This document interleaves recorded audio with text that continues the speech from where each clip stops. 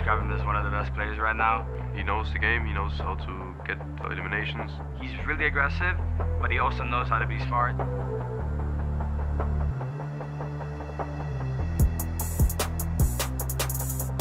My name is Harry. My name is also Vano. I currently live in Doncaster, but I'm from the United Kingdom. I'm quite a competitive person. It runs in my family, really. All my family, they did like some type of sport, like competitively or something like that. They always wanted to win and be #1. I think what sets me apart from other people is that I have very, very good aim, and I think quite differently to how others do. I've always thought, okay, how can I do something different to how other people are doing it? And I kind of created my own play style, you know? I have really good aim, but I like to make sure I have the best angles, so that will give me the best shots, and that will give limit how much the other person will be able to hit me as well. When I first started playing, I'd watch other people, and like, I like to think I'd steal like their kind of play style, right? Like, okay, if I watch Savage, I think, okay, he's thinking 5 steps ahead, right? I thought, okay, let me try and steal that type of thing. Like, okay, he's thinking 5 moves ahead. That's when you start thinking in every fight. What is the next move? So I like to think, okay, let me make the best decision in 0.5 seconds. You just gotta make sure your thinking is always good. After every game, you gotta be thinking in your head, whether you say it to your teammate or not, what could we have done differently? Why did it go wrong? What's the micro and what's the macro? Why is the reason we got eliminated? Why is the reason we got put into that position? I'm not someone who's always kept calm, but I'm never someone who got angry. I didn't really get angry over games. I used to be a bit nervous, like, let's say a year ago, but these past like 8 months, I've really chilled out, you know. What I was doing going into Rally Invitational, I would lie on the ground and think, I'm the best player in the world. And I'd psych myself out into thinking it. So I didn't have any nerves until, the last game, of course. I'm sure everyone knows what I'm talking about. What is this? What is this? Queasy, Vino are trying to take it by force! Race to the wall! Shot's gonna be fired! It's actually probably my favorite moment in Fortnite, that. I think after everything was quite chilled, they understood that we had to go for that. They reaped the rewards. Even though I lost, the crowd went crazy. It was my first time ever playing like that type of, crowd. That's what really made me enjoy it. I remember throwing my headset down and then hearing screaming, and it was very, very enjoyable, even though I lost. You have to show them so much love. We have never seen a better head-to-head. What we're trying to bring into Major 2 is we're trying to just become like a really well-rounded players. I always think there's improvements to be made, of course, to me and Queasy's gameplay, and hopefully I'll show it in Major 2. We already were well-rounded players, but we're trying to become a complete player. If you're a complete player, you can't lose. I call him the best player in the world, and that's because this is what he does. And he makes it look like so much fun as well. We go on the high ground because we always position well for it. Even if we don't, we take it because it forces us into a fight. And of course, I'm one of the best fighters in the world, so I can take them down very quickly. Vino, this man is on fire, and oh boy, are they showing it. Every season, I know if I can win or not. I know if I'm the leading gentleman. Whether people predict it or not, I can feel in my chest whether this is gonna be one I'm gonna win. I felt with my first FNCS win, I can feel it. But this time, in Major 2, you're gonna see us do it all. So I wanna go play for that crowd. If I can win, I'll be very happy.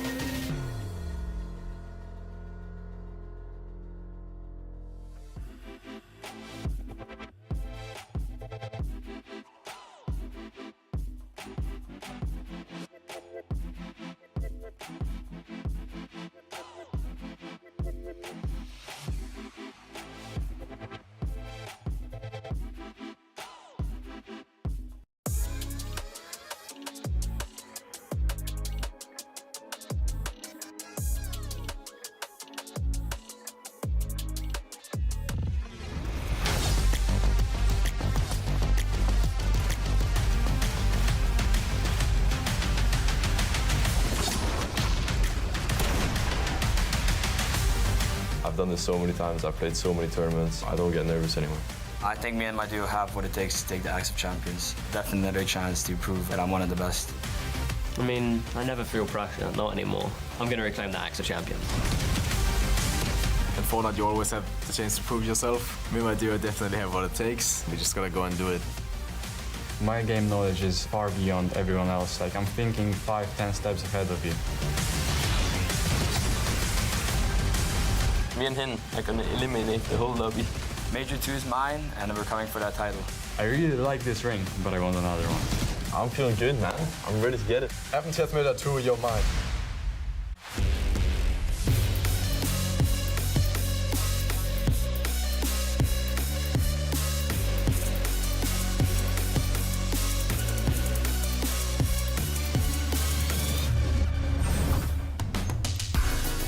Yo, what's going on, Fortnite fam? It's so good to see all of y'all. Welcome back to the FNCS. Here we are. Time for Major 2. EU, what's going on? And you're thinking, wait a minute, Zeke, what the heck? EU's first? I know, we changed things up. We're going to start with EU, then tomorrow we'll be back with North America.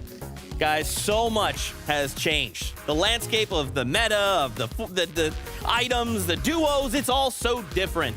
We're going to have an amazing Major number 2, and I hope you guys will hang out with us for the entire ride. Now, I can't do this alone. This is a big stage. We need a bunch of helping hands, so why not introduce your analysts? It's none other than Mini Miner and the best taco. Oh, yeah, a little bit simple. I think it's hours, actually. To, Swing straight to the point. Yeah, hours. Took weeks to come up with that one. Friends, welcome. Major number 2. We are back at it again. Now, starting things off in EU. How are you guys feeling? Like, it's hard not to be excited right now, Zeke. I mean, I can feel my heart rate already starting to accelerate. The thought process of knowing that we are going to be establishing another 2 duos to find their way to the Global Championships at the end of the year. Oh, yeah, so exciting. Major 2 is here. We are back, and I couldn't be more excited, Zeke. Man, I mean, how are you guys feeling coming into this? Obviously, we have a new meta, a couple new duos in the mix as well. Any, thing you're looking forward to? Brace for Chaos. It's got to be the name of the game right now, and I think that adaptability will be a crucial instrument here for a lot of these teams. Yeah, the game's always changing. The teams that can be adaptable will be the ones that will find success today, and for the rest of the Major, I can't wait. You know, they all have the same thing on their mind. Global Championships. We have to do well. Let's just qualify through Major 2. We don't want to take it to Major 3 or last chance qualifier. Let's just find our seats on the bus right here, right now. Well, without further ado, why don't we get this show started? Let's start with some of the duos we'll be seeing compete here today. This is a look at our first 25 duos. Now, let's start off easy right here in the top left. We got Grippy, we got Flixie coming in. Now, they did have a really good performance yesterday, and I think today they're looking to repeat some of that. Yeah, really great performance in this duo yesterday. What I really liked about their performance was they didn't actually start the day very well. I think they had a 43rd in their first game, and then 5 games in a row, top 3s. It was incredible. A true showing of class for a duo that have just come together this season. It seems as though, even though they might be new playing together, their synergy is looking like something that they have been establishing throughout their brief practice together. And I think, in particular, this POI drop spot at Mega City in the south side, it's not easy to work your way out. So knowing that they had those 5 top 3 finishes yesterday, I think it's kind of just a testament to the fact that they might be keeping their eyes on the vault that's located there. Well, they've only been playing this season. I was watching a lot of their games from yesterday, and they just seem to bounce off each other so well. The edits are coming through. The pre-fires in synergy is so good to watch, and I hope they can do more of the same today, because if they can, they'll be on for a winner. I want to take a moment here because we have to brace ourselves. We have a high-profile duo we have to talk about. Mr. Savage and Vidil, 2 longtime veterans of the competitive scene here in Europe, and now coming together to form one unstoppable duo? Easily 2 of the most familiar faces as far as Europe establishment is concerned, but I think that as far as their Major 1 performance is concerned, neither of them would really be particularly happy because they did not have notable results there, and I think that Major 2 could be a huge instance for their redemption. Yeah, I mean, Vidil didn't even qualify to Grand Finals last season, which isn't too good for him. He expects a lot better, and I'm sure he'll be bringing that heat this Major. Of course, Vidil and Mr. Savage, 2 of the most experienced players on the region, and they're going to have to use that experience today and for the rest of the Major as well if they do want to qualify. I'm excited to see how they can do that. Of course, Mr. Savage, being in IGL for a long time, played alongside some of the best fraggers in the world, and Vidil is no different. Yeah, I'm very excited to see this duo in action now. Why don't we flip on over to the next 25 of duos we'll be seeing compete here today. We have to toss another duo, your name, Queasy and Vino. I mean, these guys are known as kings of so many things. Probably the most recognize one as Kings of High Ground. So we're going to see more and talk about them more across this entire major. Yeah, we once definitely or will. twice. Yeah, just a few Couple times. Yeah, we've times. mentioned them before. They're not new. They're not up-and-comers. They're part of the furniture almost by now, and for good reason, because they are, of course, dominating in every single lobby that they're in, not only on the leaderboard, but also on the high ground. Of course, we've seen them dominate high ground no matter what the meta is, no matter what the ways in which you can get onto that high ground is. They are on top.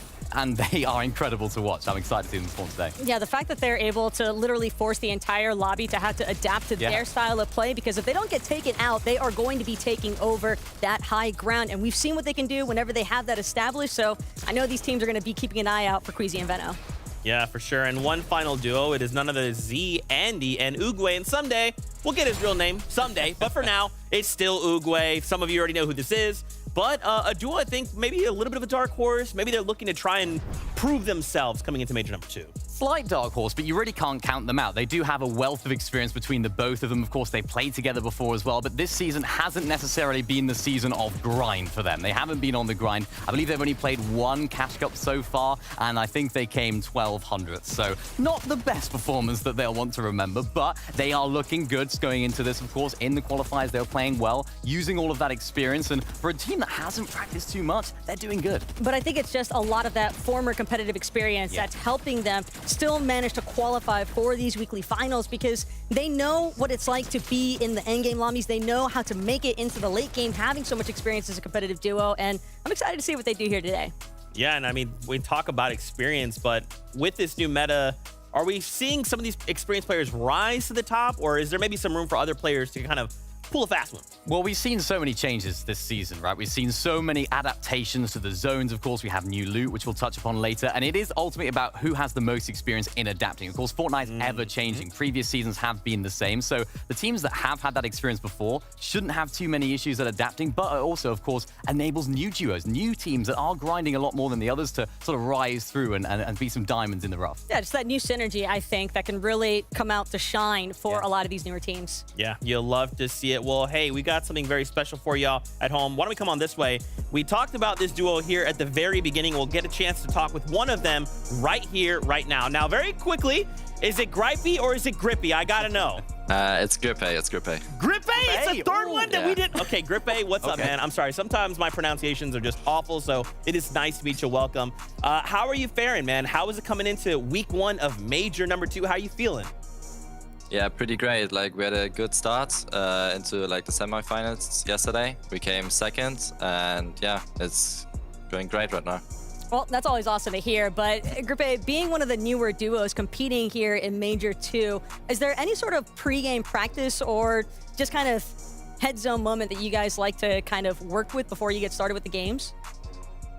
Yeah, like we just like watch reviewing a lot of stuff before, and yeah, just our quick warm-up routine. Like, it's taking like a bit longer than usually, but yeah, because of search aim and stuff. But yeah, all that kind of stuff. Absolutely, and it's working. Of course, yesterday you guys had 5 top 3s. What is the secret? How do you make it that late on into the game and find success?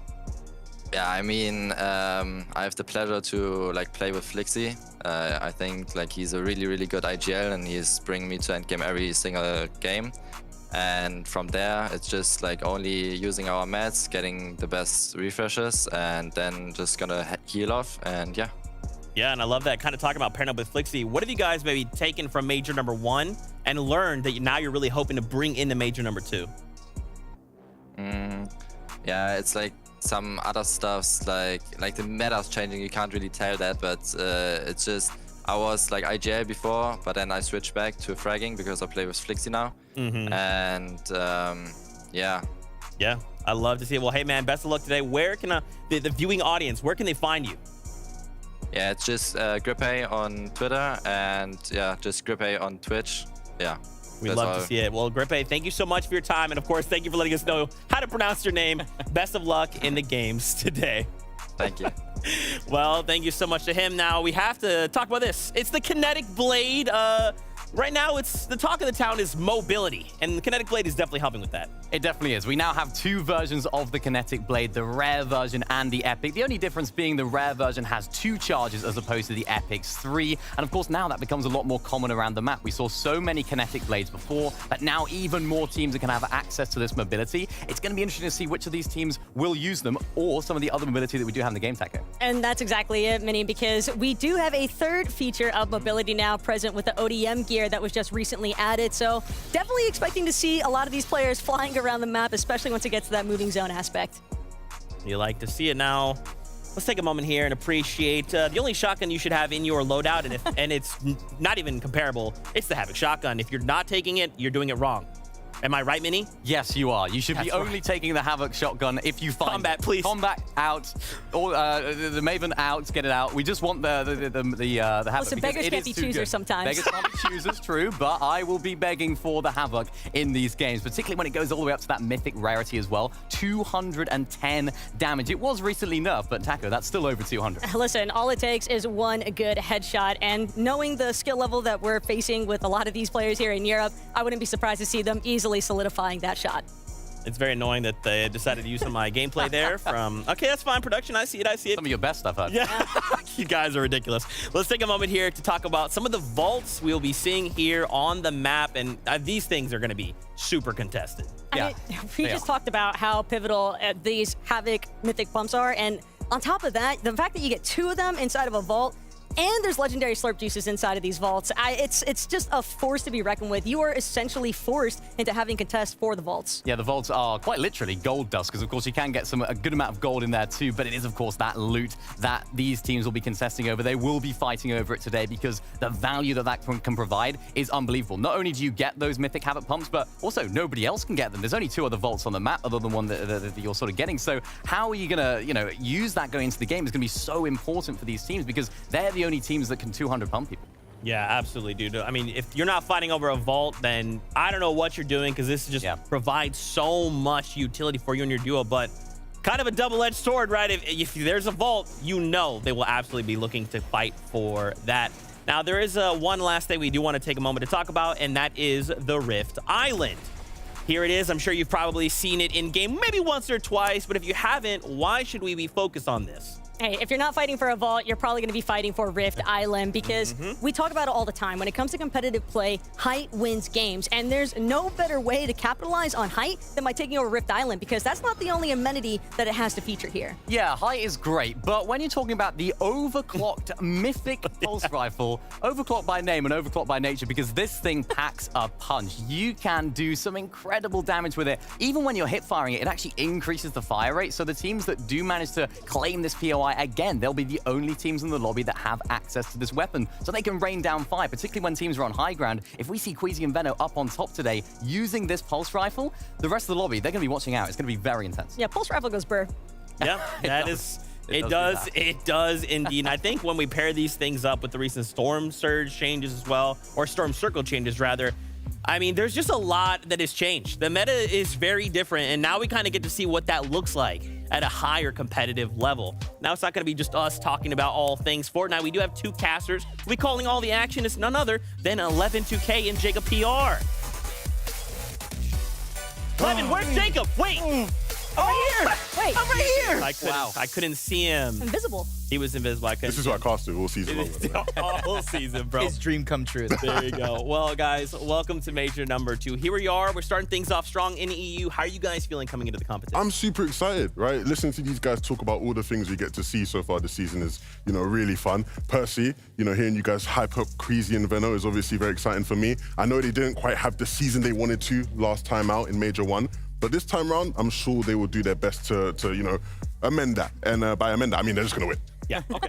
I like that. I like where he went to Queasy, Veno. I got a different team over on this side of the pond. I got Malibuka. I got Thomas. Losing by 1 point does something to you mentally. They got a chip on their shoulder, and I hope they eat it right off. Well, we'll have to find out.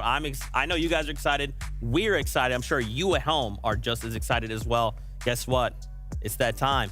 That's right, everybody. We're kicking off the competition here in EU. Everybody brace for chaos, because this is game number 1.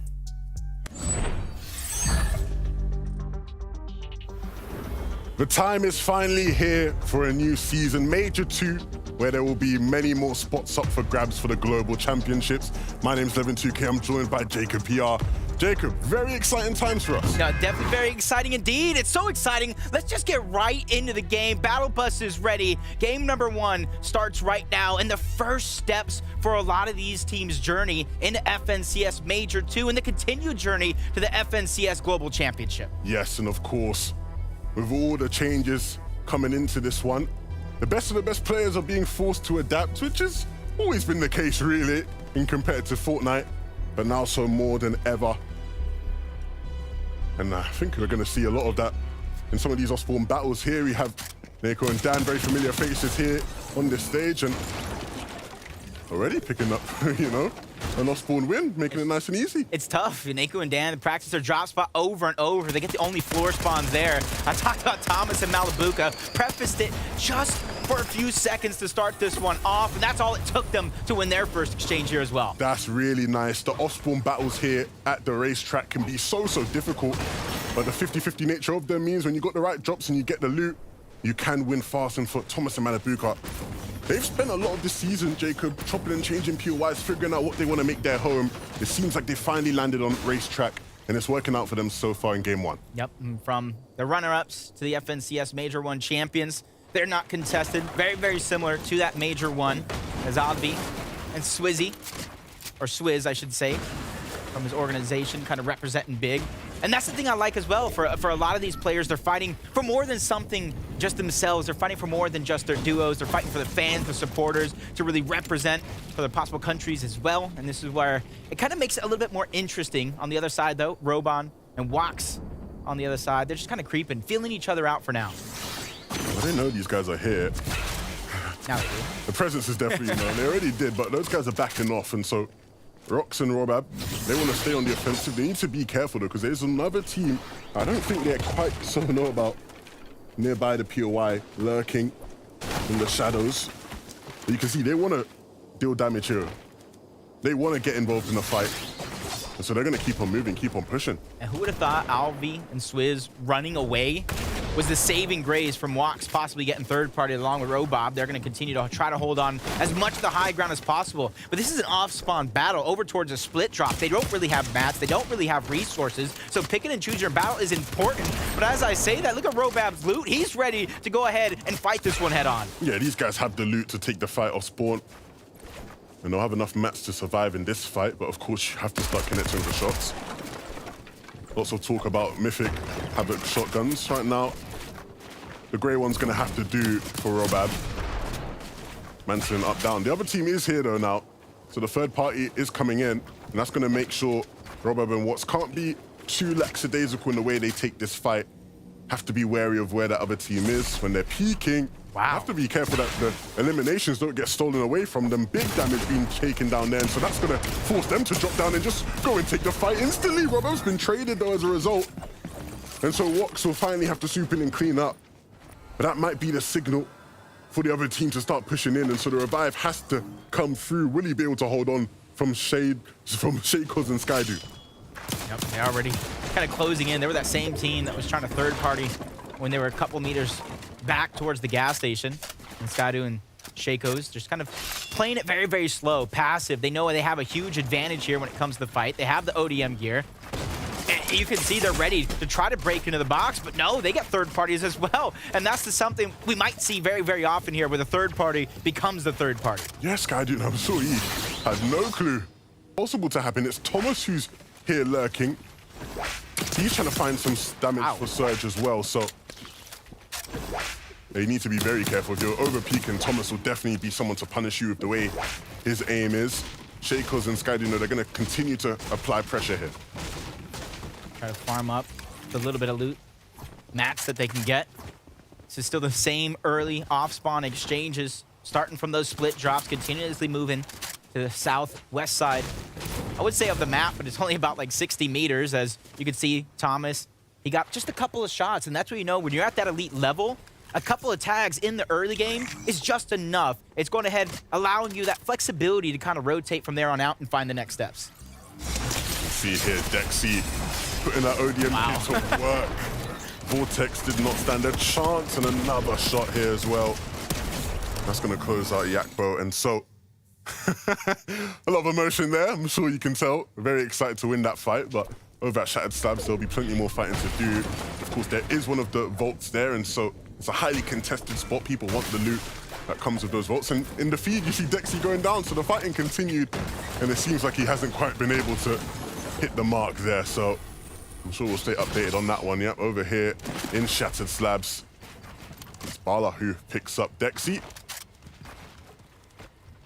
Looking like they're going for the vault, the new vault you kind of heard him talk about to kind of open up the show. This is step number 1 in getting those vaults. Taking down with the high card.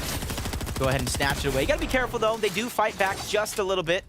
So those third-party attempts, they do have the option, but quickly getting the elimination, quickly getting that card, moving towards the vault, and not wasting time is gonna be important from them, but from one vault to the next over on Mega City. Yeah, right. This is one of the other highly contested vaults over here at Mega City. And the fight for it can be sometimes relentless. Hydro and for Strokey, they want to shy away from overpeaking, right? Hellfire could definitely punish you in that regard, but with Resguard and Hellfire here boxed up, this could be a slow but steady fight between two very experienced teams. Saw Mr. Savage momentarily in the feed. Contested. Hopefully for him this season doesn't mean too much playing with Vidil.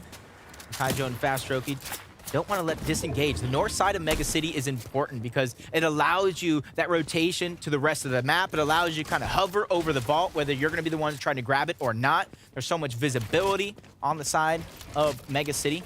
But when you're kind of fighting 2v2, Hellfire and Refsguard realize you can't let it all go down into one moment. You can't go a little too fast because just like we talked about the importance of the north side, it's also easily traversed through every other position on the map. Oh, what do we have here on our screens? The reigning FNCS champions of Europe here on our screens, tasting the moustache after such an impressive performance in Major 1. Looking to hold on to their title, hold on to those pickaxes for Major 2 as well. Of course, these guys have already secured their spot to the Global Championships at the end of the year. Well, a bit of extra practice doesn't hurt, right? You know, extra strut your stuff a bit. Extra money in your pocket. Extra money, yeah. Extra bragging rights for them. Not much money, is it though, right? You know, some cheeky change for Tayson, right? Just life-changing opportunities, that's it. Nothing much other than that. Is Grip A learning something new today? Him and Flixie, they performed so well in the qualifiers up until this point. But you know as well as I do, when it comes to a finals lobby, when it comes to a set lobby, it's a whole different beast.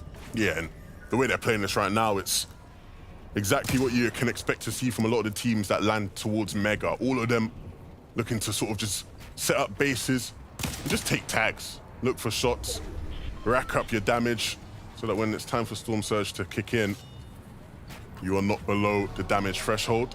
So you'll see a bunch of different bases up there. Hellfire was there, Synod was there as well towards the left. So all those guys will just sort of take tags at each other, use the spare shields they have to make up for the damage potentially lost. And then they'll move on out of there when needed. You and Mr. Savage moving around here in this area, looking for their surge. Razuli is able to get a knock on somebody in the feed. Mr. Savage and Vidil continuing their rotation just like you said. Neku and Dan box to box with Humbo and Paula. For Neku and Dan, this might not be a position you want to be in. You already have 3 eliminations. When it comes to Storm Surge, that has already been gathered throughout the course of the game up until this point. So staying as safe as could be, especially since you have the mythic Havoc Pump Shotgun. Hey, honestly, that allows them some flexibility. They could try to disengage or they could play aggressive. The choice is definitely theirs. Well, look, if Neku and Dan are too aggressive towards them, the potential for these guys to hit just a shot that would completely end their game is quite high, I'd say the least. But, of course, they have to be wary of that. They'll know if this is a team in the Shattered Slabs area, there is a good chance they have those shotguns. And I understand why they're holding their ground, right? Everybody has to hold on to that cash. I thought you saw it initially, right? All these players, they want to fight for the caches. They want to get that loot. I understand. You can see some of the stuff that dropped there. Weaponry, the shields, the mythical slurp juices as well. All worth fighting for. Yeah, it almost seems like it's more important to Neku and Dan, which is why they're not backing off. But because Bala and Humble have those mythic Havoc pumps already. It's one of those situations you don't want to let free loot go either. It's a win-win scenario, and they're on the edge of zone, so they have so much time in the world to at least hold their possessions here in this fight as Nako takes another huge damage. That's the thing when you're going up against these mythic Havoc pump shotguns, is even body shots do a ton of damage. You know, just opting to move out of dodge. They're going to give it up. So they move away. But look, there's so much going on around the map here, Jacob, and as good as we are, right? You know, we can't cover it all, and so thankfully we have one of the best analysts in Fortnite here on the sidelines to help us out. Vivid, what do you got for us? You got that right, 11. A lot going on around the map, but one of the best at making sure he knows about everything around, what's going on around him. It's got to be Queasy, making full effect of his POI here. Going to be using that control point, gather some extra meds, and then, of course, that guaranteed kinetic blade spawn, making sure he acquires that, and then using it to instantly get up to the high ground, scan the surrounding area, make sure no players are around, and that allows him to rotate over towards this gas station, make sure he picks up some more loot, and with this southern pooling zone and all this area claimed for himself, should be a good game for this duo. I'm really excited to see what's in store for Queasy and Veno. So far this season, in the competitions we've seen, they've easily been the kings of Kenjutsu, and so we'll see whether or not that can lead to being the kings of Europe by the end of the season. I certainly think there's a good chance that will happen. For Thomas and Malabuka, right, you were very high on this duo, right? You said you're excited to see how they bounce back. Of course, losing FNCS by 1 point can be heartbreaking, but it can also be the motivation needed to move forward in your careers. Yeah, they were one of the teams that got over 60 eliminations in that last round. Knowing how aggressive you can kind of play with the new additions to some of the weapons here in this lobby, they're taking advantage of it. And shout out to Jalen here on our screen. Big ups to Jalen, qualifying here for the finals. I'm sure he was very excited. He was streaming that on his channel as well. The vibes were electric. Shout out to Twee as well, his duo partner, who was playing fantastically in that last round as well. So hopefully we'll see him be able to show off his top mechanics here in this lobby as well. This is where you can kind of see everybody towards Mega City. You really see the differences from when they were fighting over the vault early on in the game to where they're forced to rotate on out now. For the players that already claimed that loot of the vault, they already made their rotation. They don't want to get caught in the backside of zone. Everybody else is just fighting for the scraps, whatever's left over. Pixie and Della, though, talk about scraps. They don't have to fight for that. They're just trying to capture that point so they can get those overclocked pulse rifles. Yeah, and you do not want to give it to these guys. No, not at all. A very, very scary team. Pixie and Della, one of the better teams in this lobby, you'd say. But they need to be careful because right now, the island's not going to go for free. It's Ziandi and Uguay who want to fight for it. They want to take it. And they have a fight on their hands. Pixie and Della, right? Into the box, and they have to hit the shots. Uguay falls. So that leaves Ziandi. Della is so low on HP. He needs to take a moment to heal. But while he does that, Pixie, he's just going to continue on the fight. He doesn't want to allow Ziandi to get the revive of. Dealing with them excellently. Really nicely done here from Pixie and Della. In the blink of an eye, they just really take it to him. They kind of drop Uguay down, get him separated. Ziandy's there kind of by himself. He just peeks at the wrong time, takes a huge tag, covers go over. And that's just honestly exactly what you were saying, to where you don't want to give overclocked post rifles to an aggressive team like that. Those two bit off more than they can shoot, and they were punished for it. They'll have to rejoin us here in game 2. Pixie and Della, though, will be well on their way to having a great game 1, and that could be a problem if you're Queasy and Vino wanting to play hype, because Pixie and Della do that so well. Mustache and Tayson in this game, they're still trying to rotate in towards the zone. They're not quite there yet. Close to being in. Would it be safe to say, like, if anybody had rivals, Mustache and Tayson's rival would be Malabuka and Thomas at this point? Create a little storyline. I think people would say that. I don't think it's a rivalry. I don't think it's a rivalry. Okay. But it is a rivalry, but I'm going to try and write the script. I'm going to try and write it little by little as the season goes on. It's definitely a rivalry in the sense of course, Malabuka and Mustache former teammates. Mustache beating out Malabuka to get that first title. And then, of course, Tayson and Thomas being as competitive as they are, former teammates. Maybe don't get along too well nowadays. I don't think it's a rivalry because I just think Tayson and Mustache are better. Ooh, that's my take. Why did I not see that one coming from a mile away? Mustache and Tayson trying to prove you right yet again. Close by. was that duo of Thomas and Malibuca. Luckily for them, they're just trying to rotate inches in front of Mustache and Tayson. They like to play gatekeepers, some of these teams on the edge of these zones. But with the kinetic blades, with the ODM gear, you're able to kind of close the gap a lot quicker than in some of the other seasons. Skydun and Shaco's just trying to get Storm Surge damage. They don't have mobility when it comes to either one of those items. So for them, it's about trying to make that perfect rotation to zone. I don't even know if it can be perfect.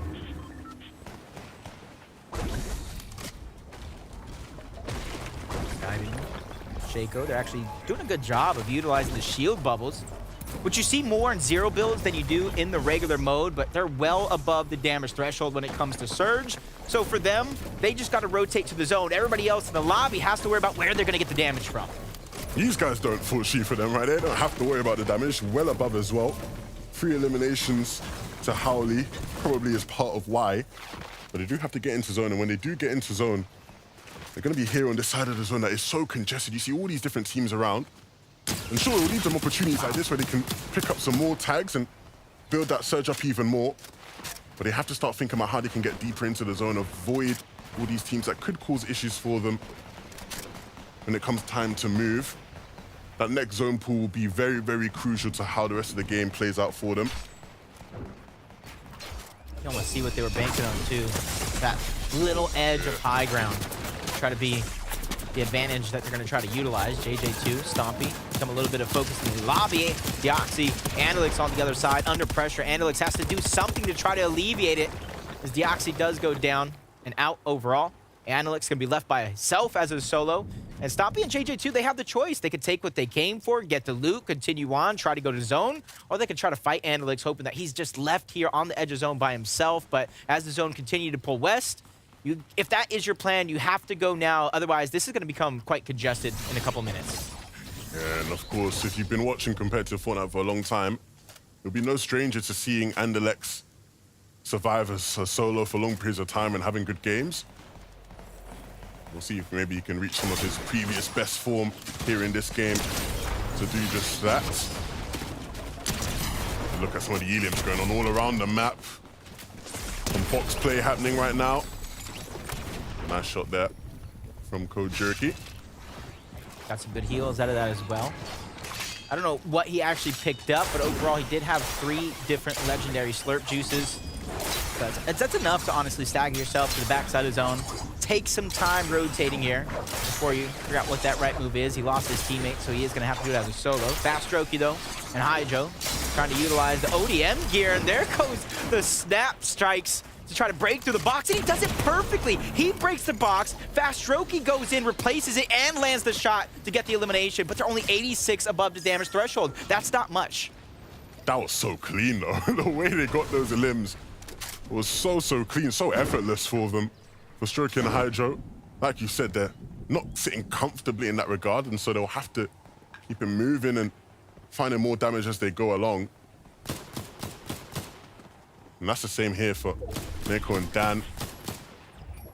Barely just being above right now. They desperately have to find tags. And if they know that Queasy and Veno are in that box, they might decide to just hold them, yeah.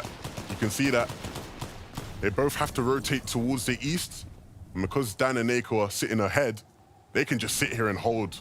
Force those guys to hold a chunk of damage. Malibuca and Thomas looking for damage of their own onto the Totem boys. Just trying to put the pressure. Don't let them have any sense of comfortability, even though they're the ones that are high in the sky for now, being able to kind of look over everybody else in the lobby, gather that information, try to paint a picture of where this rotation is going to come through. It's not going to be a far rotation like some of the other players in this lobby, but they're going to be rotating into a very, very stacked part of the zone, both inside and outside of it.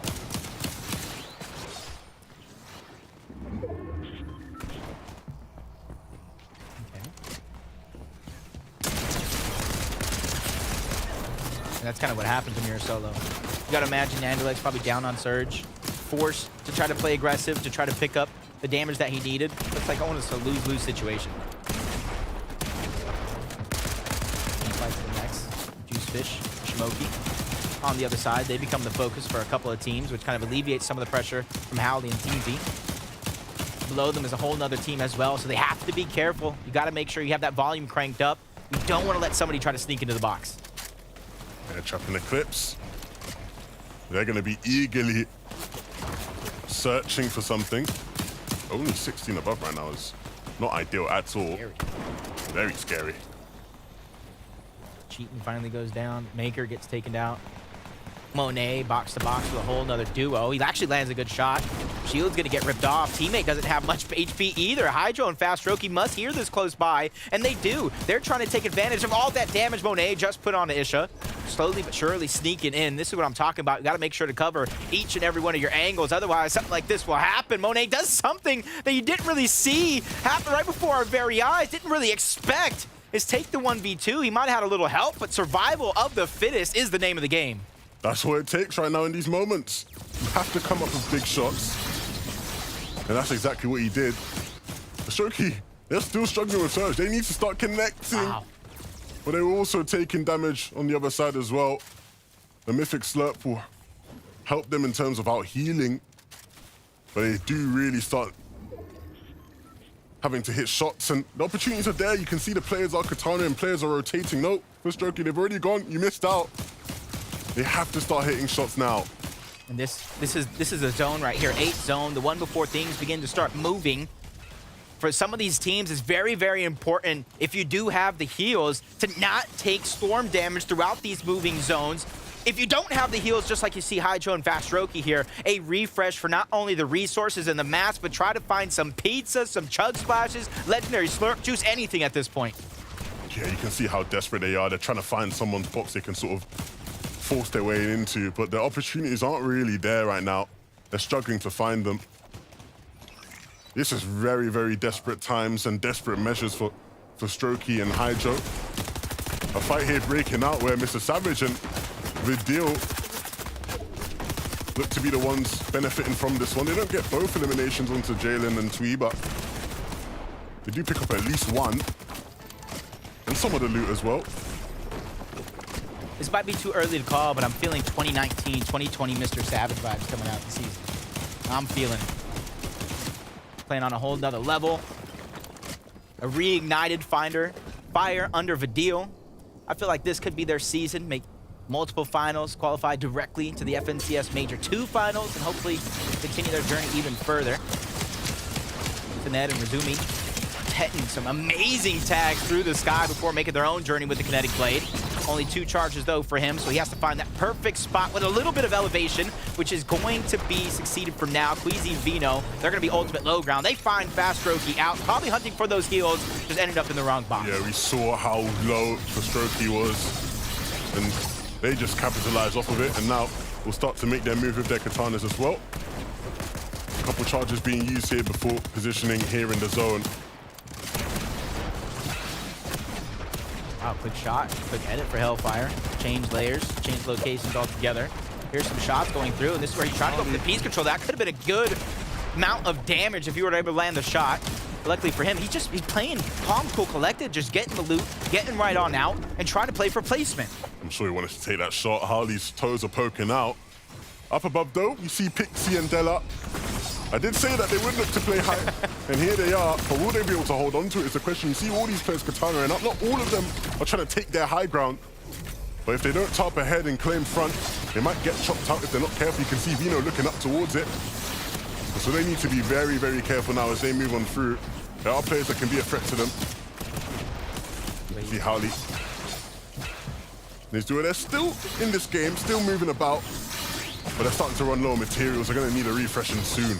Yeah, they need to start finding those heals, thinking about how the meta has shifted into this end game. Kadu and Trex are trying to do the same thing, but Splash is being forced out a little too early here. Still 2 more zones to go as we get into this end game. He has a Mythic Havoc pump. That is it when it comes to being able to fight back. So you can see what their win condition, what their strategy is in mind. Vidil, Mr. Savage, similar thing towards the low ground, but they have a couple more heals, and you got to imagine if anybody in this game right now has saved their augment, has game time, either that one or the ability to get that chug cannon out is going to be huge. Yeah, and it gives them that bit of extra time. The zone pulled back so they could just move through these old tarps. Wow. That is very favorable for them. Kidu, on the other hand, is struggling here with no materials in the top right of the screen. Needs to hit a big shot here onto Drew. He sees him and he connects as well. A big chunk of damage. And 1 elimination added to the tally. That makes it 6. And that'll be enough to keep him in the game just a bit longer. Just a bit, but didn't find any of the heals that he was looking for, so he has to continue on looking. Pixie Della from the high ground, trying to put the hurt and catch somebody off guard, break it through the box, but didn't find the shots that they needed to get the elimination overall. Into the top 11 we go, and they have a massive hold over the high ground and control over this lobby as they look down and just continue to rain down fire from above, pressuring everybody to try to expend those heals early on. They need to hold on. You could see they were running low on materials. For L10C, he's running low on everything, and he doesn't have a teammate anymore. But there is still hope in this game with the shotgun. There is potential for big shots. A big shot is what Flodax will do here. Picks up Irizumi, and they continue to top. This is where the race is going to begin here in a few seconds. It's a hunt for the heals. Vino only has the legendary slurp. Gotta hope Queasy has something in his back pocket. Savage has absolutely nothing, but they're following the zone close by. Gotta imagine if Fadil has anything but the damage, so even if he did, he goes down. Mr. Savage has to kind of clean up the scraps, but it's actually nothing. He gets absolutely nothing for his efforts. He goes down. Into the top 4 we go, with Queasy trying to heal off. He has multiple different variations of heals. It's definitely a possibility. It looks like Queasy is in a very favorable spot. What does everybody else have, though? You can see the pizzas, the chug splashes on Pixie's side. That's gonna do wonders for him staying in this. Flodax has some floppers and chug splashes as well. But Queasy, he was able to pop a pizza. That's going to keep him in the game for even longer. I don't know if anybody else can keep up. Look what we have here. Slurpfishes, chug splashes, and even more pizza. It's a pizza party all around the lobby. But who's going to have enough to hold on? Pixie starting to run low. And so we'll desperately start to run and try to find something else. Queasy, he's still going, still popping some heals. Who's it going to be? There's 3 players left. Only 2 now remaining. Pixie run out of fumes. And so it's just going to be between him and Queasy. But I think Queasy might not have it. He falls, he drops. He doesn't have enough to hold on. And so it's going to be Juicy who picks it up, picks up the first game of the season, and has the bragging rights for now.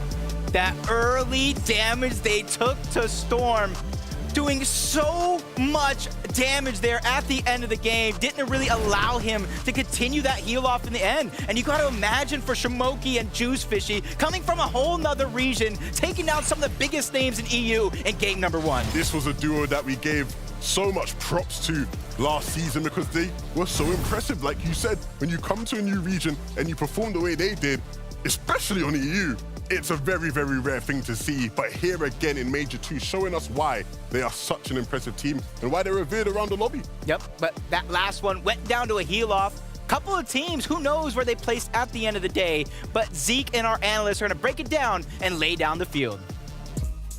Thank you guys so much. Game number 1 here in EU is down and complete. Things are looking crazy right now. I mean, it is just everybody with kinetic blades, ODM gear, mobility. It is wild. Yeah, it's starting to make me a little hungry though, watching some of that end game. A lot of pizza, a lot of pizza. It was a lot of consuming of pizza, but it was interesting. It was entertaining to see because this is the first game of Major number 2. I didn't quite know what to expect from it, and of course, Juice Fishy coming out on top with the victory here. Just, of course, a very well played end game. Of course, we talked about Shimoki and Swizzy last season doing very, very well, bursting onto the scene, and again, they're showing no different again in this major. I think a lot of it is also just time management as well. We saw that storm sickness, I think, coming back to bite Queasy and Vena right at the very end there. Otherwise, I think it might have been a bit closer here for Juice Fishy, but still excellent timings as far as the utilization of those chug splashes, had ample amounts of pizza to boot, so it's definitely feeling pretty full. Yeah, you do have to execute on this a little bit, right? There is a little bit of management that does go into how these heal-offs do play off.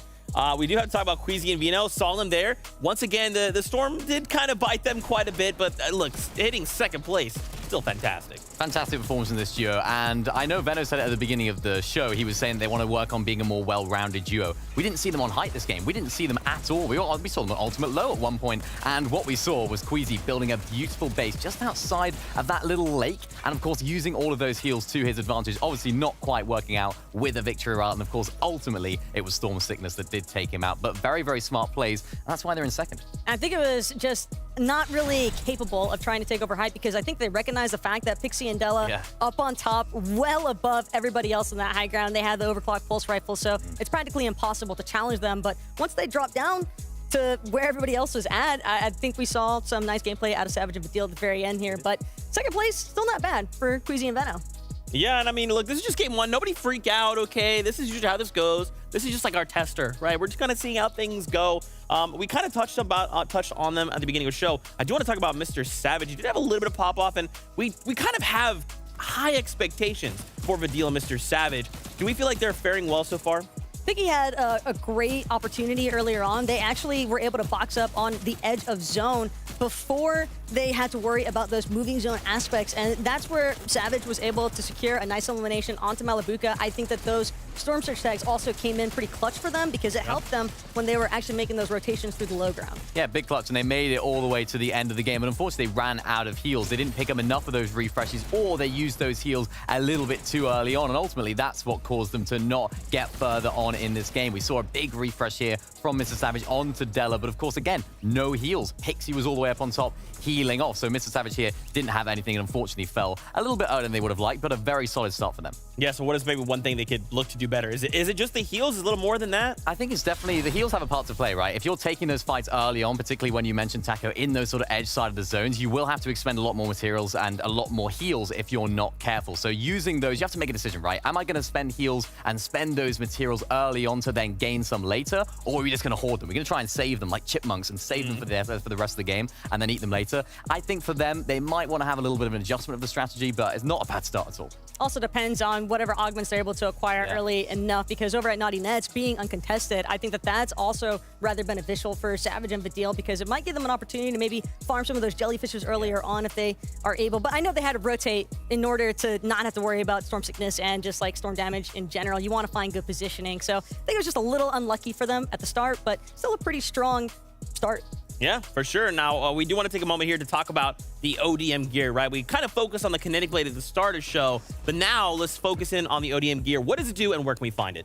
ODM gear, the newest mobility item inside of Fortnite. You can get them out of the chests that are dotted around the map, but of course you can get them from floor loot as well. And we can see it in use right now. It has two main functions. You can, of course, get around the map with it, the mobility, or, of course, Taco, it does have the dash as well. Yeah, the fact that the melee attack is also able to just one-shot builds, regardless of whether the material is metal or wood, I think was also super impactful for a lot of these duos that were rotating, utilizing the ODM gear. And I believe in that one instance, we saw a moment of Hydro, I believe, just forcing his way into a box, finding an elimination onto Jiriki's duo, and just ruining. And yeah, this is the exact moment where you just don't really stand a chance. It's just kind of a full-on surprise when all of a sudden you've got a player in your box just eliminating you at the same time. And the best use for that is, of course, if you're a little bit lower on surge, if you're below, you have to make a play, and that is almost the perfect item to make a play. You just need to get in a box, you need to get in quick, and that is the absolute ideal item that you want in your inventory at that time. So for the teams that are a little bit lower on surge, do that, basically.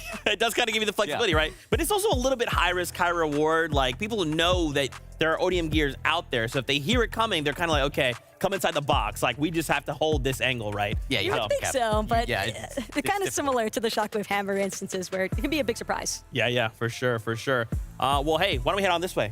It's almost that time. We're getting ready to jump back into all of the action here. And I gotta say, I'm enjoying it so far. Is there anything else you guys maybe want to see coming into game number 2? Right now, I think that the players are still kind of molding and adapting to the new meta as well, and I think it's just really exciting to follow along with some of the things that they're cooking up. I want to see a Jalen victory royale. Next game, game 2, Jalen, if you're watching, get a win for us. There you go, Jalen, you have to. Mini Miner wants that to happen, so you can't really say no. Please. Good luck with that. But hey, it is that time, though. Game number 2 is upon us. So hey, grab your ODM gear, and let's get into it.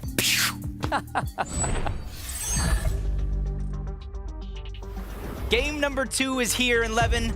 I'm a little disappointed we didn't get our invitations to the pizza party at the end of these games, but some of these players are really using every single tool in their tool belt to pull off the win. Trust me, there's more than enough pizza to go around. There is plenty of pizza. I'm sure there'll be leftovers for us at the end of today. We ain't got to worry about it, though. We got to jump right back into the game. The battle bus is ready, and we are ready to see who will be the winners here in game number 2.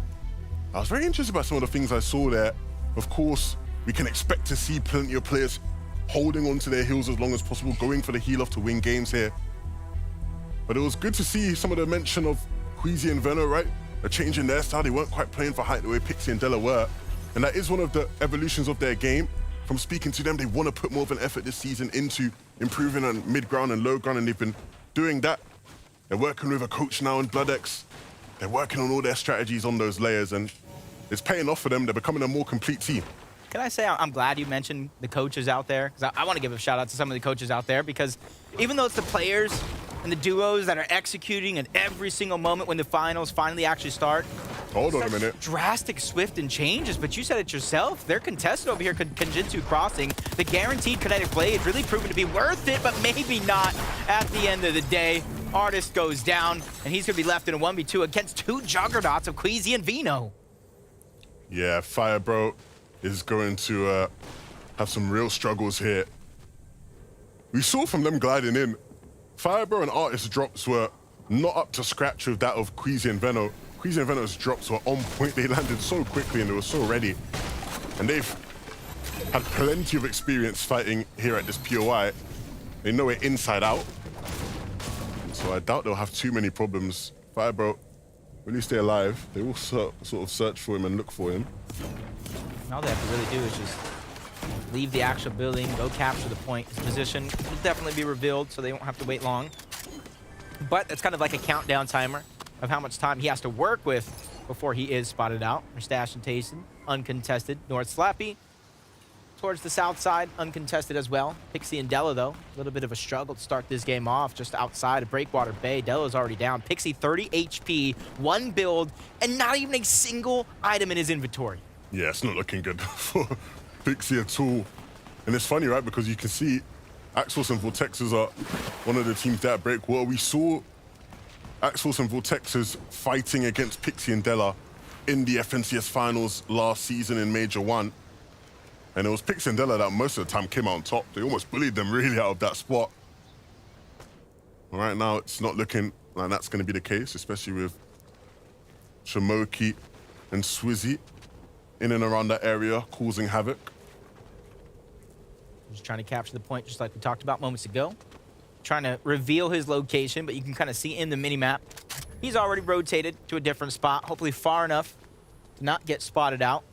See the leaderboard, 1 point of separation to Juice Fishy and Smokey, Queasy, Vino. And it's only been game number 1 so far. See a replay of some of the action. While everything is kind of going down and playing out, Refsguard is going to get that first knock onto Hydro. Leaving Fast Strokey by himself, but it is Mega City. Plenty of nooks and crannies for him to hide. Yeah, it's interesting to see the fights at Mega City happening so quickly there. Things kicking off, and there's so many top teams in this area. It's hard for everybody to get along, isn't it? That's just the name of the game here. Fortnite Battle Royale. The only person you could trust is your duo. It's Hellfire and Refsguard just trying to use some med kits, get any of the shield that they can.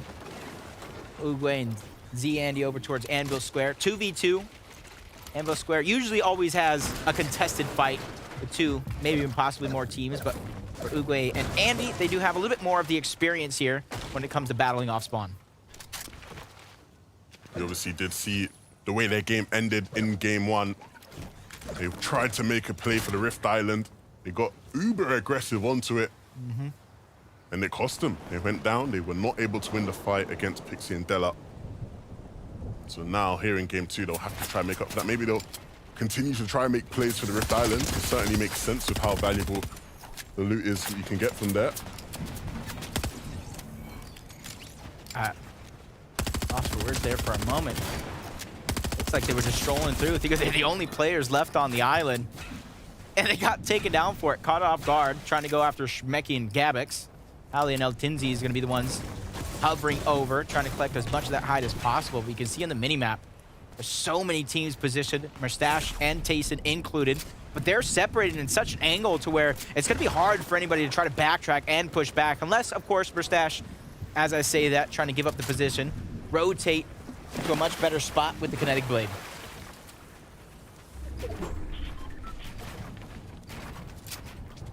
Just because they're rotating doesn't mean anybody else has to rotate on over, which allows them to kind of finish what they started. That was the fight right off the drop. Shmeki's landing a good shot, but a 2 different 1-2 punch combo coming from 2 different directions from the Totem Boys, leaving Gabix by himself. And the Totem Boys had a couple of eliminations last game, and we're seeing why, right?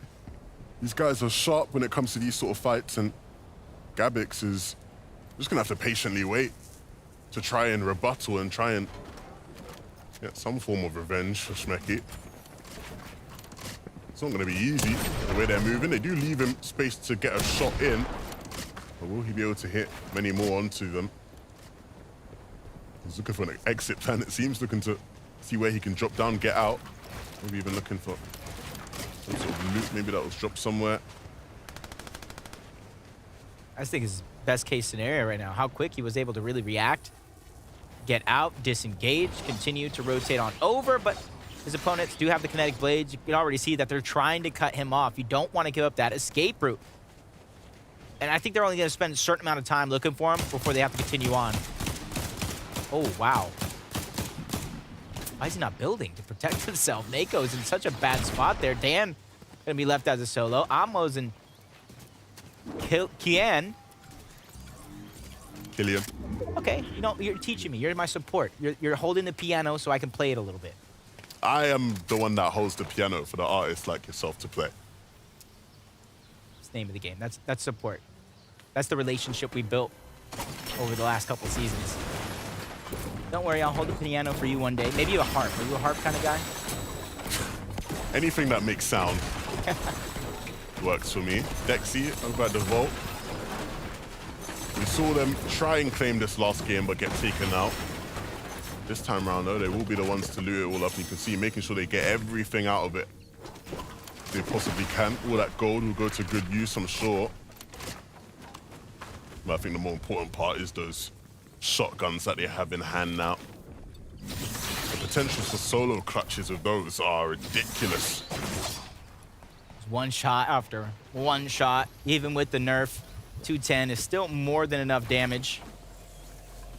Just kind of, honestly, makes some game-saving plays. And honestly, even though we haven't seen a lot of the cups on an official stream before, the plays that I've been able to see these players make, backs up against the wall, low HP, with that Mythic Havoc pump, they turn, they burn. All it takes is one well-played shot to keep yourself alive and in the game.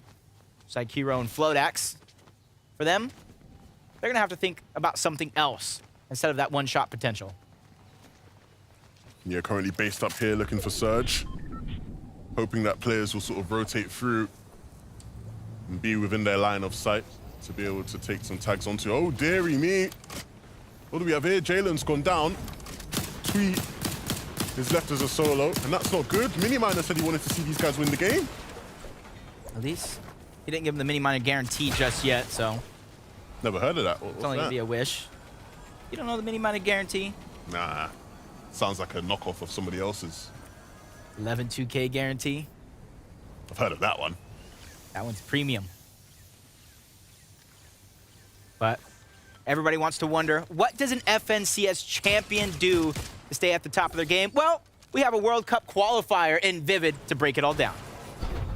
Too kind, Jacob. Yes, of course, those FNCS winning strategies coming out of Tayson and Mersash. As you can see, Tayson off to the side, getting those long-range shots. Mersash was actually very, very close to that engagement. Of course, the ODM gear allowing him to get very, very close. This duo coming up with a strategy to push north of their POI, get some early Storm Surge tags in, and set themselves up for the rest of the game. Well said by Vivid, making sure that he goes to show that even though we saw them very, very early on in the game begin to get aggressive towards that north side of the map, it was just to get Storm Surge before they back on out, but quickly Mr. Savage and Vidil make short work of their opponent. And this is the type of potential I was talking to you about in that last game. Vidil, one of the most aggressive players. Mr. Savage, one of the smarter players in the game. You combine those forces, man, you have an unbeatable team, or at least I'd like to think so. Really nice shots here from Vidil. And you're right, Vidil, one of the better fighters, and we've seen that hit big shots there. It's like you can't miss. And another one, the one we saw to close it out onto Slove. These guys are a very fun team to watch with very high potential. I think if there's ever been a team in recent chapters that Mr. Savage has been on that had potential to win things and to really be a dark horse, you'd probably say it's this one. I think you gotta watch out though for is with those ODM gears, unlike the grapple gloves of the past where you can just use them as mobility to get from point A to point B, you have to watch out from anybody swinging around you because they can go ahead and use those melee attacks, break the builds. If their duo is there, they can either replace them, try to box you up, are just landing some perfect shots. We witnessed that just moments ago. So if anybody sees anybody swinging around them nearby, you at least have to have that thought in the back of your mind and have at least some sort of trick underneath your sleeve just in case that becomes a possibility.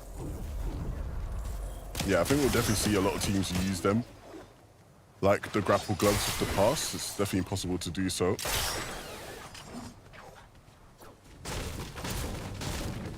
A duo. Trexer just rotating. Not too many teams nearby except for the ones that are primarily on the high ground. Those are the ones that are going to really cause a little bit of that destruction, as Vino just making sure to get every scrap of loot out of the Kenjutsu crossing that he can find. Yeah, and where will this next one pull for them? It pulls right in their alley. This is so good for them. Very good for them.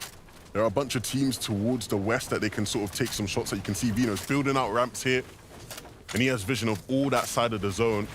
And any of the teams that now have to rotate in towards this side are at the mercy of Vino and his legendary AR.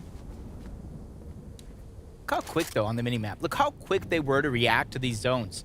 As soon as it continues to pull towards the eastern portion of the map, you guys see that lone arrow on the minimap that was so just a short second ago? That was Queasy reading the zones, going towards the edge, in which he thinks and should be the most congested side of the zone. He tries to gatekeep teams out, and you're going to see him reunite with Vino shortly after. Rift Island does spawn, so this is where you're going to see a lot of teams, if they're brave enough, try to contest, go for those overclocked pulse rifles, go for some of the loot that is left behind from anybody else's teams. It's Razumi. He's going to try to get to zone. You got to imagine he's going to pop at least one of those legendary slurp juices to try to get him back up to shape.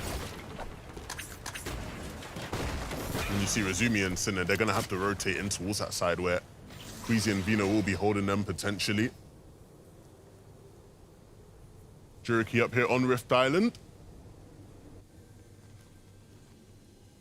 They already have really good loot, and so when you add the pulse rifles to this, it's probably the perfect setup you can have. Pulse rifles, Mythic, Havoc, Slurps, ODM, and some chug splashes. Maybe some people prefer Katana over the ODM, but one of those two, and you literally have what would be considered the best possible loadout this season. And position as well. He got the highest of the high grounds, an island in the sky that's in zone.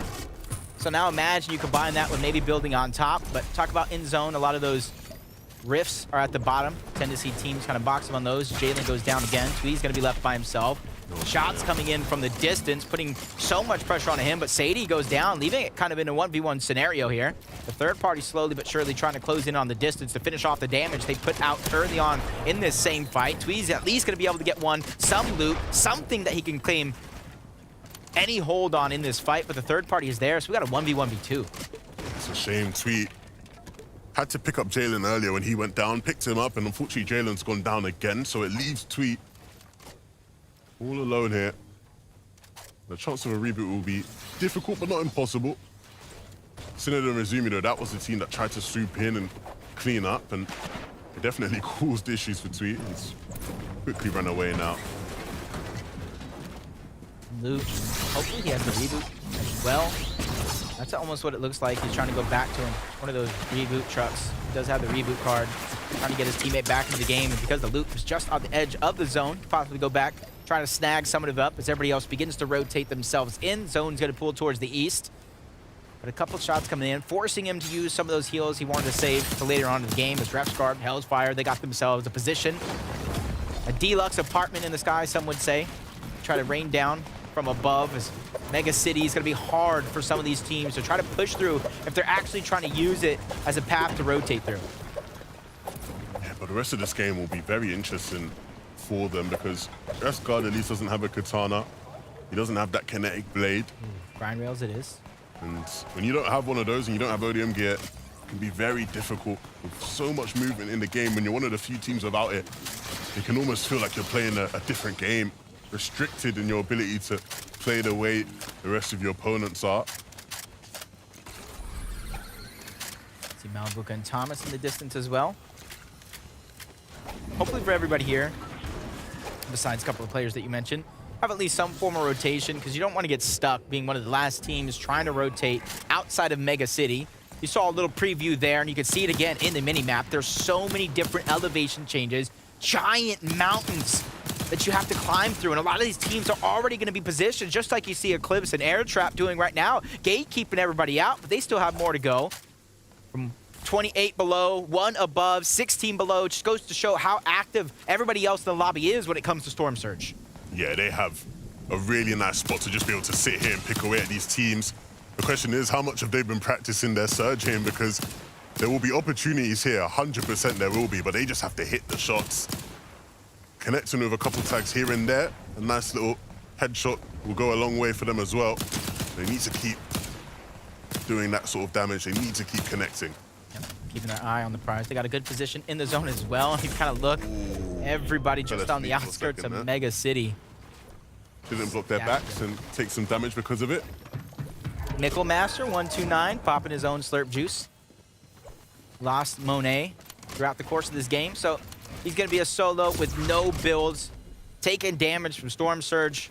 Rickley's going to have to just play defensive. He didn't really need to go ahead and fight that one, but Mickle Master is able to get that elimination, but still 160 damage below the threshold. He definitely has his work cut out for him for the rest of this game. That might be an understatement, right? For the next game, maybe as well. This is going to be very tough to get back into. Malabuka Mustache here. I said Malabuka Mustache. Gotcha. I'm back in the past. I'm stuck in the past. Malabuka and Thomas HD here on our screens. And unfortunately, they're sort of stuck in a very congested side of the zone where it's going to be hard for them to rotate along with some of these teams. They do have the katanas, and so they need to make sure they get their timing. They are still looking for opportunities, but now the zone's moving, so don't wait for everybody else to start moving. You can see Grippe and Flixie just by their side of the zone. They're going to rotate right by them. And they're just getting ahead of them as well, which is going to be nice as well in terms of continuing to move forward. Without too many issues.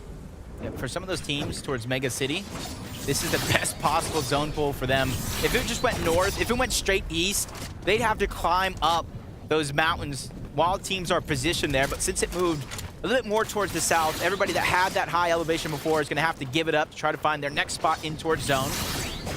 But I'm not going to make it seem like it's smooth ground through and through. You still see there is different varying elevations that are still left in the zone, but it's going to allow for a lot of these players coming from Mega City at the very minimum to have more of an option of where they want to position.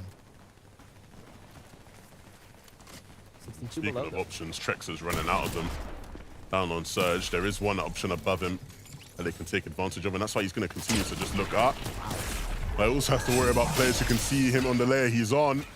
Kiduho, though, will start to deal with their problems with that ODM gear, using that one to pick up Stompy. Okay. That's my only real remark for that one, because he made that look so easy. Even I can do it. I'm going to go home. I'm going to load up Fortnite. It's not going to be that easy. Let's not get ahead of ourselves here. I don't know about you, Jacob, but I do know that there's a good chance he can do this again and again. And that will certainly be the goal, as they need more limbs in this game, not just for Surge, but to improve on their chances of being able to play for a heal-off towards the end. Well, the only thing they really have to worry about right now, since you already see they have multiple slurp juices, they have those overclocked pulse rifles. It's about Storm Surge, and if they had it, but as I think overclocked pulse rifles, they have that Rift Island in the sky, one of the highest points on the map for quite a while because it was in zone. So you gotta imagine they have to be sitting pretty with so much flexibility. Very, very similar to Mr. Savage and Vidil. 2 eliminations, 762 above the damage threshold. And if you look at their loadout, they're ready if it does come down to another heal off. They'll have to be ready, because it probably will come down to another heal off. Vino and Queasy, they'll certainly be ready for it as well. You can see the chug splashes in the inventory, the slurp juice as well. But they aren't doing too well on their Surge, and so I have to start getting ahead in that regard. Zone pulling towards Kenjutsu might have forced them a bit to play in a way that they aren't quite as comfortable with, and Queasy now struggling as a result of that. He tried to take a fight with none other than Tweet, who takes him out, and so it's now Jalen's duo who's causing issues for one of their best teams in the lobby here. I did say he was playing well, but Vino's playing better, so that will be put to an end, and Queasy will quickly be revived. There will not be a highlight reel moment for Tweet, but the game will continue there for Our dominant height duo. Hydra and Forstroki still in this one after a rocky start to the game as well, Jacob. Hey, sometimes it's those rocky starts that allow you to see your mistakes very, very early on. Game number 1, here in game number 2. They're trying to patch it up. My only worry feeling right now is they have shields, big pots, they have minis. When it comes to the chug splashes, when it comes to the med miss, that's what I hope they're trying to figure out a plan to get those as the game does go on. Into the top 23, so cascading placement points have just begun. This is the worst possible time to go down, where you're barely getting 1, 2, maybe even 3 points for your efforts making it this far into the game. See now, they're starting to whip out their blades as they make their move onto zone. The Totem boys will do just that, but unfortunately Altenzi on the way has been taken out completely. Isn't even going to survive. It's Vino that takes him out. And I said that they did need to start doing some more damage, and that's what Vino is quite literally known for in lobbies like these, dealing immense amounts of damage. And they're also known for posturing towards height. You can see right now they are above the rest of the lobby. And they are looking much better on surge. Is that about 467 above? 400 damage dealt in such a short span of time for this team. But there's a reason we call them elite. They're getting ready too. You can see they're saving those legendary slurp juices. Not getting themselves up to 200 effective shield and HP. You saw them looking at their augments. You got to imagine game time has to be shuffled in there somewhere. And the big thing is, they ain't really got to worry about storm sickness, you'd hope, at least this game, just because the zone did pull towards them. I think we didn't really see them going in the storm too much, so I doubt they've taken that much storm damage already. Just kind of seeing the ingredients right now. I'm going to go ahead and let them cook just a little bit. Just a little bit. Might have to pull the pan off the fire pretty early if things get shaky. But for Juice Fishy and Shimoki, smooth sailing up until this point so far. 85 points. Winning that last game when it came down to the heal off, but no splashes on the back of Shimoki. Murstache and Tayson, though, spreading the heal, spreading the joy. Very, very minimal splashes being used off the side of Murstache. So you got to imagine when it comes Tayson and Murstache, if one of them has to play heal off, like will be Murstache. Yeah, they need a refresh here. Desperately.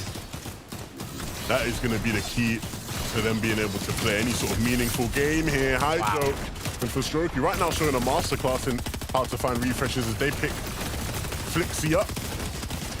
Oh man, you saw what he found. So he picked up, right? He picked up a pizza, I believe that was. Yep. And so we might see those guys playing for heal off later on in this game. You can see the floppers as well in inventory. All around the board, people just trying to stack the heals they can. I just want to see this unorthodox play that he's probably building. He had the flint knock pistol as well. Combine that with the kinetic blade. If he does figure out a way to take height, he could try to deal some damage on Queasy and Vino. But that's if he can only make it that far. Wok's going to take down not one, but two. Andalex and Deoxy meet their demise. Hydro and Fastroki, you saw them almost go down at the beginning of this game, still making something of their efforts here. 3 eliminations between the two teams on screen. But you see on the left, Queasy, Vino, smooth sailing. Nobody is even looking up, firing a single shot to try to contest them. You say that, but as you do, there's a team chopping them out, and so it's going to be them falling. And it was Vidil and Savage that went past them. I don't think they're the ones trying to take it. Either way, they are able to regain it, but they need to hit a big shot to do just that. Shaykos has to sit down for a second. And Vino and Queasy will reclaim high ground, re-hold onto it. But once again here in this game, Vidil and Mr. Savage looking so good, so efficient. And picking up limbs as well, Vidil. That's what he does best. And that's what he's been doing all season long. These guys are going to go the distance. Shimoki and Juice Fishy. Maybe another game for them to potentially come out and win. It's all of the same top dogs from last game. Really still in this one. The consistency has been there here so far. But they have to continue to deliver. Tayson and Moustache, they don't quite have the minerals to play the heal-off game that the rest of the lobby will play. So they're here on low ground. They're trying to claim space. They're trying to find eliminations and pop off. But the pop-offs are happening above. Hydro and Forstroki, 4 so far. And another team here just beneath their layer that they can capitalize on. Uh-oh, the first of heals are going out for Hell's Fire, so heal off is not going to be a possibility for him unless he picks up these eliminations. He gets 2 back-to-back. Second one tries to sneak up, and he sends him right back down. There was the heals. I was thinking for a moment, it only gets 1 splash granted for his efforts. Malibuka and Thomas, they have more than enough heals, but they want to aggress onto this player. They want even more. They want the Siphon and whatever he has in his inventory. And Tayson in the backside of the zone. Very, very low now in terms of heals, and we already knew that. So it will just have to be a solo clutch, but it won't happen. Vino shuts him down. How many times have we seen them fighting off against each other? Vino looking to continue his reign of terror on this lobby. And another elimination found there, but he's gonna keep it going. He wants to get on Hydro, and Hydro was ready for it. A big shot onto Vino. And now he'll continue to pop his pizzas. That was basically 50 HP. He landed him a couple extra seconds here in the zone. The heal off is going to start. Thomas goes down, but we knew that one was inevitable. Queasy playing the high ground. One splash left, opening up a box of pizza. Vidil's already munching down on his own. Last of the slice is going to be granted into his inventory. 6 more splashes. Even though Malibuca has more, he's hunting for extra heals left, right, and center. 3 more slices of pizza for Queasy in his inventory. 3 more in the box. Will there be any leftovers as we get into our top 3 scenario? So much heals left, but Queasy's going to continue to move. He seems like he has something else. Vidil had so much, but eventually runs out. And so that just leaves Queasy to win it all out. A nice and easy game forward, and the zone pulled in their favor, Jacob, and they did not disappoint. Queasy and Veno here in Major 2, showing us what they can do. Like it was clockwork. You saw it from the very end of that game. This moment, particularly right here, Vino giving on over his builds, giving on over his heals to Queasy, dropping down low and trying to prevent every other player from healing off. He got that first elimination, the second one on the fast Roki as well. Even though he went down, you gotta imagine the damage he did to everybody else in the lobby. Vino is such a menace. You cannot allow him to go loose in this lobby. It will just be such a problem for anybody else. But it was good to see, Jacob, so many of the teams who did well in game 1, they're in game 2 as well. But a new team was added to that list as well. Thomas and Malibuca made it very deep into that one. Unfortunately, Malibuca didn't quite have the heal off. But that's what these games are going to be, is who can hold on to the most heals at the end. Can you get, that pizza time and hopefully pop a couple pizzas and win yourself a game? Yep, we've seen some players return to the top of this leaderboard after game number 2, but we've seen some top competitors go down early in this last game. But luckily for us, we have Zeke, Mini Miner, and Taco to let us know who's on top. Yeah, Pizza Pit. One extra large with extra pepperoni. Thank you, Pizza Pit. We get 3. Yeah. Make that 3. I'm so sorry. Yeah, I just want to be part of the pizza time. That's all I want as well. But finally, Queasy and Vino, this is why we talk about them, right? They have the capability to win games. They pull out all the stops. And I don't know where Queasy was going, but he had another cache. There was a secret pizza party ready to go. I know where he's going. Where's he going? The vault. You know the vault on that island? He had 4 spare pizzas in his inventory when they won that game. He was heading for even more heals. He could have lasted until he could still be going if he was still allowed in the game. He could still be there at the end of the day. Everyone else had gone home, the lights had gone off, and he's still there healing. But it was a great performance of Queasy Veno. Back to their roots, back on top, back on high. Back to the classic split as well from this duo, because watching Queasy just hold it down with that eagle eye view, possibly even making the call outs for Veno when to try and make those pushes. We saw some great engages from Vino as well, able to find some pretty crucial refreshes along the way, but I think it was largely just the distraction factor that he was able to play. A bit unfortunate with that last pressure push up against Hydra. It just seems as though he was all too ready, waiting there with that Havoc pump to the face, but at the same time, it's just Vino doing what he does best, and that's just running it down on the low ground, giving Queasy all the time in the world to look for the sustain. I mean, Levin called him a menace, and he is correct, right? Vino just knows, oh, you guys have plans? Well, you don't anymore. It's me, Vino. Knock, knock. I'm knocking on that box. We take a look here, 147 total points with 13 eliminations. Now, the question is, do we keep this going, right? Like, they seem to have a lot of plans, and I love the flexibility, kind of like to your point. Things are going well. They're just like, all right, Vino. I called them this like 2 seasons ago, but Vino's like a dog on a leash. You just like let him go, and you're like, all right, go deal with that issue, and he takes care of it. Yeah, he's very good at that, right? He just lets him go, and Vino just takes everyone out. And that's perfect, because of course, Queasy's up on high, getting all those heals, hoarding them, and Vino can just take everyone out down below, remove all the other issues. Yeah, you'll love to see it. We're going to continue to talk about a couple duos here. Shamoki doing well as we take a look at our standings to kind of see how things are shaking out. They're currently in 3rd place, 105 points. And now there is a little bit here. I'm sorry, 117 points. It's in reverse. I confused myself. A little bit of a, kind of a lead, right? Breaking into those triple digits. But we did remember they did win game number 1. And that's the important part, though, is that even in game number 2, they were able to replicate a little bit of that game 1 recipe for success, because they had a decent amount of sustain. We saw some nice movement, I think, through the mid-ground layers in particular. And it's really just the fact that they were able to hold on long enough without having to expend those heals too early on that I think really helped out Shimoki the most. But at the same time, not having the kinetic blade, I think, was definitely a bit problematic for them in terms of rotations. That is something I do want to talk about. We've seen a lot of kinetic blade and ODM gear, and both are powerful, but there is very clearly one is better for the late game. Yeah, the late game, you really want to be taking that kinetic blade. It just offers that little bit more decisiveness or ease of use, you could say, actually, when you're in that end game. Because, you know, that ODM gear can be very, very good for mid game, but when you're in end game, it's a little bit chaotic, you could say. You don't want to be ending up in people's boxes, but the kinetic blade offers that ease of use and, of course, those extra charges that you don't need to connect onto anything with. Yeah, and as we saw, Juice Fishy was the only one that was rocking that rare kinetic blade, so he had the availability, but couldn't say the same for his partner, and I think that that just caused a little bit too much of a split for them towards the later moments. Yeah, for sure. I do want to take a moment here to highlight Badil and Mr. Savage, just check in with them to see how kind of things are going. And nobody freak out, right? Again, this is just the second game of the day, but how are things going for the duo? I think that things are going great. Yeah. Yeah. This is about what you would expect, I think, from such established players in the scene. And again, keep in mind, Major 1 was a complete 180 difference, I think, to what we're seeing in just these first two lobbies alone. Vidil, in particular, I think, has had some fantastic elimination moments even early on, funneling into their mid game, because it seems as though they're able to really just prioritize on their positioning. Well, what did we say last game? They needed extra heals. They expended those heals too early. This game, they fixed that problem. They checked that box. They said, right, we have the heals now. We can get a top 3, and that's exactly what they did. And that is kind of what you called out, right, when I asked you about it last game. So it's cool to see they're making these adaptations on the fly, kind of as they need to, right? And I mean, again, second place, standing strong currently. Again, it's kind of about, you know, this is like a marathon. This isn't quite a sprint, right? Do we think that they can continue to keep up this momentum? Like, being able to say, hey, Queasy Vino, we're right behind you, I feel like that's a good place to be. Hey, third time's a charm, potentially, when it comes to this duo. If anything, though, it can certainly build the momentum in the process, just having them have this strong start in the first two games. Not a bad start at all. I mean, hopefully they can continue on. Of course, as you mentioned, Z, it's not a sprint. It is a marathon, not only from this week 1, but week 2, week 3 as well, gaining those series points, getting as high as they can. They're doing very well so far. Okay, so now how do we combat the heal-offs, right? That's enough pizza parties.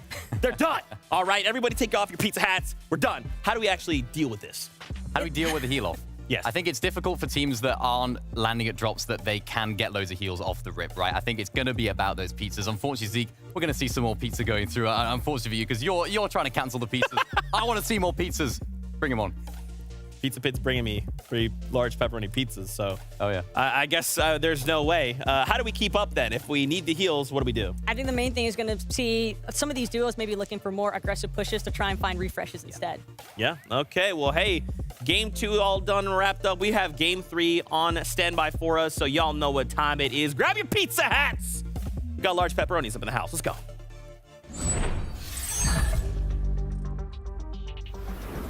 The analysts have ordered more pizza, and so more pizza they will get, Jacob. We will not deny them for their needs, and the players certainly have been ordering a bunch of pizza. We've been seeing it all over so far this season, and we're seeing it here today. Yeah, and you're seeing how methodical this heal-off strategy actually is. You take too much storm damage too early, your opportunity goes out the window. You don't have the heals, your opportunity goes out the window. If you use your heals too early, your opportunity goes out the window. So you have to really be precise when and where you actually use your heals. Yeah, look, we're going to obviously focus on the teams who are healing off so much, but for the teams that don't have the heals, right, what do you do in those situations? What we have seen is players go for complete pop-off games, right? You claim space, you go try frag out, and that's exactly what they'll do here in game number 3. Tasting and Mustache were a team who sort of had to go for that style, right? In that last game, they didn't have the heals to compete and play for heal off. They know that. They know that well before they even got to the end game, and so they took a different approach. This is certainly an approach, winning off spawn and dancing. That's typical Fortnite. That's classic Fortnite. Doesn't matter the chaps of the season. That is Fortnite. That's why you don't 50-50 that. That was like a 25-25, 25-25 each, 2 different chests. But it's the floor loot.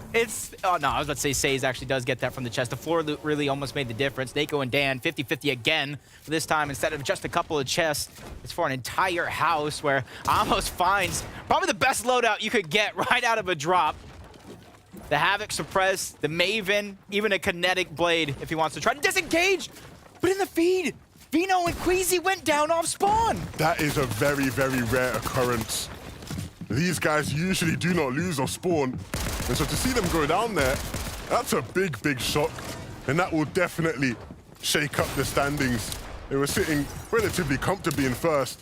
And if they can't stay in this game, it will be the end. Over here, Amos and Killian, they pick up their elims. And again, a celebration dance.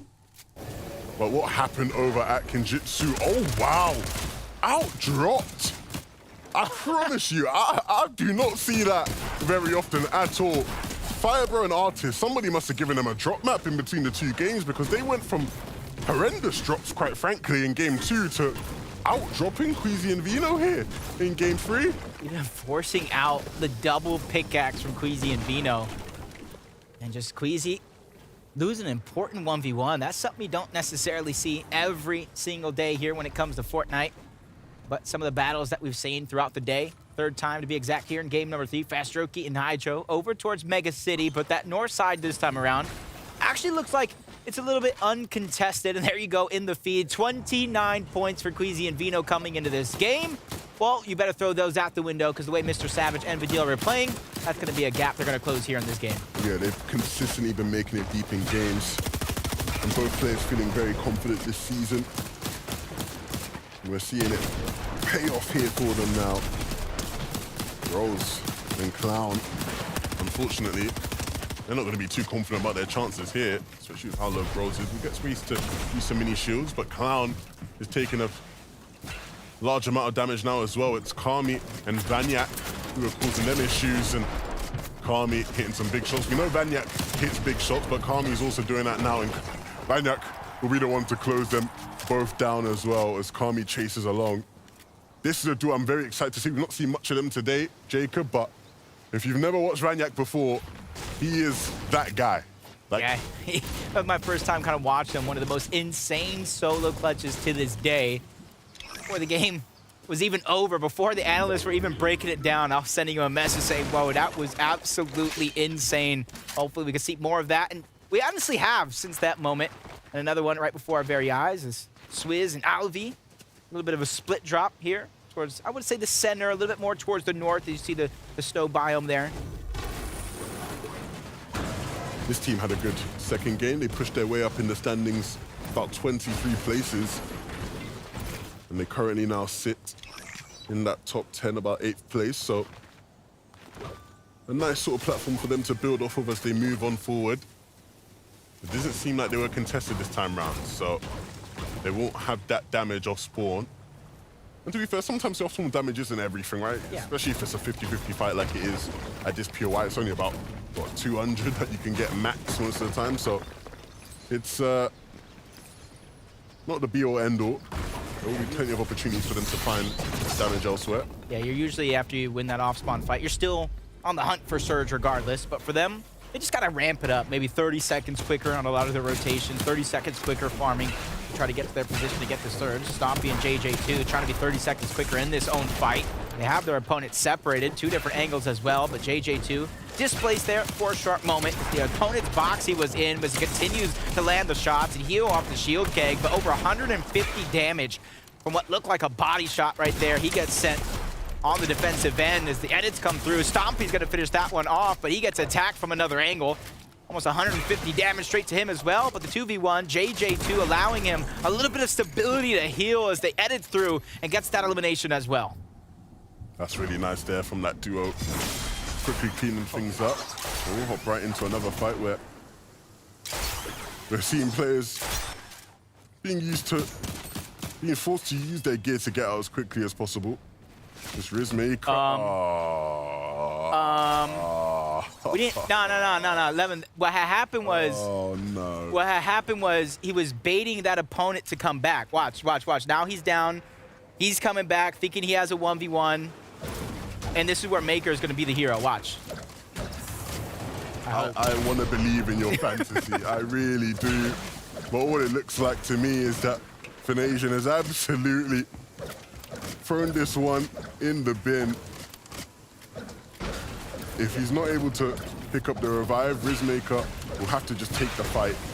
And if you can't win the fight, it will be very, very heartbreaking way to bow out in game 3. Oh, you gotta hit that shot, Rizmaker. You don't get many other chances like that one. Oh, I was about to say that was a good job for him to kind of go underneath the building. I love how he hits the more difficult shot. On the toes, too, instead of just beaming him as she's there. Riz, Maker, towards the low ground, trying to go ahead and go for the res, but the audio cue is going to be given up. And it's going to go through another missed opportunity from Maker. Got to imagine Itchy be down and dusted if he hit some of the most important shots, but he's doing a good job here on the defensive end, trying to keep Fnasion alive. Make up for a blunderous mistake, but the edit is through. The shots are going to get traded. Itchy's going to be forced to back up. Maker has that much more HP. He can actually start the res here and maybe even get it off. Yeah, Rizmaker's done a great of a job as you can do, considering the circumstances. He's kept his duo in the game for a while. Hasn't quite been able to create the separation in order to actually win the fight and we'll get the revive off. So Itchy's just going to continue to pester. Like Itchy's just playing right now, not necessarily to take out Maker, but to distract him long enough for Fnasion to actually go down altogether and then maybe try to disengage, get your teammate back up. But this is just valuable points, valuable possible loot. Quick move it by Itchy. That was a very crucial side jump because it really was. Rizmaker had all the control of the pieces there. If he did not get away, it would have been tragic. Itchy's just being such a thorn in their side. And soon Fnasion's probably going to bleed out. Uh-oh. Oh, dear. Oh, no. Rizmaker, he dropped him into the box, but he didn't hit the shots. And so Itchy wins it out. But if you're Fnasion in that one, you are absolutely fuming. I'm sure he'll be livid with himself. 70. What a shot. Oh, I don't even know. I feel like both of them have to kind of like call it even there at that point. I know Maker was doing so much to try to stay alive. Fnasion with the blunderous mistake, the missed shots from Maker, so it's kind of a wash. It's an even. Nobody really has the right to complain after that one. Just kind of have to really think. Use the time that you're spending back in the lobby to figure out what happened, what went wrong. You see in some of the pieces that we see coming out from Tundra and Vino, and how to calculate your mistakes and fix them on the fly. These games, even though it might seem like a long time, 6 straight games, they go rather quickly, and they'll be gone right before you know it. You have to use your opportunities while you have them. Again, a look here at Mega City and all the different bases and towers that these players will build. If you've got some spare shields, the aim of the game will be to just look to take fights where you can get your Storm Surge damage up as much as possible. This is even though it does have like an east lean in terms of the zone, this is probably the most center that we're going to get for now. So for a lot of the teams, if you didn't kind of get that centered spot, centered POI, centered split drop, whatever you kind of land at and you're more towards the outskirts, you have more than enough opportunity in this game to kind of make up for your positioning, as Thomas allowing Malibuka to rotate first and just trying to be the player to kind of cover him up. Lands a great amount of damage, but Malibuka's forced to kind of backtrack in his steps, kind of alleviate some of the pressure that Thomas was facing. Yeah, this is a tough spot to be in, right? You see a lot of their surges found in these sort of areas surrounding Mega City, and there are times where you just get forced into choke points like the one they're in, where it is so hard for them to rotate through.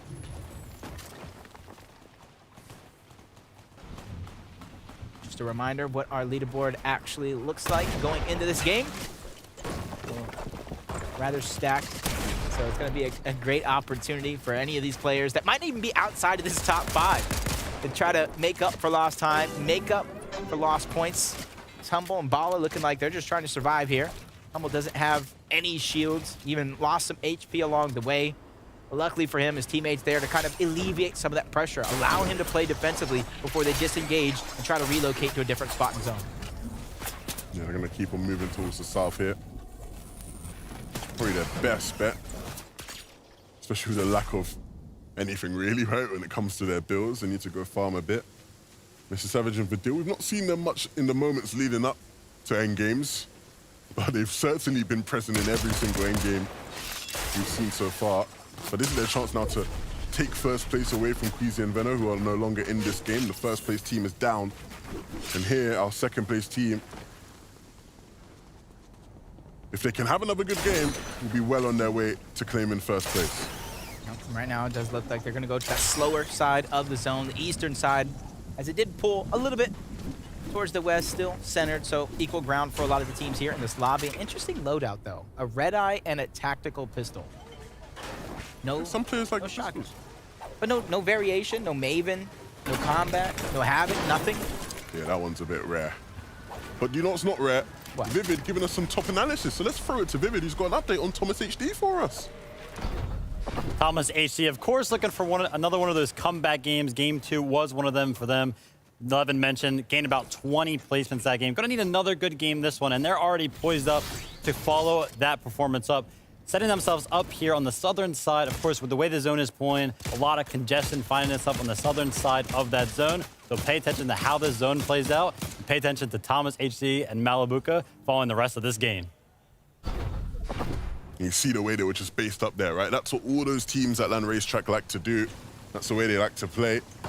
In different regions, you'll see different teams and players doing it. But Mustache and Thomas, I say Mustache and Thomas, I keep mixing it all up. What am I doing today, Jacob? Malabuka. That was neat. Last season, Thomas wasn't even alive in the game, but somehow Tayson and Thomas were fighting Mustache and Malabuka. So I don't even know how that happened last season when they weren't even on the same team. But that just goes to show how familiar you are with their game. What I wanted to say, right, was that Malabuka and Thomas, you saw how many shots they were hitting, right, when Vivid was speaking. They are very good surge aimers, and they can connect to the shots. We'll see where that leaves them in terms of their surge later down the line, because they need to continue to hit surge, right? It's all good and well getting your surge early on in the game. You have to keep dealing damage throughout, not just in those earlier zones.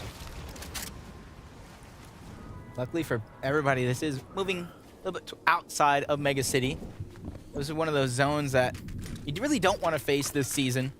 So many different variations, but talk about a zone, an easy way to get there. Use the Rift Island if you have a kinetic blade, or if you have those ODM gears to allow you like perfect rotation anywhere you want to be. And if you don't have the confidence to go for that Rift Island, you could be one of those teams that boxes up on the rifts that spawn below the actual island. Free rotation. You can utilize your kinetic blade charges later on in the game and kind of survey for information as you travel to your spot. Cheating and Clubshy, one of the few teams in the lobby that's going to have to rotate all the way from the north side. And I'll tell you what, I won't be too upset about that with the loadouts they have. Some of the best loot they could possibly have, as well as some very good materials. Clubshy was one of those players last season that he was really taking the whole lobby by force, by storm, really surprising people, just like Vortex under attack right now. ODM gears proving to be a little bit of annoyance as everything gets destroyed and destructed all around. Another team's really going to fall victim, which allows them a little bit of time and flexibility to try to get that res off. That's Bala and Humble causing a lot of that chaos and damage. So much disruption going down, but Japko and Vortex are going to be able to kind of get back on up to shape. And hopefully there's at least some of this loot left behind so they can scavenge and get that HP and shield back to where they want it to be. This is so messy, though. Such a messy situation.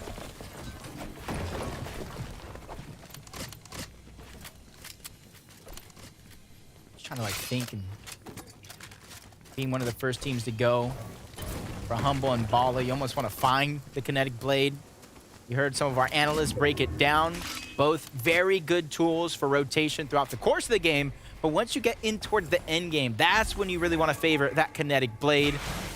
No chance of really getting tagged out of the sky and getting your rotation stopped. The only thing you got to worry about is pre-planning, whether you have the legendary or that rare variant, 2 or 3 charges. That's the only thing you really got to think about. You actually meant to say epic or rare variant? I meant to say rare. I was thinking Epic Games, the wonderful makers of Fortnite. Changing my life forever. I get to cast with Levin. Like, come on. It's Christmas in April. I was about to say July, but man, we are a few months earlier. All right, you're glazing now. Let's move on with the real action here. You got Stompy, who's taking a bit of damage sitting in this bush here. And I promise you, they don't need Surge, but they'll continue to take shots. They do need to get closer to zone, though. One of the problems they'll have is that they are right beneath the Rift Island. And there are a lot of teams in this general area that will just take shots at them. They're at mercy to the rest of the lobby right now. I think it's Ju and Raisin who are taking some shots at them, and they're doing it because they actually need the damage. They need some Surge. Oof. We knew pizzas were coming yet again in this game, but being forced to use them this early was a little disastrous. So for them, you got to think their win condition is to get a refresh on somebody late in the game, re-scavenge some of those heals. But in order to get there, they got to start putting down more damage. 109 below the Storm Surge threshold. In order to get to point B, they got to finish this point A. Yeah, they've had to rotate a decent amount, and so... Wow. It's no figure, but you really have to start thinking. Look, guys, I don't know if you're going to be able to get your Surge from JJ2 and Stompy, because those guys certainly have no reason to peek and give it to you. Multiple teams in this lobby really falling victim to the early game Storm Surge. Smokey and Juice Fishy trying to utilize the rifts. While other players are trying to utilize it in terms of rotation, they're trying to utilize it as free targets flying through the sky. Storm Surge really just tearing them apart. Shields draining right before our very eyes. Last of the heals when it comes to getting those shields back is going to be used. Smokey's going to be left with nothing other than a med kit. 117 points at this stage of the game. It's not where you want to go down, especially with Queasy and Vino going down at the start of this one. Yeah, this game's a very different game for this team as well. We've not seen them struggling with Surge too much in this competition. But yet here we are, and they're being forced to get in. And get in they will. 163 above now, after being down in the dirt, forced to make a play happen. And that's exactly what they did. But was it enough? I'm gonna always ask myself that question throughout the course. Honestly, this entire FNCS, was it enough? Using all your heals, expending a ton of mats to get into the spot, but Smokey and Juice Fishy, they did get that refresh, so that's not gonna be a worry. It's just gonna be the heals. The only sign of HP to regain on Smokey is still that med kit that he had a few short moments ago. So Juice Fishy, better hope he has something, but 175 below the damage threshold. Other teams taking notice that they're suffering to damage. Shields getting cracked a few times along the way. They're beginning to make this a focus. Oh, what wow. Shot from JJ2, the range on that. My goodness.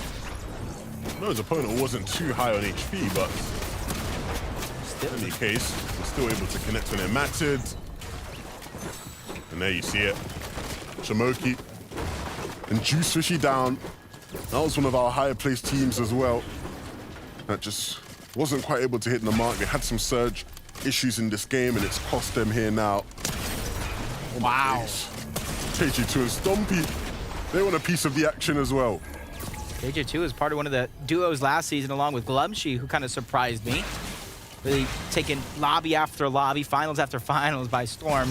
Even the qualifiers, or the opens, I should say, in order to get up into that point. So, interesting seeing how this new duo of Stompy, who's also known for a little bit of aggression, come out, kind of bring it along with JJ2. Working well together in tandem, a new team this season, along with Mr. Savage and Vidil, new team. 8 splashes, though, for Mr. Savage. Only 41 above the damage threshold. And I'm just holding teams I need to rotate in. 2 above. Keeping his eye on the prize, trying to keep these teams outside of the zone.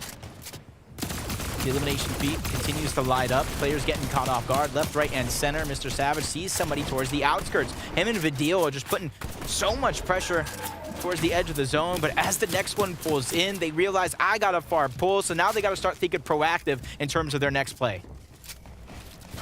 Yeah, they need to time some katanas well if they have any chance of surviving this max pool. Oh, but they've done that all throughout today. Big shot there from Forstroki. Wow. Hydro in this one, so he's gonna have to keep hitting big shots. If you're him, would you drop your SMG maybe for the chugs? I'm not sure how many chugs that was. Just fully play for heal off. My first initial thought said yes. My heart said yes, but... Did you have a lot of mats? I didn't really see that, but my thought was he's a solo, so he needs to put out a high amount of DPS, so he might need the SMG to follow up with one shot. But my initial gut wanted to say yes, play the heals, play the heal off. Even if you don't have enough to win with a VR, you stagger yourself and you gather as much placement points as possible. Wow, Jureki. Oh my gosh. That is the plays you need to make. When you're down on Surge, there's nothing left for you in this game. You can't be too passive. We've seen that from so many unexperienced teams where they just aren't ready to make the right plays that is gonna allow them to win games. But Jureki, with no fear in his heart there, sees the window of opportunity and smashes his way right through it. Like an acrobat in the circus, just putting on a show for everybody at home. Definitely going into somebody's top plays of week number 1 when it comes to EU. Vidil, not very much health when it comes to that. Pizza going down, though. You got to think, was that too early for Mr. Savage? Heal off might not be a possibility unless they get a refresh. It's less so about being too early, but it was just a necessity, right? They have taken so much damage, they need to heal up. They can't play the end game with the HP they were on, but that might cost them down the line, right? When they do want to play the heal off, you are certainly right. Mustache and Tayson, they're having some struggles now. They need to start dealing some damage. Down on Surge. And another game where they probably won't be able to play for heal off in this one unless they can get a refresh that gives them everything they need and have those pizza time augments waiting for them to be collected for Strokey. Still alive, Jureki still alive as a solo, and he almost went for the Mongrel Classic there. I think he thought he had it. The player was not underneath the stair. Glubshian cheating. They're down on Surge as well. They need to start hitting some shots. There's still so many players left in this game. Wow, other players might have got a little antsy when they saw it was only one below the Surge to try to peek. That's absolutely nothing, especially when you have heals to try to out-heal it. 6 slices of pizza in the inventory for Fast Strokey. One of the guys we were looking at called out the moment he became a solo, but Slove is also there by himself, but only for a few seconds before his teammate uses that kinetic blade to try to close the distance. 47, still below the damage threshold, tries to fall through the sky, taking some damage as well, somehow pushes somebody straight to the ground, back to the lobby, but he meets that same demise. He lands in the box of Diox and is punished as a result of it. All the way up above, though. Wow. Asher and Slove, they've wrapped all the way onto ulti height. And they look to hold it now. All it'll take is someone to look up to start to chop it out. But as the zone closes, the effect of a chop diminishes. They'll just land right back on height if you try it. And Alex and Diox, though, they're still in this one. We just saw Diox pick up 1, and these guys are looking to pick up more as well. Yep. Top 30 competitors, top 18 teams coming into this 10th zone, beginning to move, beginning to force people to make some crazy decisions on the fly as Diox is trying to go for a flank and a sneak attack onto 1. Mustache is going to have to go as a solo as he loses Tayson along the way. You preface this just a little bit without the heals. They're going to be forced to try to play aggressive. Finds a med kit, but switches that on over to Floppers. The instant heal is going to be that much more important and useful for Mustache in this situation. Malabuka and Thomas, 3 eliminations, beginning to heat up in this game. Consistency is key. Monk tries to defend himself with a well-placed cone, but he still goes down. And look at that gift. That player just dropped right into their box. It was the free lava almost. And that just keeps them going. It allows them to keep on tarping. Jureki, as a solo, has done so well to stay alive up to this point, but he's running low on builds.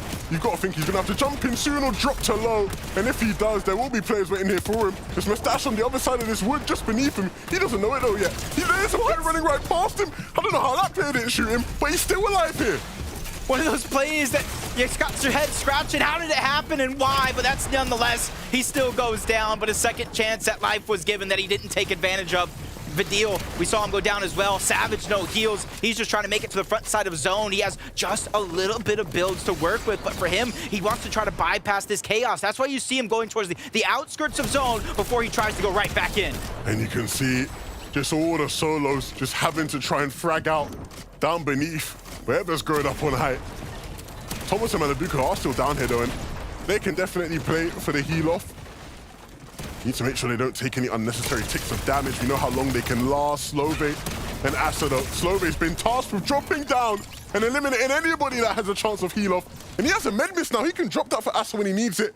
I'm sure they'll keep track of that. Asa will be ready to drop down and use that one. They have so much for heals. Malabuka's fallen. And so now, Thomas's chances of healing off they seem to be somewhat diminished. He doesn't have much left in the tank. He just needs to start hitting shots, and shots will be there to be hit. Della will fall, and now it's a 1v1. But Asa, all the way up above, has way too many heals for Thomas to do anything about. You've got to think. A lot of splashes he picked up, but look at the pizza, look at the slurps. We know he has a med miss available to him as well. Unless Thomas HD can find something astronomical here, you don't think he can win this one. You don't think he can hold on.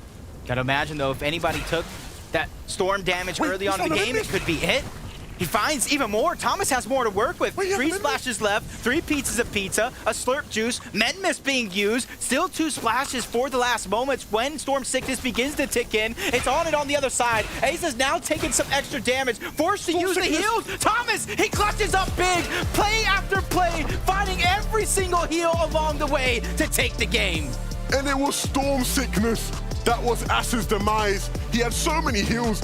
He still probably could have dropped down to get the med miss, but with taking too much storm damage earlier on in the game, it continuously is going to be what stops these teams with all the uber heals from playing the way they want. And it's Thomas who stays cool, stays calm and collected, finds that med miss that was so crucial. Without that, the game's done. There's no chance. That siphon too, that elimination he sneaked up, that's 50 extra HP. Doesn't matter how much toppings he had on that pizza on the high ground, it just wasn't enough. And there was even a scare there. There was a scary moment at the end where it looked like Thomas was trying to pass on over all the heals to Malabuka. Malabuka goes down. Thomas just makes a daring play to go even deeper in the zone, pick him back up, and win the game. And it's good to see these guys get into the action. Game 2, they were impressive. They were there. They showed us that they're here in this lobby. Game 3, they come through and win it. Oh, what a game from this team. But let's send it to the best people to break it down. Zeke and the analysts, what you got for us? Thank you guys so much. This is what we actually had a moment here to talk about when the show began. It's experience. And that moment, Thomas HD experience kicks in, and he's just calm, cool, and collected. He knows what he's got to do to get the job done. Perfectly executed from Thomas HD. That med miss really saved him right there at the end. Of course, Asa had more heals as it happened, but the Storm Sickness didn't quite work out for them. It seemed, honestly, as though Asa really believed that he had that one in the bag. Yeah. It looked like the freest victory royale of all time, but that decision from Thomas and Malabuka earlier on to drop their heals, wait for the perfect opportunity to basically double back once Thomas realized that the coast was clear. I also love the way that he went and actually pushed for those final eliminations to make sure that there would be no interference when he was playing the sustain game. It is wild, man. The pizza parties are in full effect right now. Congratulations to Malabuka and Thomas HD. A victory on a duo. I feel like, yeah, if you told me they were gonna get a victory royale today, I'd be like, yeah, makes sense. Yeah, it's not too surprising, really, is it? I mean, even there at the end, Thomas HD saving 2 splashes. So many people would have just used those splashes, but he saved them because he can then counter a little bit of Storm Sickness if he needed to. As it happened, it didn't even need to do that, but that med miss really saved him. Beautiful plays from Thomas.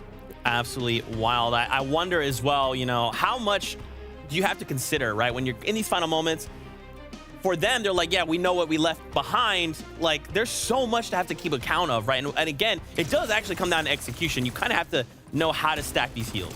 Yeah, I do think a part of it, though, you can definitely see how detrimental it is for players when they don't have those healing resources available for them. Because, again, Asa all the way up on top, but Solveig, someone who is really trying to work their way through the mid-ground layers, and even with that rare Havoc pump, managing to find some really clutch refreshes because they needed those heals. They came at the perfect instance, and even then, it still wasn't enough in comparison to what some of their opposition were rocking.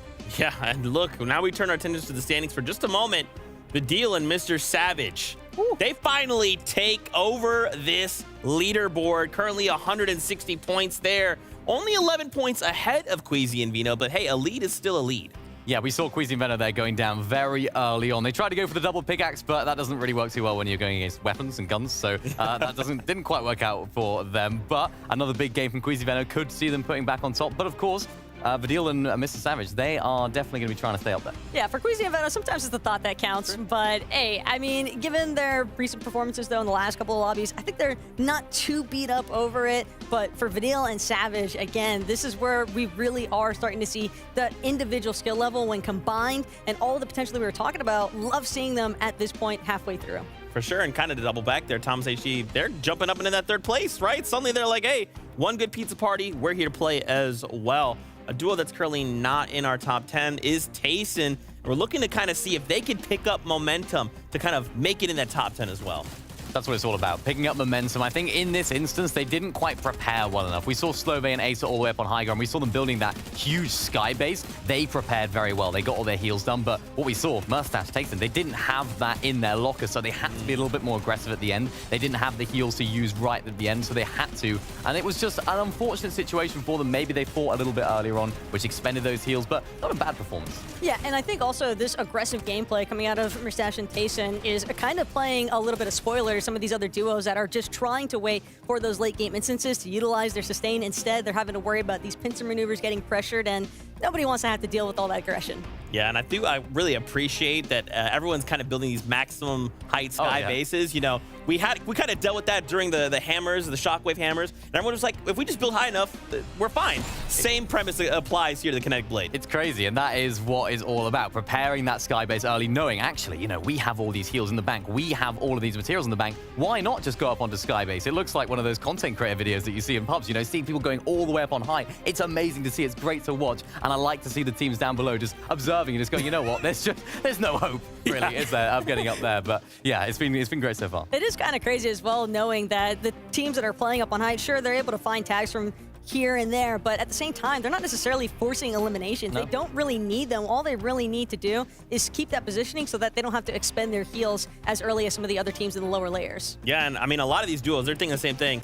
We ain't want no more pizza parties. We want to find these duos. We want to eliminate them, and that's what we have to do. We have to be a little more aggressive than I feel like EU's maybe used to. Like, EU is the aggressive region, but I think we're asking for more aggression. I think they need to. Towards the latter stage of the tournament, you need to apply that aggression, because if they don't want to have these heal-offs, you have to just be aggressive yourself. You can't rely on everyone else to not take heals, not take the pizzas. Yeah. It's not going to happen, so you have to take the stage and take the front foot to go for those eliminations at the end. I think that's what we're seeing a little bit more of, and I expect more of the same. Plus, it's a little bit risky just trying to rely on pure aggression as well, because just because you find a refresh, you might get that instant siphon, but you won't necessarily get the materials that you need in order to stay alive later on. Yeah, so many little things go into getting that victory royale and even making that top 10. How will teams continue to develop? Well, let's find out. We have the next game ready to go. So, find your seats. It's game time. Seats have been found, and game time it is. Zeke, raring, and ready to go, Levin. I've been excited, even though heal-off isn't our traditional way to win a lot of these games. It has its own unique set of skills. It's more brain over brawn this time around. It's more who can just find the pizzas more, right? Who's the best at rolling up the dough, you know what I'm saying? And we're definitely seeing that from a lot of these teams, right? If you have that pizza at the end, it is the key to success. And I can assure you it will be the key to success again here in this game. As the battle bus loads up, the players are ready. The question will be, will we see some newer teams maybe start to get into the fray? I think we're seeing, you know, the teams that I think many people, the usual suspects per se, are the ones that we're seeing in these lobbies right now.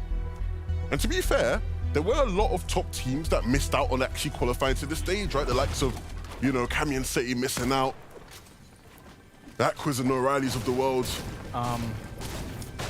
Thank God we have some of the best observers in all the land, because the unspeakable just happened yet again.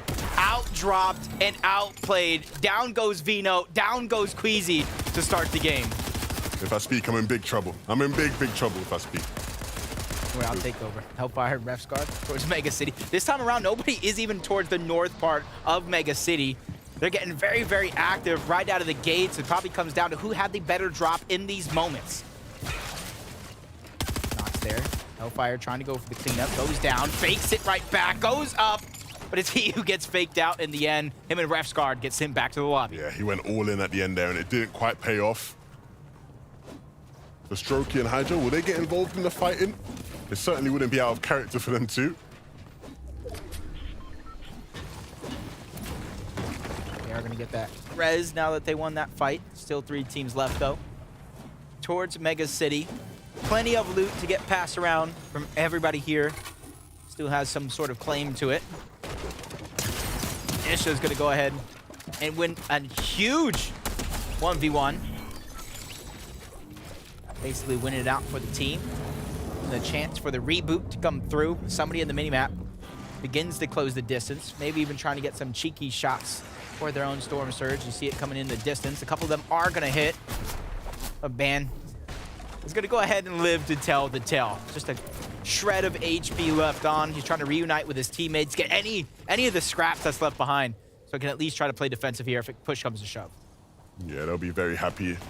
Banwise especially, that he's back in the game. Gabix and Shmeki over towards Lonely Labs. There's nothing lonely about it right now. There is another duo here that's causing them issues. That's Tenzi in the distance. The deal on this is Savage. Another game where their top competitors are down and out, and so hopefully this time around things can go a bit better for them. And using those blades to close out that fight there, Mr. Savage. Another off-spawn win. Mr. Savage and Video. They continue to try to, honestly, reclaim their throne as to the biggest competitors in the region. I think this is the year for Mr. Savage. I just have a feeling he's just playing lights out. A version of him that we haven't seen in a long while is Shmeki and Gabix. Trying to make sure nobody's floating around Lonely Labs, even though there is going to at least be one player there. They're just trying to look for him. Get that elimination, clean him up so they have less to worry about.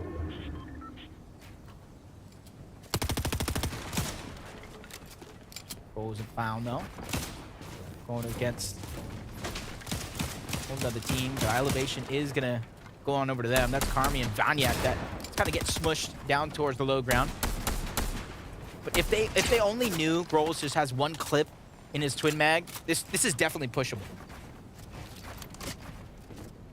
And if you know Vanyak, he'll be very open to that.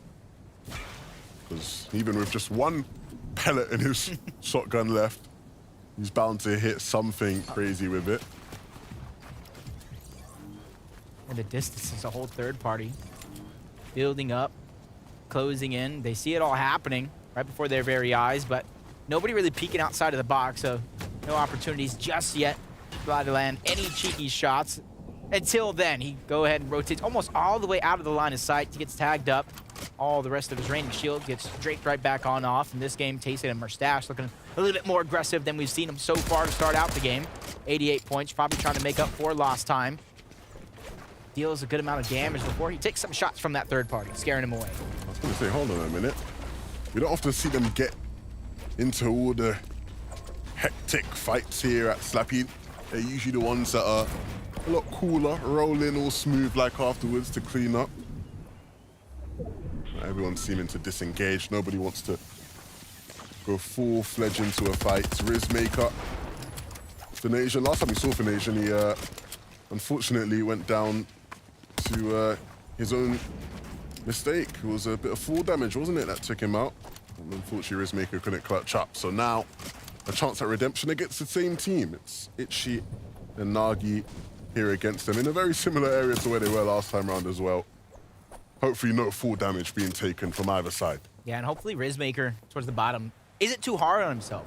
I feel like he made every right move in the book during that fight, except for hitting the shots that mattered. Oh, of course not. You can't be.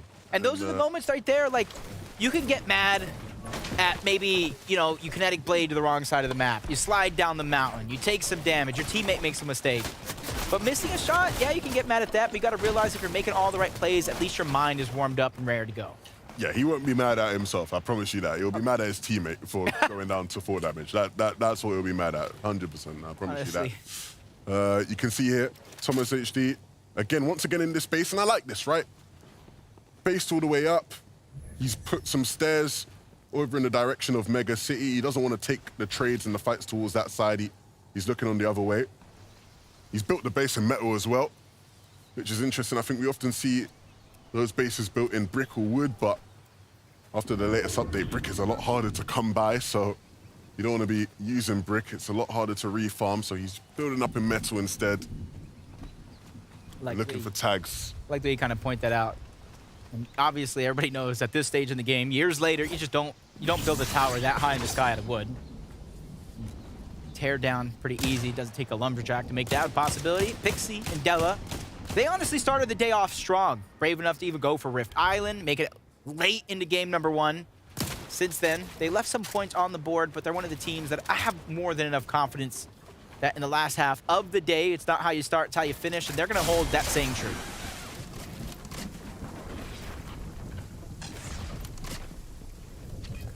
Okay. Outside of zone. Not too far, though.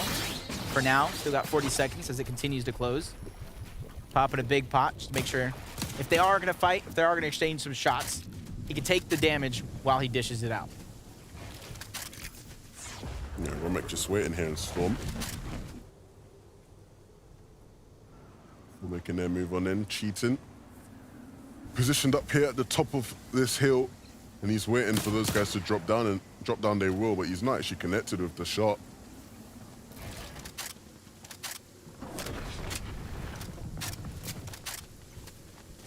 Slowly but surely, you see him rotating towards Brutal Bastion, the static launch pads.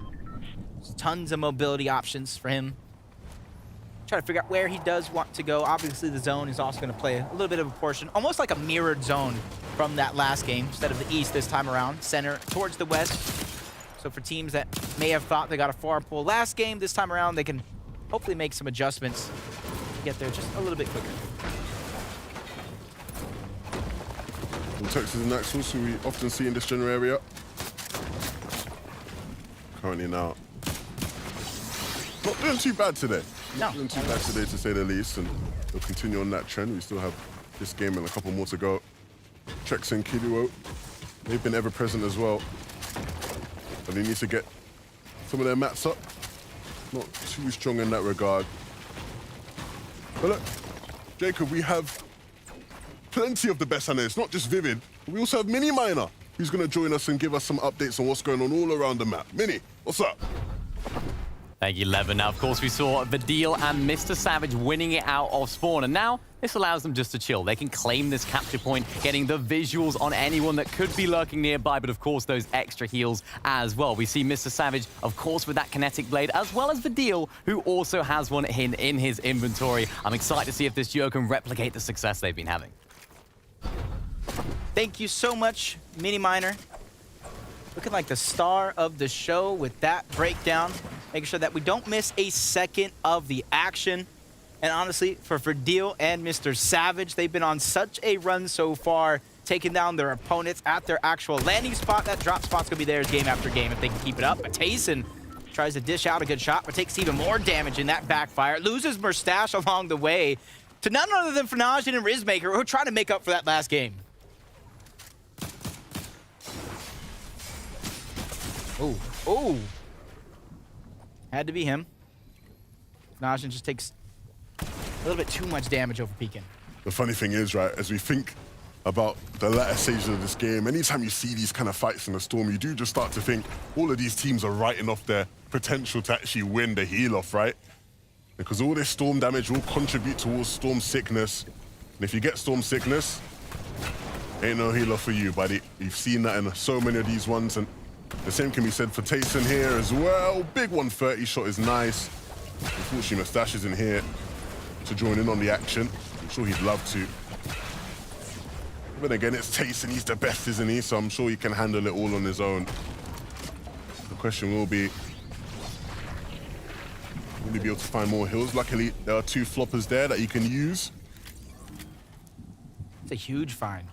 Maybe small, maybe floppers. But for Tayson and his survival, that is a huge find. You see him not instantly popping that second flopper. Trying to get the most effective, optimized amount of HP out of that one as he tries to disengage. Got to imagine, at the very minimum, grab Mustache's reboot card as he tries to go to the nearest reboot van. A little bit of a replay to see how this one even began. Mustache getting a little bit ahead of himself and hits its own box. Fnajan with the first shot, 185, making it that much easier for Maker to get the knock.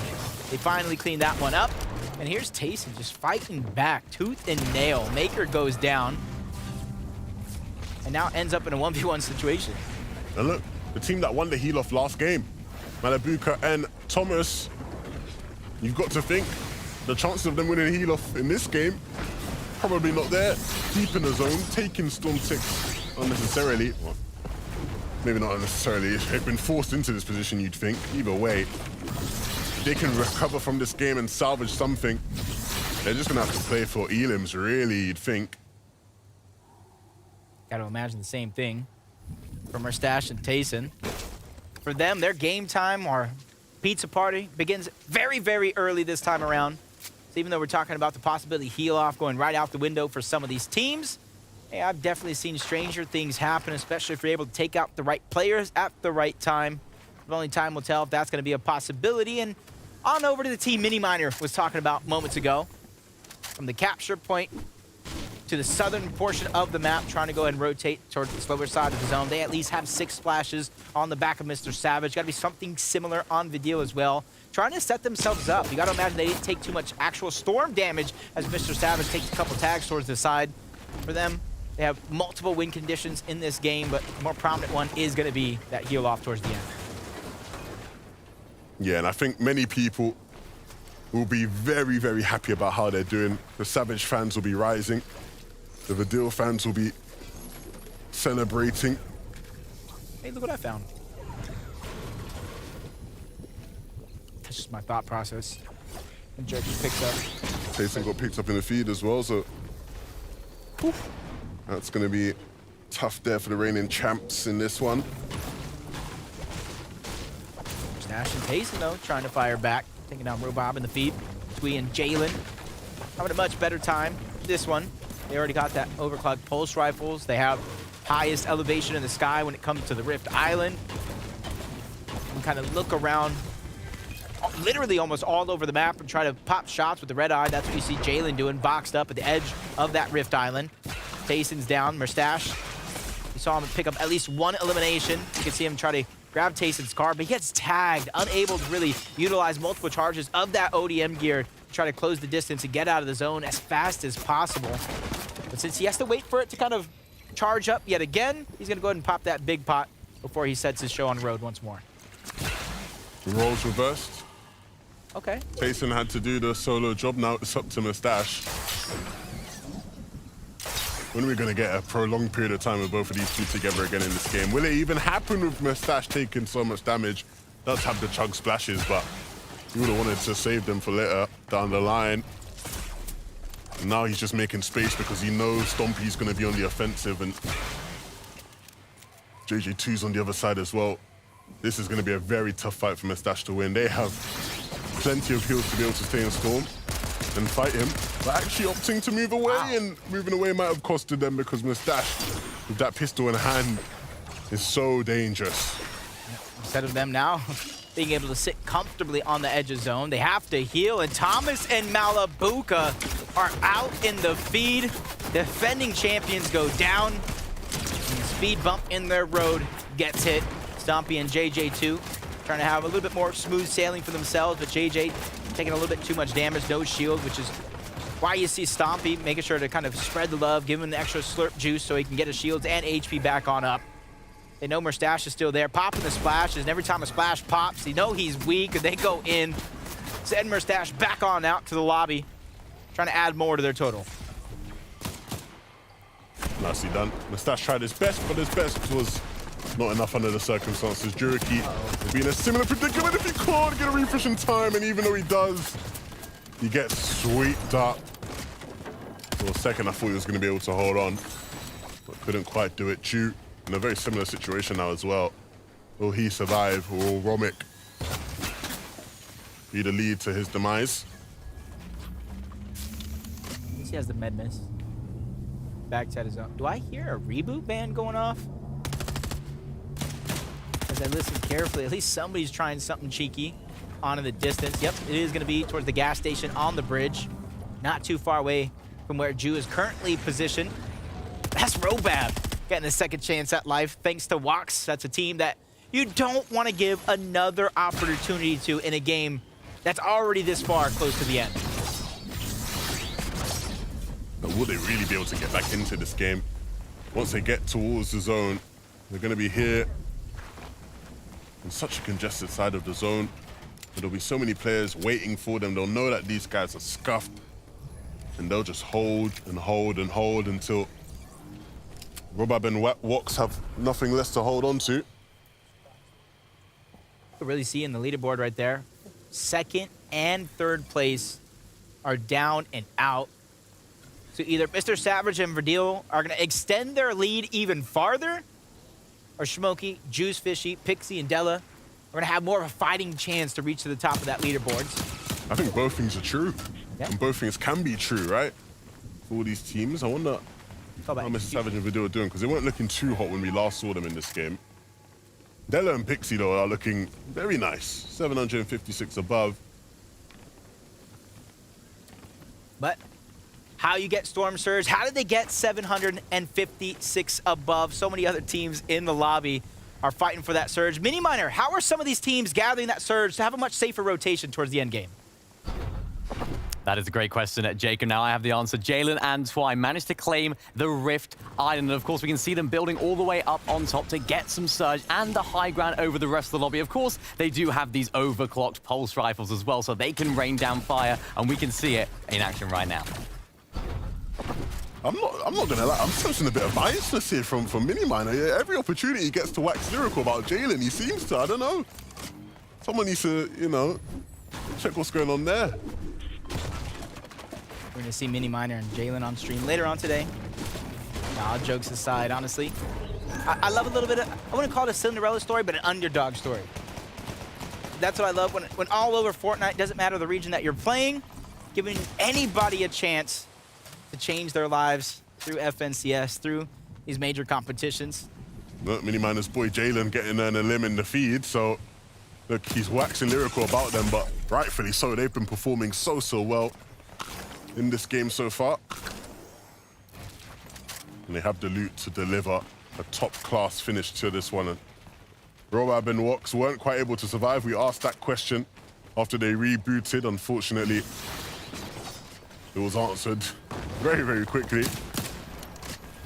Fiber and Artist, the team that took down Queasy and Veno, will they be able to deliver a good game given the opportunity? It's not very often you beat those two off spawn twice in a row.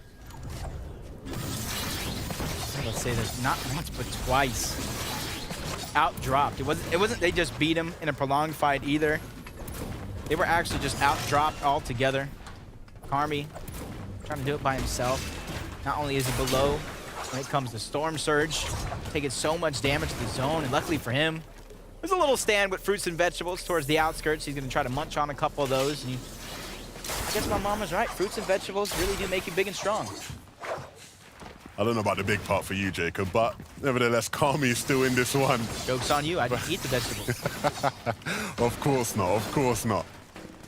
Look, Vanyak isn't alive, and we usually associate the big solo clutches with Vanyak, so this is Karmi's chance to show that he isn't just being carried in this team. He can carry his load when needed. But it will be hard because he's only down to wood, and there is a team right above him, and it's the top dogs of the lobby right now, Jalen and Tweet, who have been doing a lot of work. And the big thing is, with those pulse rifles, wood might as well be nothing. Wood is as good as paper when it comes to pulse rifles and breaking into boxes. So Karmi will be hoping that they just leave him alone. Wood is like going out in negative 30-degree weather with nothing but a hoodie. When you're inside, it makes you feel like you're going to be warm, but when you finally get out into the playing field, it's absolutely nothing. Axe Force and Vortexers, 91 builds on Axe Force. So plenty of material for them to work with, as they got a little bit of journey to get to the zone. But for them, there's not too many teams that are nearby, not too many teams congested that close. So they time it perfectly right. They can get there rather quick and try to gatekeep everyone else towards the outside of the lobby, as Vortexers just trying to go ahead and use those chug splashes, get them as close to 200 effective shield and HP, knowing how dangerous the rotation could possibly be. Pixie and Della, who were looking so good earlier. For a moment, having to just regroup and use a bunch of those chug splashes to get them back into this game. We might not see them play for height the way they have at their very best. But that doesn't mean that they will be quiet in this game. They will still make a bunch of noise. 900 above, Surge is not a problem. They don't have to worry about that. They do have to worry about starting to maybe pick up some refreshes, look to get their heals back that they just had to use, and top up on their materials as well so that they can tarp out the rest of this game. Alvi and Swids, 203. above the damage threshold. Not too far of a rotation for them. So they're going to have the safety of the high ground and the comfortability. Just kind of gather all this information, put shots when they want. With only 29 medium bullets left in Alvy's Red Eye Assault Rifle. You can see why he's not pressuring people from above. Mr. Savage, just a couple of layers below, losing Badil along the way. 43 below the damage threshold. Somebody went down, allowing them to go 188 above, giving Mr. Savage some comfortability. You can see how he's so far spread out from the rest of the lobby as well. Yeah, you saw Artist was the one that actually got the final credit onto Badil, man. These guys are taking out all the top dogs in this lobby. But Mr. Savage is a lone wolf, and he's done that plenty of time. One of the best solo players in the history of this game. And now, maybe a chance to show us exactly why the Norwegian is considered that. Shamoki and Juice Fishy, they're back in this game. They're back trying to show us what they can do. Axforce and Vortexes, who have climbed through the standings today, also have a shot at this one. 295 above the damage threshold. As I say it, they drop 220 damage. Somebody is putting in work right now, 11. And for Vortexes and Axforce, it puts them really on notice that we have to start being proactive. We have to start getting active. We have to start getting the damage that we need, otherwise we might fall behind. For Vortex and Japko, 10 above is all they're going to be able to really capture for now as they use the ODM gears to go around the zone, taking some damage, but that way they can get to the front side and have a little bit more safety on their rotation. Yeah, their position is a lot much better off for it. Trexa and Kiduo, they're also in the front side of the zone, but both players a bit separated there. Not together, they need to get back to each other. Mr. Savage, even as a solo, knows he needs to be aggressive down on Surge. Knows he can't just sit there and be taken out by the rest of the lobby. And so he's going to try and make a play. He's landed on that player's wall, needs to be careful, needs to drop back a bit. But he's looking at the backside. He knows there's going to be players coming, but he doesn't see the ones that he turned his back away from, and that will be the end of his run. But there's still more to fight for. Juice Fishy, Shamoki, they're still alive as a duo. And they're causing problems, Jacob. Yeah, they're one of the teams that we've seen make it to the end of game number 1, skyrocket to the top of that leaderboard. Now it's time for them to kind of play consistent, mimic that style of play as Della and Pixie under siege, under attack. ODM gear, melee attacks really causing destruction to the builds, forcing them on the back, but somebody's going to get into the box, putting a huge shot onto Della. Him and Pixie reunite yet again. The chemistry between these two is absolutely fantastic to watch. It was Artist and Fire, bro, that kept on knocking on the door. They tried to slam it down, push it away, but they couldn't. They just had to slip away. But the game continues. You can see Alvi up on height. They get chopped, and so they need to reconnect. They need to stay up there. Right now, that's their best shot of winning this game. Juice Fishy, Shamoki, they're still moving though. They're still alive in this one, but they're gonna have to start using some of their heals. Yeah, with how quick the zone is moving, there's not too many opportunities to gonna put focus onto the high ground. Slurp Juice, he's able to get one. Back to back at that.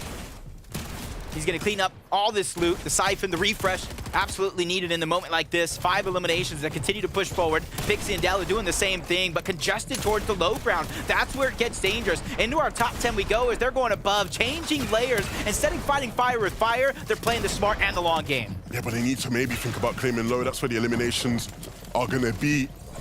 They need to start claiming space. Flixie and Grippe need to start hitting shots, but they can't. Curb, default, really using them shotguns, putting it to work. But time is ticking, and they can't keep up. Alvi has to drop down now. Swizz also dropping down. Nobody really looking to go for heal off. Everybody right now just looking to fight with their shotguns. It's back to what we're typically used to seeing. Skibby is still alive. Juice Fishy, though, in the back of the zone, is eventually going to fall.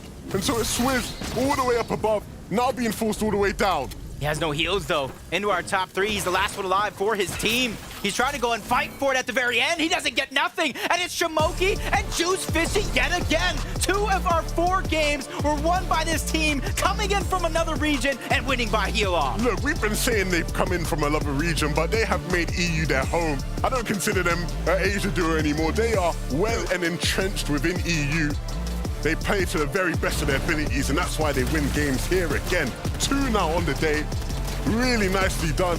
Even when everything didn't look in their favor, they stuck together as a duo, and they hit the crucial shots. You can see here, what a shot that was. That's so difficult. And on to Jalen, the lobby boss nonetheless. Really nicely done from this duo. Getting a siphon this late in the game kind of counts as an extra heal in the inventory. The extra 50 HP that they're able to get, especially in a moment like this, especially for Juice Fishy. He's the one going down and causing destruction for everybody trying to play heal off. That is back-to-back wins. I say back-to-back, but games 1 and game 4 won by these guys doing that exact strategy. They have their roles laid out perfectly. Look, I like what I'm seeing from this team. They've come to Major 2 and they are showing up big. When a lot of our top teams weren't quite able to hit the mark in that game, these guys stepped up, and that's going to do wonders for them in the standings. Look, we have a couple more games left, but who better to break it all down than the analysts? Thank you guys so much. Want to take a moment here to introduce SBG, our special guest hanging out with us, our analyst extraordinaire. Welcome to the broadcast. Hey, Shamoki got himself another victory royale there. Of course, it did happen with the heal off, but this feels a little more traditional Fortnite than we're used to seeing. Yeah, dude was fragging right there. Little combination team play. You have the one teammate just absolutely popping off there in the end game. Then you have the other teammate playing a little safer, keeping all the heals in your back pocket just in case he can't frag that hard. Yeah, look, Slurp Juice Fishy was not even having to utilize that legendary Slurp Juice. He was just slurping up everybody else's health with the refreshes, and I think that it was just an excellent job of weaving in between all of those build cracks wherever possible to connect those shots, because again, aim is everything when it comes to closing out. Yeah, and it feels like a lot of these duos are trying to figure out a similar strategy, right? A lot of them seem to be focusing more on this kind of heal-off meta, but others are saying, I don't want that anymore. I want to be able to push and be as aggressive as possible. It's kind of what we talked about before this last game. SPG, do you feel like maybe some of these duos are looking to implement more aggression? Do you think maybe there's something else they're looking to do? I think certain duos are going to be comfortable playing that aggressive style, but ultimately, not every team's built like that. Not every team can go get 8 elims in this lobby. And when you see Juice Fishy pop off like that and just literally use all these other players for heals, he doesn't need any heals himself, gives them all to Shamoki, that's a great play right there. And this also might have been one of the most closely knit finishes that we've seen so far on the day. So I really love the fact that they were just playing off of each other so well throughout their box movements in order to capitalize on every single one of those elims they were managing to find. Yeah, their pizza seems to have some kind of special ingredient, right? There's a little bit of extra spice on that because 2 victory royales on the day, especially a little over halfway through, does look pretty good. Let's take a look at our standings. How are things shaking out for these duos so far? With that, they now jump into first place, right? They're starting to look, like I kind of talked about, more traditional Fortnite. This is what we're seeing. Eliminations, consistency, and placement. And now they're at the top. It's no surprise to me, though. You get 2 victory royales, you're in first place, and by a decent margin. 20 points is no small feat, and we're in the back half of this tournament now, so these two have set themselves up really nicely for the rest of this tournament. I think they also just did an excellent job capitalizing on the fact that we saw our top 2 contenders with Queasy and Veno, Savage and Vidil going down relatively early. So Slurp Juicy, they were able to take full advantage of it. But again, still a pretty strong showing, I think, from Savage and Vidil, considering that Savage was left in that solo situation. Yeah, and talking about Savage, I mean, we've seen these two absolutely play perfectly through these games, and it's not something that they've exactly done leading up to this. Now showing whatever practice they've put in over the past couple of weeks, the VOD reviews, it's all come into play, and it's working so nicely for them because, I mean, second place, you're behind the team that's won 2 games, and they haven't even won 1 yet, but it doesn't matter. And you have to consider that out of the 4 matches that have occurred so far, half of them you see Savage and Vidil not really having much heals to work with in the first place. So I think the fact that they're still managing to hold on to that top 2 threshold just kind of indicates that they're doing a great job at just managing their placements overall. Looks so good and continues to look good. Now, of course, why don't we take a moment? Let's talk about Storm Surge. Okay, the dreaded Storm Surge. Let's discuss how these duos may be looking to deal with this, especially, remember, the brand new meta. We're trying to find our ways to make sure this doesn't affect us as a duo. So what are we seeing? Well, for starters, we're actually witnessing, I think, a great usage out of these teams because one team in particular really took full advantage of their positioning in Frenzy Fields, and Airtrap, alongside of his duo, were really just micromanaging everyone that was trying to funnel in a little bit late from Mega City. And it's that game you're playing of, do I want to get center zone or do I want to play edge? And we see there's just a wave of teams coming through. They know they can play edge, and they're just going to sit there, farm all these tags, because if you don't get enough damage early, you're going to run into problems where every single zone, then you have to work to continue to get that damage. And then every single time, it just set them up so nicely because they had the height to utilize the whole way through. They also had the red eyes, which are definitely going to help you finding the accuracy for those storm charge tags. And I think overall, they kind of just understood that they had ample time to work with here. Everyone has to have that strat, and we saw it from them. This is clearly their strat. Play edge when zone pulls to the west, knowing teams have to funnel into you. Hey, it's not going to pull that way every time, but when it works, it works. Yeah, again, it's just all about adapting, right? That's what Fortnite's all about. How do we take all the tools in our toolbox and turn this into a victory royale or a high placement? We do have a little bit, before this next game. I kind of want to talk to you, SBG. You've been watching. What are your expectations kind of going in? Are there any trends you're seeing? Not heal off, but maybe how looking to combat that or even other strategies? I mean, I think that high ground play we've seen work pretty consistently. The sky base, you've mentioned it before, just going up there and looking to play passively. You don't really need to do too much while you're up there, but you're not going to get punished when you do get chopped out, so you don't really have anything to lose. So I'm surprised we're not seeing more teams try and go for that play because most of those teams are on a single build and really easily chopped out. Absolutely wild. Game 5 is here, and it is just about time to get into all of the action once again. So everybody grab a kinetic blade, grab some popcorn, find your seats. 2 more games. How does this unfold? Let's find out.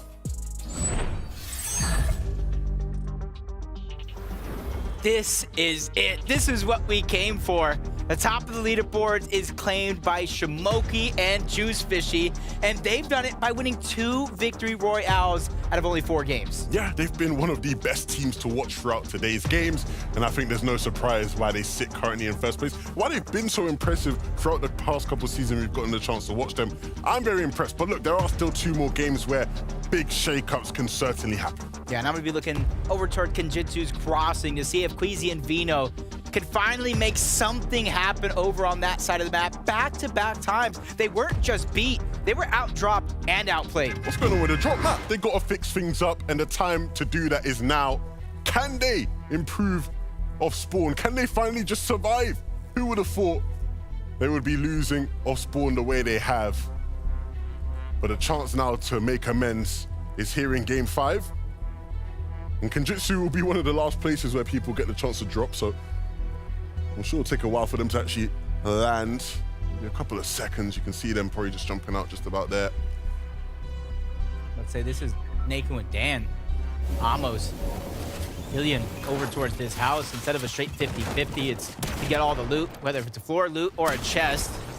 Dan's going to be the first player down in this game overall, forcing Neku on the back foot. Luckily for them, Amos didn't get that kinetic blade straight off the rip, so he's going to have some chance to try to run, create some separation, create some distance between him and his counterparts, but that's not going to be a possibility. I'm not going to lie. I think I just saw Thomas HD go down in the feed, yeah. To Ziandi. Malibuka down as well. That's over at the racetrack, I believe. Ziandi and Ugo is switching up their spots seemingly, and now causing chaos for some of the best teams in the lobby. Oh my goodness. What is going on here? Definitely. That was a 6-place team going down. Yeah, definitely something you don't see every single day. A lot of our top teams, or at least a lot of our superstars of the region, seemingly going down right off of their POI. But this time around, we asked the question, Queasy, Vino, are they going to switch it up? And they have this time, lasting just a little bit longer off spawn. Queasy has that legendary Havoc pump shotgun, so he's definitely gonna be able to pack a punch, but this time he's gonna use the ODM Mythic Strike to try to break some of the builds, allowing Vino to try to get in and close it out that much quicker. Sorry, everybody. Jacob's actually colorblind. It's epic. It's not legendary. Legendary's the gold one. I wish you could see the smile on Jacob's face. Vino winning off spawn here against Fiber and Artist. Finally making amends for what went wrong. You know what I think it is? What is it? I think of Epic. I think of Epic Games. I think of all they've done. So many great things. So you would imagine that would be the gold rarity. But you know, my boy Biscuit's probably watching this right now, making those same notes, letting him know, okay, he said it at least twice right now. We're gonna have to have a talk after this game. Look, they're not gonna name a POI after you, mate. You can calm down. Either way, Shmeki and Gabix over at Lonely Labs, they've been contested all throughout the day.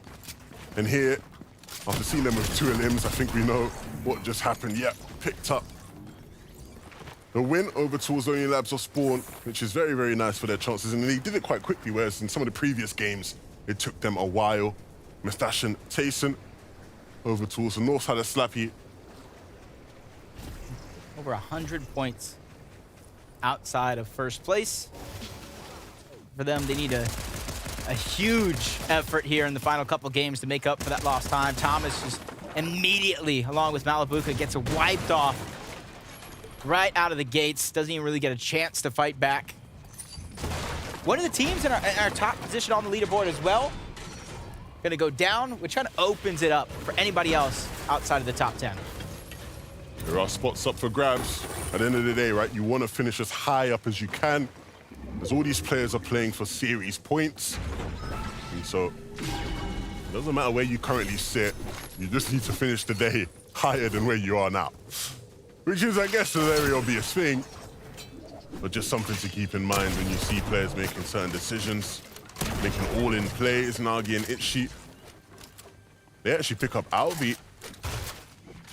And this is a duo that was very, very deep in that last game, almost winning it. So to see them go down so early is not ideal whatsoever. Albi getting taken out. Will his duo be able to make amends, get revenge? Robab and Wox in the midst of a fight. Something I feel like I've said so many times over the past couple months.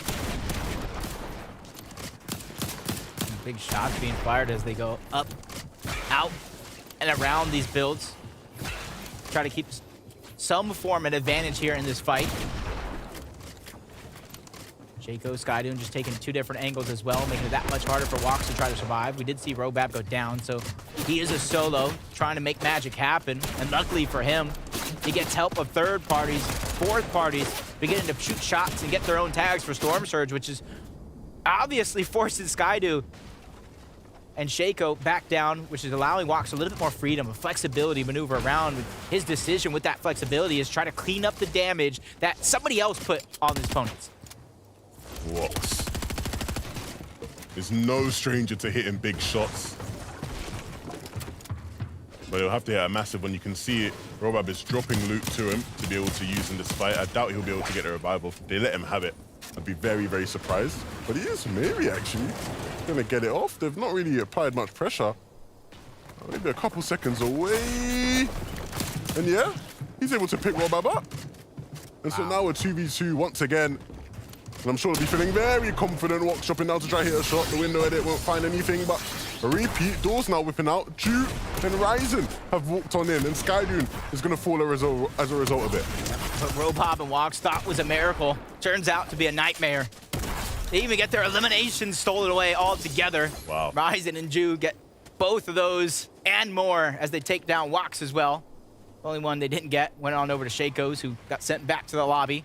So at least he got some points in this game. At least he progressed just a little bit, which is all you can really ask for, because a lot of these teams, what are they fighting for? They're fighting for those series points and their placement on the series board, leaderboard for the next 3 weeks. These teams will be fighting through different rounds of FNCS to make the finals. Where you place at the end of each week's finals, you get granted those series points. And so for the players who didn't quite make it to this round, if maybe your favorite duo didn't make it here, there is still hope for them if they can rack up the series points in the next couple of weeks. And qualifiers, so there are still 2 other qualifiers that will give them that chance. And maybe if they don't quite get enough to qualify for the finals, there will also be Surge Week that they can potentially qualify for and play in.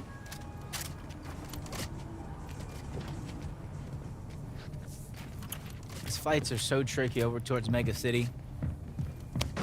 I feel like it's very, very similar to Rave Cave when you're fighting, to where if you don't actually know the terrain and you're trying to traverse in and out of these buildings of Mega City, you can easily get caught off guard versus a team that knows the in and outs, all the nooks, all the crannies. So playing careful against teams towards Mega City, tough. Grip A just lands a shot from above onto Ref's guard, giving away his position. As he's trying to continue on that damage, doesn't want to let these heals and the damage go to waste. 2 pieces going under his control. Make it 3 in a row as he continues to try to close the distance between Ref's guard, Hell's Fire, and himself. His teammate even getting that additional angle. You see they reunited for a quick second as they thought they were going to get pushed. Uh-oh. Backed up just a little bit. Great defensive shots to try to slow down their opponent. They're using that moment as a way to try to escape, and they're using other players closing in on the same distance to try to get out, but it's User who actually takes down Hellfire trying to escape. Storm's coming in, so that isn't really going to phase them. It being a low tick, and they are very close to being able to get in safely. Both of these teams, everyone just wants to get the one up over each other. Restgard patiently waiting for somebody to waltz through that door and make that mistake. They might be waiting for a long time. It doesn't look like Gripper and Flixie are gonna look to go in that direction. Look to get in a different side, move down south a bit here. I wonder who got most of the loot from Mega City. So many people probably going to fight for those same scraps as well. A lot of open slots in the inventory, a lot of health going to be needed. So great place to try to pick those up, or honestly the rest of Mega City altogether. One of the biggest POIs we've seen in all of Fortnite. As Minnie's boy right here, Jalen and Sweet, trying to have a better performance. I love how we've just designated Jalen as Minnie's boy.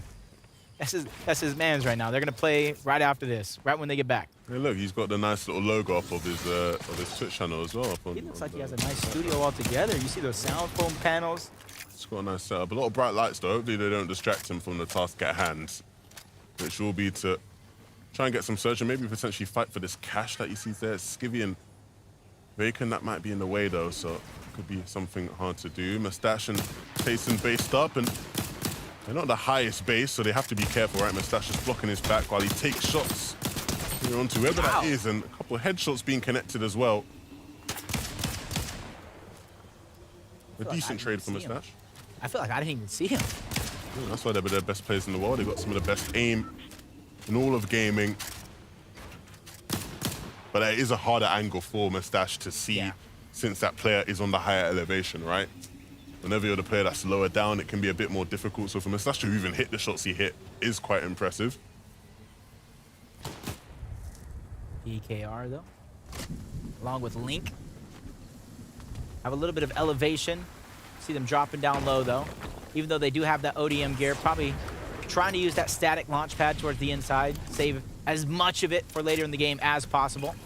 Even going for the loot that's nearby. Another med kit there for PKR to use once he eventually travels in this direction, saving those instant heals, those chug splashes for later in the game. We've seen how impactful, they're literally game-changing the way this one plays out in the end game.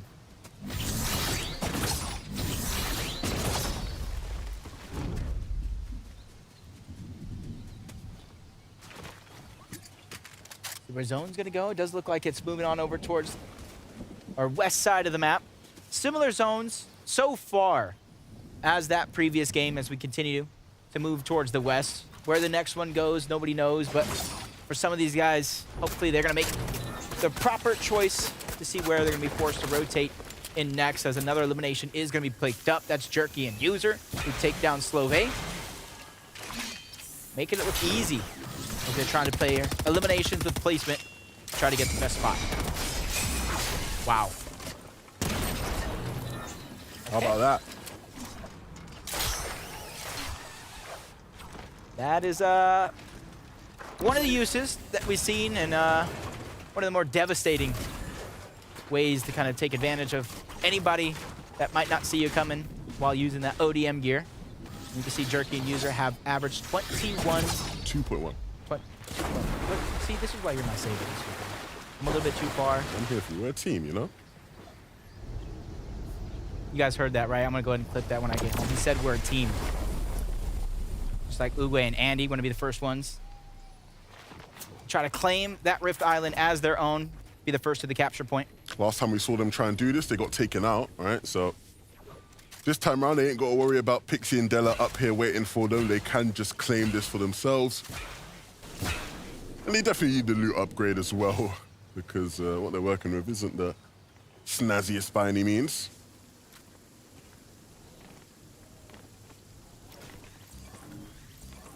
Swizzy and Shimoki have been playing absolutely lights out. They've won a number of heal-offs on the day. Luckily for us, though, we have Mini Miner. How are they getting these heals, and how are they making it last to the end game?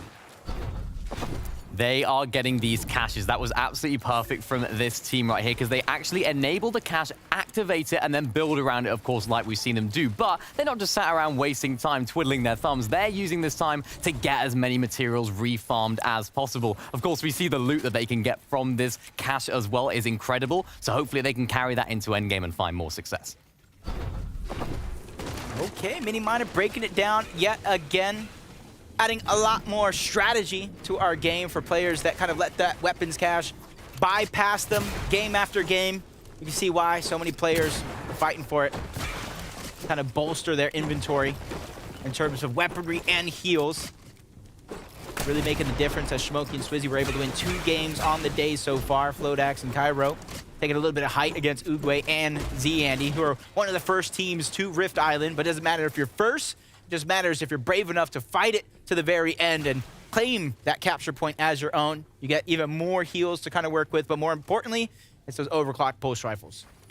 I was hoping they'd be able to claim the capture point nice and easily, but unfortunately, once again, that's just not going to happen, and understandably, right? It's so valuable to Rift Island, what you get from it.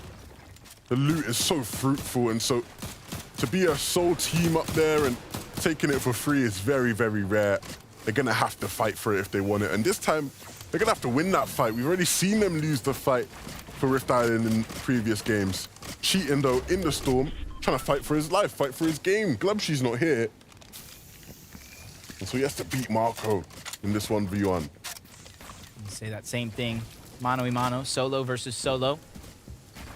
Not deep in the zone for now, but in 45 seconds, that zone will continue to move. And then they'll be pretty deep in zone. With only 40 ticks onto the med miss, Marco knows his options, his resources in terms of regaining that heal is running out.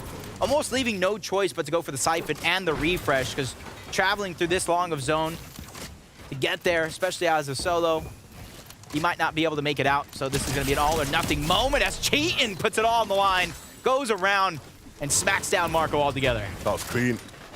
That was clean. You saw the sort of run and jump as he peeks around that corner and then connected with a shot as well. Ooh, what a shot from Curb here.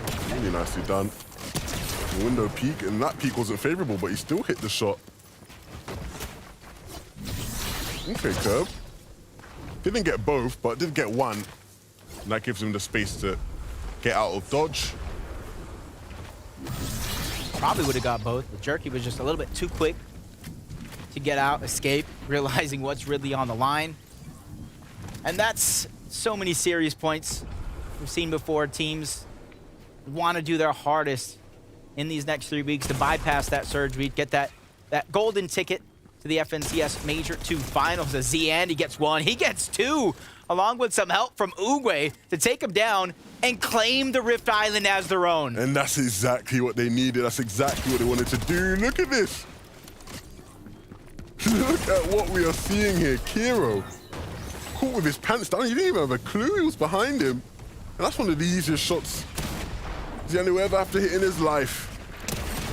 Nicely done, though, to claim the Rift Island, and the loot they get from that is so, so strong. We'll see if they can turn that into a good game. Slove and Asa, we've seen them come close to winning today. But the problem when they tried to win was that Storm Sickness was not on their side. And here again, deep in the zone, taking ticks. If they are able to make it to a top 2 situation again, you've got to think they'd run into a similar problem. I'm just nervous for how long this has taken. They got such a far pull when it comes to the zone. They're literally the farthest 2 teams outside of the zone right now with the most distance to cover and not a ton of heals. That's why Slove is trying to make up for lost time. Only 40 left onto the med miss. It's now or never. The longer you take here, kind of closing down the options and the flexibility you have in terms of being able to disengage from this fight. Slap juice there into the distance. But that's absolutely nothing, even if there is a full stack of 6. Curb might just find the timing as well, just to sneak in on them as they try and distance themselves. He hears that kinetic blade go off, and so he decides he wants to try and get a bit eager, look for some shots, and shots he'll find. Not a bad chunk of damage being dealt there, and it'll give him the space to reboot as well. That, if anything, is the most important thing for Curb in this situation. He gets to stay alive, and he gets to reboot his teammates. How long are they going to be able to stay alive is going to be one of my biggest questions, because their opponents already began their own journey trying to cover the distance. They have so much ground to cover themselves. They're going to have to scavenge for heals left, right, and center on their way, as Shmoky and Juice Fishy looking pretty. Not too much to worry about for them. Mr. Savage and Vidil towards the low ground. Max Mats almost to the heals that make me wonder. Vidil just has big pots and shields. You got to imagine Mr. Savage being his true other half, making sure they have some HP that they can regain later in the game. And you got to imagine a lot of these teams, a lot of these players are able to carry those boxes of pizza later on in the game because they're simply saving the augment. They're not activating it until the late portions of the game overall. Yeah, we saw people save augments back in Major 1, right? A lot of people would save for mythical munitions, try to get that mythic pistol in the endgame situations. This time round, this season, this Major, they're saving it so then they can pop some pizzas for the heal off.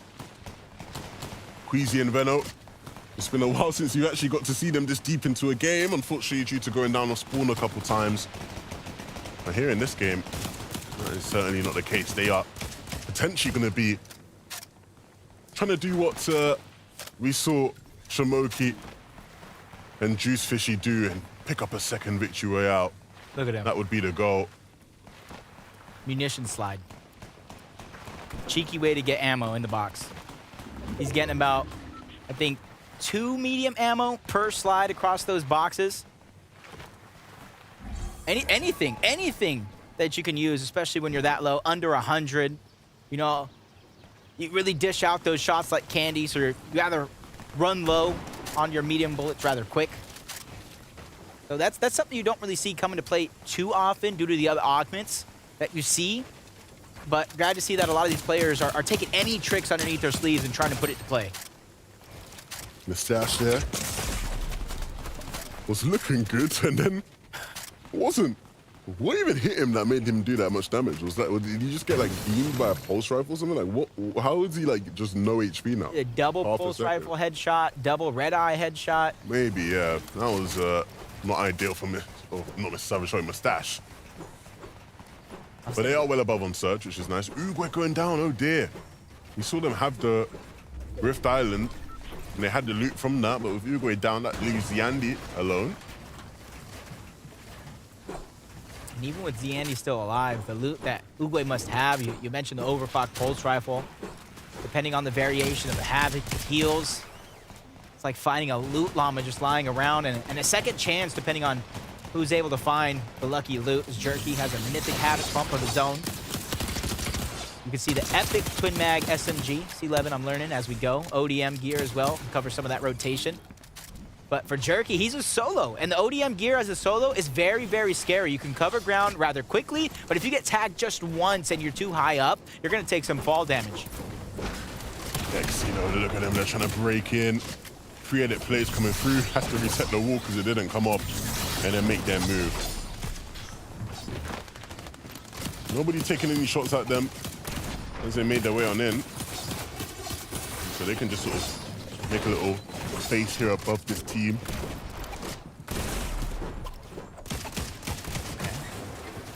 Look at his dude. Oh, you see the pre-edit coming out. Yeah, they want to make it, they want to do it. They see an opportunity, they see an opening. I don't know if Drew will be expecting it. They make some noise now, and so surely he'll be alert. But he just has to hide. He's hiding in that corner. I don't know if they saw him. I don't know if they saw him. He's just trying to hide. He's clearly vulnerable. They clearly didn't. It's just what happens when you're just too quick for your own good. Quickly looked in, didn't see anybody actually in the box, didn't look under the cone. And that's a wood cone too. Just take a couple extra seconds, try to assess the situation, especially with how far you got up until that point. Tayson's left alone. Him and Mustache are just playing a game of tag. You go as a solo. You go as a solo. Your turn, my turn. But when it comes to Tayson's loadout, it's definitely one that can get the job done. Yeah, and I think regardless of how this day closes out for this team, as the reigning champions, there will be respect on their name. I think anybody who's not familiar with Tayson by now, he's considered by many the greatest Fortnite player of all time, and rightfully so. He's won so many championships.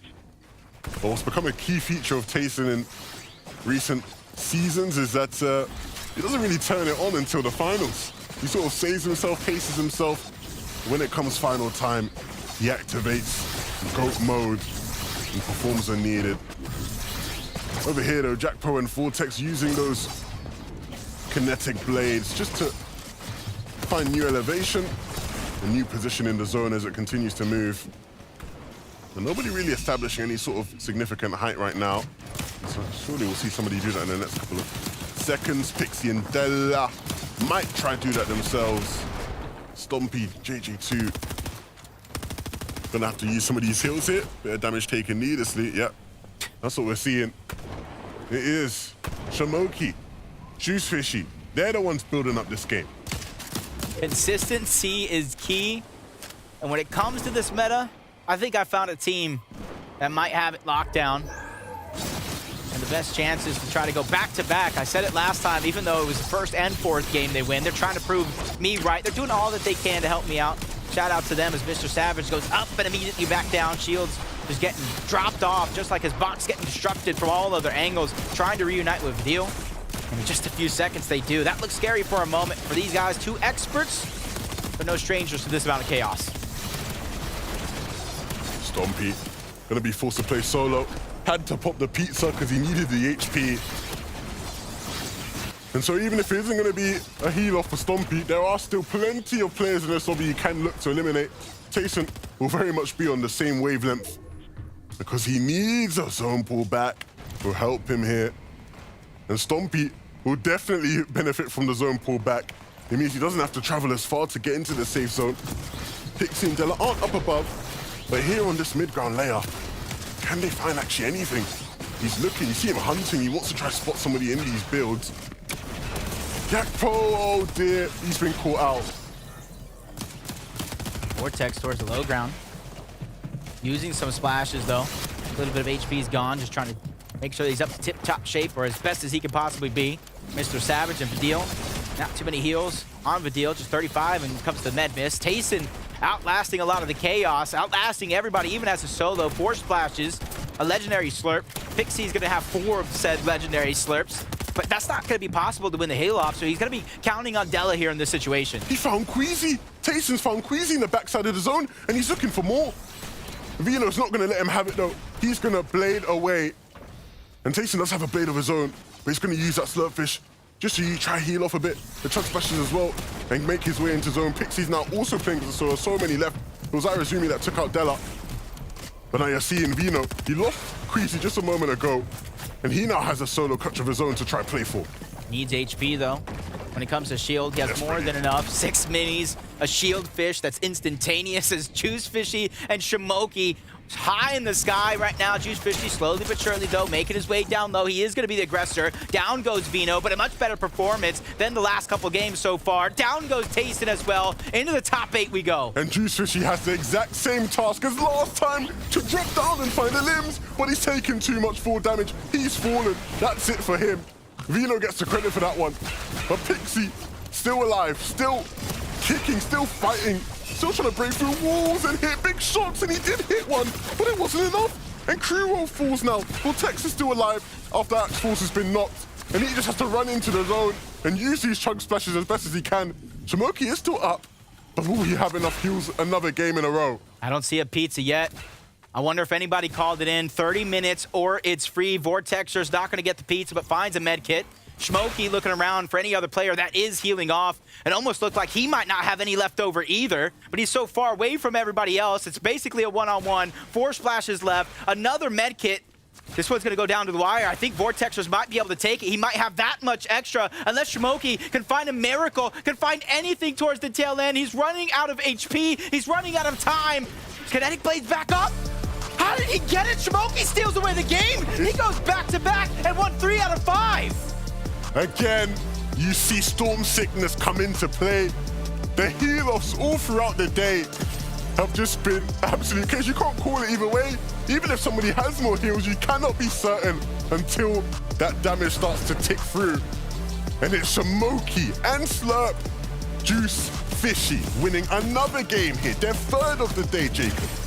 That storm sickness had me messed up just a little bit, let me tell you, Levin. I was looking, peering left, right, like a game of ping pong, and I thought Vortexers was gonna be able to take it, but storm sickness. Smokey and Juice Fishy are doing a fantastic job throughout the start to the very end of the game to not take a single tick of storm throughout their path. And the funny thing is there, at the end, you see Smokey just using his kinetic blade in panic, trying to search, trying to find something, because he thought he didn't have it. He didn't think he was gonna win the game because he had run out of heals. But unfortunately for him, well, fortunately for him, I should say, his opponent did not have the means to stay in the game either way. But 3 games now. This is the first qualifier. Coming to the first qualifier and winning 3 games is no easy task at all. Yeah, they have the hat trick in terms of victory royale, and you gotta imagine they gotta be sitting pretty in first place on that leaderboard. But where is everybody else? Zeke, friends, let us know. Well, the hat trick coming out here. You know, some people, they take a meta and they just say, this is now my meta. I will now succeed. For this duo, they're doing it. It's been incredible to see them, and we saw them go for that high ground play. This is slightly different. A little less elims. We don't see Juice Fishy just frag out like we did last time. Shimoki went for the 11-2K experience and just sat up there on height. Yeah, it's a little bit impactful, I think, when you don't have to expend as many of your resources or heals in particular, because there wasn't really anybody to challenge them. They were just simply too far up above the rest of the lobby, and they had ample builds to basically keep themselves at that high ground play for so long. But the legendary slurp juices, I think, were really the key piece here for Shimoki. Do you think it's a name buff? Do you think slurp juice in your name is a buff? Yeah, it gives them secretly 2 additional healing per second. No, it doesn't, of course. I do want to ask you guys your thoughts on this. Every time I feel like we look up in these games, they're so high up there, but they're only on single builds.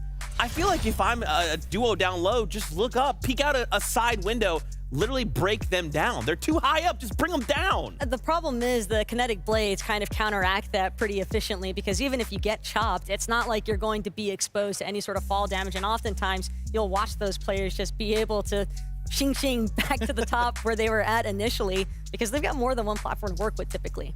Yeah, and there's no real punish to it too. When you're getting dropped down, you just quickly hit the blade or aerialist, and you don't wind up having problems with fall damage. Although I am surprised, like you, it's weird not to see more teams just at least take a couple of shots when you're on those wood builds.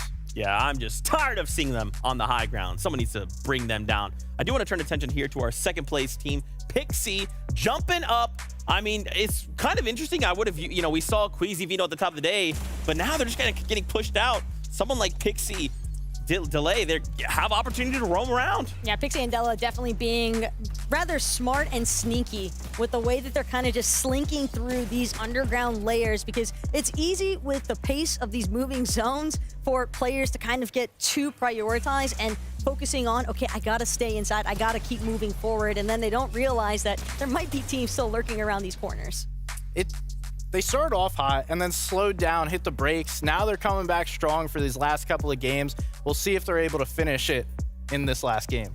I do want to take an opportunity here, do something really cool. Let's take a chance to look at the damage done from games 1 through 4. I want to focus in and see which duos are doing the most damage. I feel like I'm not surprised. I feel like we've seen quite a bit of Juriki today. Man, the numbers do kind of speak for themselves.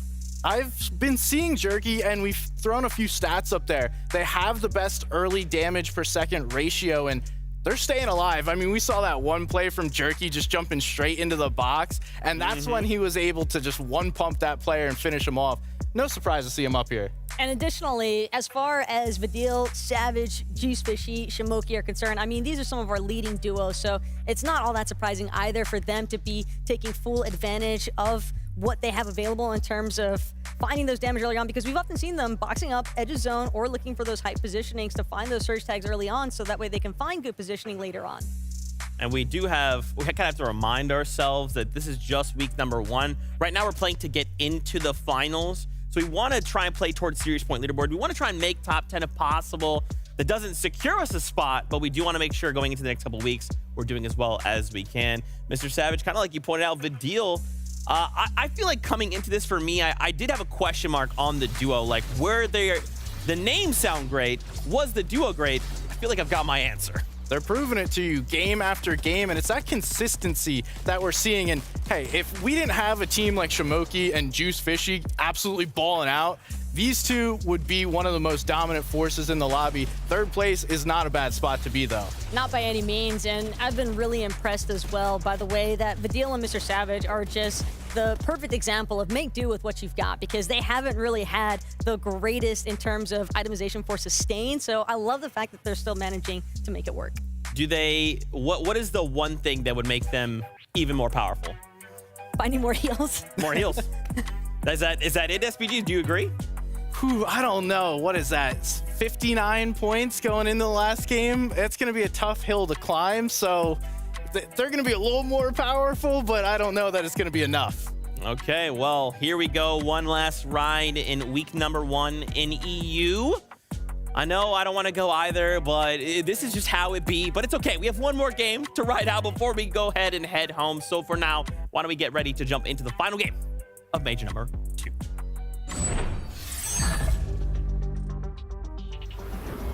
Our final game and our final go-around for week number 1 of FNCS Major 2 and our continued trip throughout the season for our FNCS Global Championship at the end of the year. I'm Jacob PR. Joined with me is the fantastic 11-2K for our last game. Are you ready? I am more than ready. I am more than ready to hop right back in because these games have been electric. And we've had one team in particular who have really had a taste for victory today. Juice Fishy and Shamoki winning 3 of the games we've played so far. But one of the off-spawn battles that has been very interesting to watch, Queasy and Veno, one of the top teams in all of the world, have had their fair share of struggles off-spawn. They lost 2 of those games, 2 of those battles. It's not as 50-50 this time. They've not been out-dropped per se, but it's Firebro and Artist have caused them so many issues here. Even though they didn't necessarily get out-dropped, they change up their strategy of their drop altogether. Instead of going for the highest point over towards Kinjitsu Crossing, they're going to go try to play inside of the building. But Buffly, Queasy, and Vino both get that epic kinetic blade, so they get the 3 different charges. Firebro is at least going to find the ODM gear to kind of break through the builds. And in a POI like this, breaking through those builds could be very, very rewarding, and it could not be, as Vino just takes the highest point at this current location and does so much damage as he looks down low. Shield bubble is going to allow him to kind of play with his opponent. Fires down a shot as he drops down as well. Him and Queasy, though, doing a good job of the bait and switch to stay on top. And there goes the first elimination and drop by Vino. Queasy and him hip to hip right together to try to use their teamwork to make the dream work. And they get another elimination and a huge off-spawn battle win in Game 6. All these fightings in between, in and out of the shield bubbles, it makes me feel like I'm watching Zero Build or something. The way these guys are dancing around there. Off-spawn though over towards Racetrack. Uruguay and Ziandi last game shocked the world by beating up and putting down Thomas HD and Malabuka. And you can see there, they've taken down Thomas HD early on. And Malabuka, does he really stand a chance against these two? Not here in the last game. That will put their run to an end. I don't know who it was, that pink arrow right there on the minimap, top right. So much damage on the flank of Malabuka. He didn't build himself a full box, left him susceptible to the third party. And that was Uruguay and Andy to take advantage of that little bit of an extra helping hand, either inadvertently or not. Kind of nets them 2 more points to their total. And a whole POI to kind of loot up, just like Merstash and Tayson, something you don't see every day. Southside of Slappy Shore has looted up the little bit that they wanted and immediately began to rotate on out. You got to imagine how much is actually left over for Tayson and Merstash to grab up. Dan and Nako have had their fair share of off-spawn struggles today. Trying to make amends here in the last game. The last game's all that matters, right? It doesn't matter if you lost 5 games in a row. If you win the last game, you're a winner in some capacity. It's the only thing people remember. So at the end of the day, have some resemblance of being right. Nako and Dan just, honestly, instead of just bringing it all straight down to a 50-50 in so many games that we've seen before, it does look like he's just going to try to rotate on out, and might be the best decision that they're making so far, because Vortex and Yapko is slowly but surely moving in, trying to third party. They say Neku trying to rotate on out and reunite with his teammates. Those are going to be the first shots that we've fired so far. But they know at least one other team lands at this POI. They just don't know exactly where they're at. So we have to stay careful, have to be aware. Dylan Savage, who have impressed me so much throughout today. Really, really showing up and showing all their fans that there is reason to be excited. There is a reason to believe in the hype. And here looking to third party this fight over towards this Naughty Nets area. Obey and Asa are going to be the ones towards the low ground. Hormick and Zoom, though, have a little bit of that elevation. Another team moving in, creeping on this location, waiting for everything to play out so they can try to third party. That was Savage and Vidil that you mentioned moments ago. And a team like this, they have all the patience in the world to execute a strategy like this.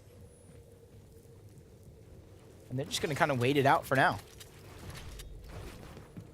I said that. There goes the distance. Wait no more. My goodness. Savage just like flew past him. I don't think he even has a clue he did. And now taking shots backwards onto these guys.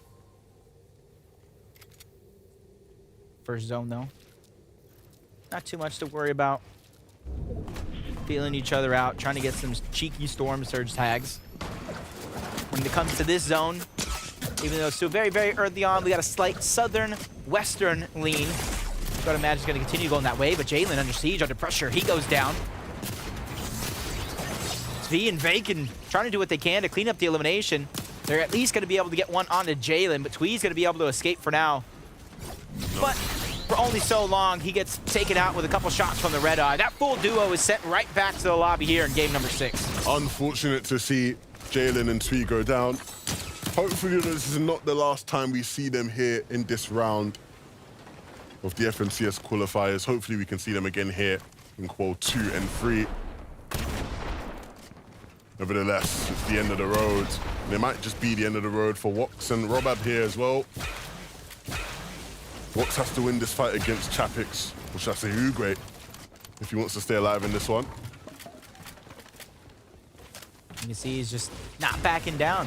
You gotta imagine Robab possibly hitting a shot on his way down, and that's Wox just trying to clean it up. But you hear the splashes towards the low side. Plenty of them at that, but doesn't matter near here or there because he gets tagged up big time.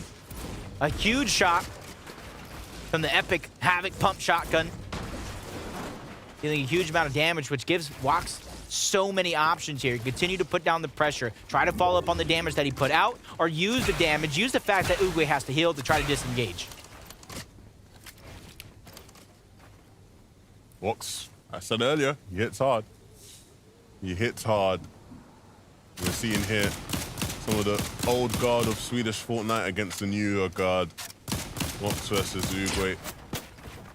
But they're not going to allow this to be a 1v1, whoever that is in the distance taking shots at Wox. They want to get involved in this fight somehow. Why should they have all the fun? As they're slowly but surely trying to close the distance, but Wox spots it out.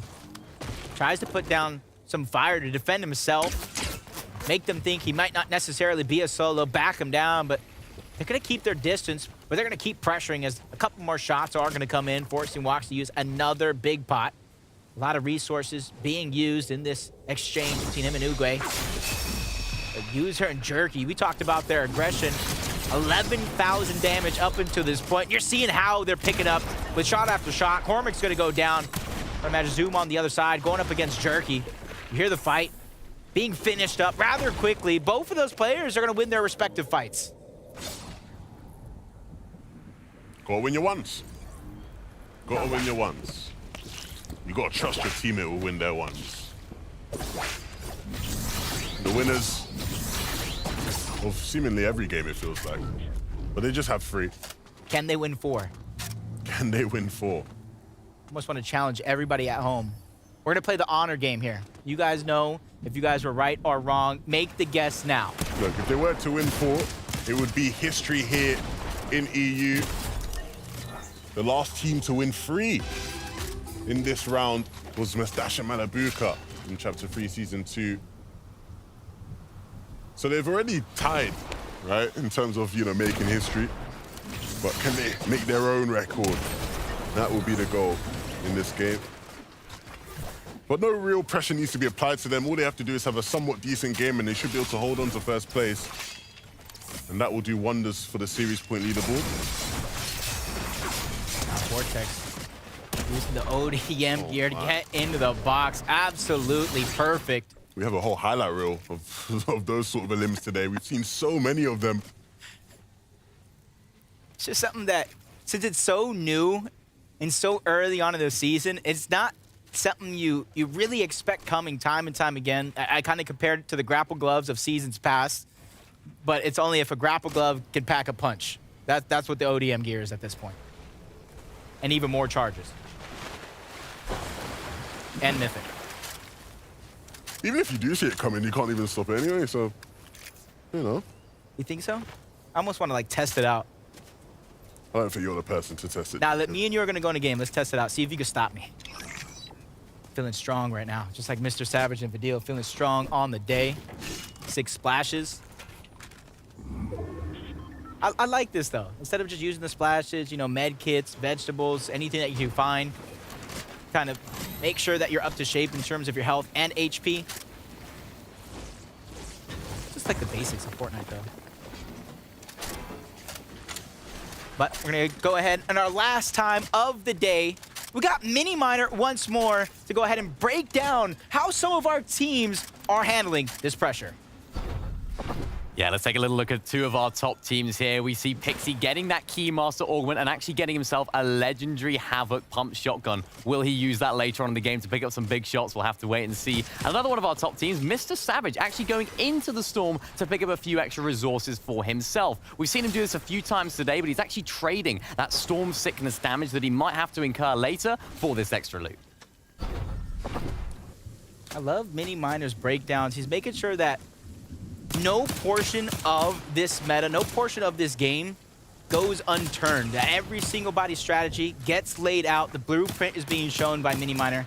So shout out to him one more time to making sure that we're up on our game when it comes to Fortnite, especially this season. User and Jerky trying to continue their incredible aggressive run throughout this tournament. Seems like they can go up against any team in this lobby and give them a run for their money. President Drew here in the Storm at Mega City. We've seen this a couple times where these fights just sort of lag on a bit, take their time. But Jerky's got a vendetta. Him and User will want to win this fight, but that starts with hitting the shots, and Drew will close it out and he'll dance as well. Insult to injury to close off today's games for Juriki and User. And using the charged pump shotgun, something that you don't see every day. You get it from an augment along with a flint knot pistol. So definitely using every single resource in this last and final game. Pick up as many points as possible, including Queasy and Vino. We saw them at the start of this game, choosing to play inside of the building towards Genjutsu Crossing, giving them a much better chance to last longer. They continue to go towards the outskirts. That's their strategy here in the last game and in this one. Play towards more of the slower side of the zone where there's not that much congestion at. And that's going to allow them to, or at least give them the best possibility to save as many of those heals as possible. Well, that is just their style for getting Storm Surge. It's been their style for a lot of seasons now, right? They don't play Surge bases in central areas of the zone. They haven't done that, and they rarely ever do that. I don't think they ever will do that, right? They like to play Edge Surge, and they're one of the best teams in the world to play the way they do.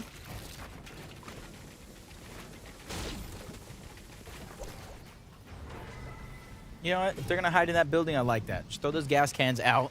If anybody tries to close in, push up, box fight them. They have a surprise coming, let me tell you.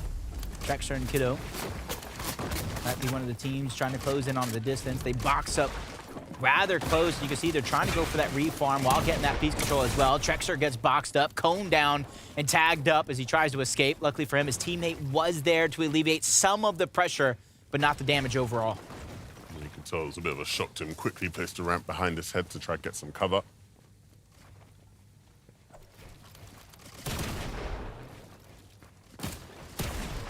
Two different elevations here. Could become tricky if they try to kind of burst out those boxes and land some shots on the Howie. Tinsley's just waiting in the wings with a different angle, but they're slowly but surely backing down their opponents. And for their opponents, that's huge because you can see them extending their boxes, building more real estate, allowing them more room to kind of work with, pop in and out of the covers, maybe get a cheeky shot.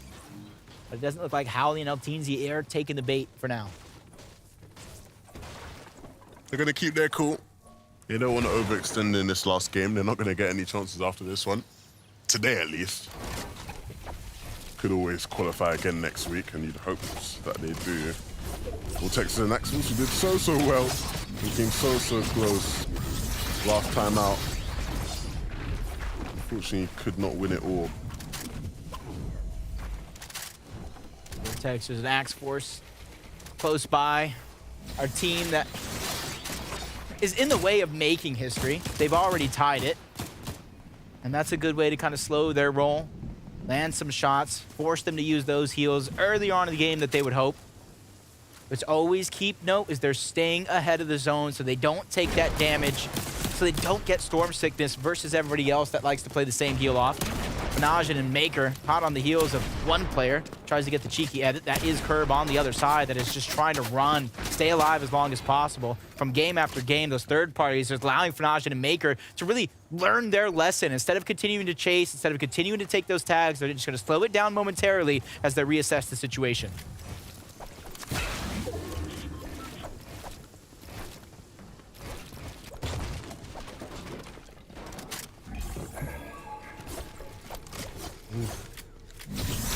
Oof. I'm about to say, those are one of those situations.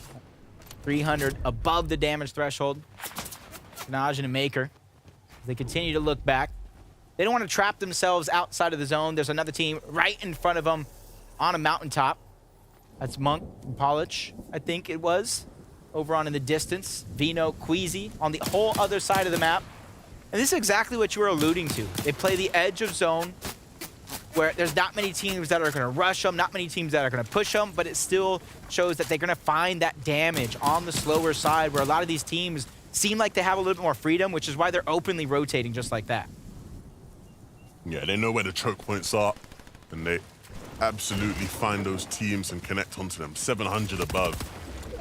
It's a nice spot to be at so far. But today it looks like we will be finishing things over towards Frenzy Fields, dead center of this POI right now.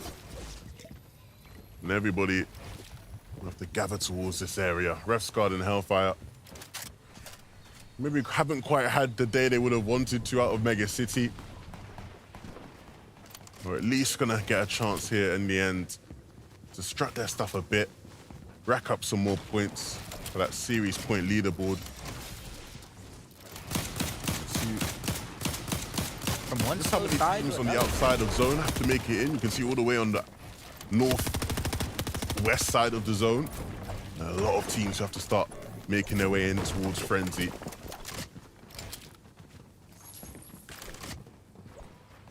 So as everybody moves in towards Frenzy, like you're talking about, it's mainly a lot of those teams that are coming from the west, the north part of the map. They're going to get a little congested. Queasy, Vino towards the south. They got themselves an easy rotation.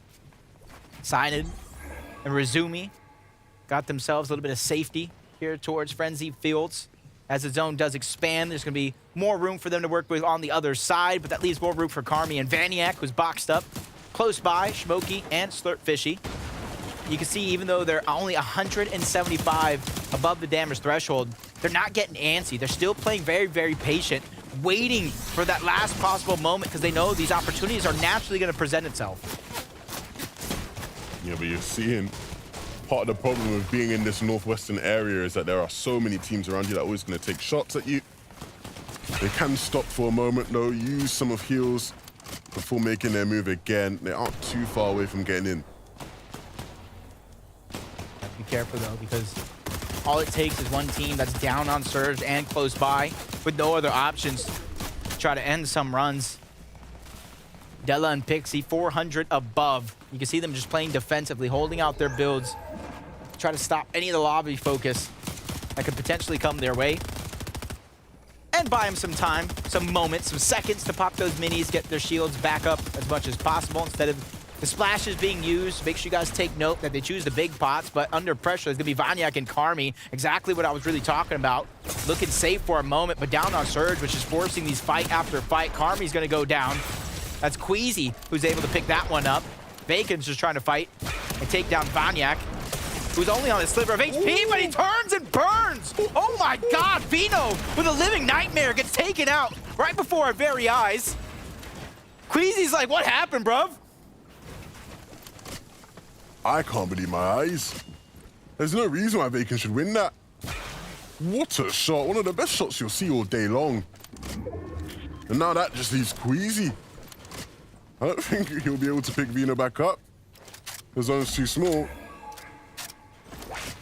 And so it's just going to have to be a solo clutch, but let's take a look at that again. Bacon here, he was fighting Vanyak. Vino snuck up on him and he just hit the shot of his life. 180. Bang. Oh, Vino's gone. Oh my God. Vino lands almost a full spread himself as well.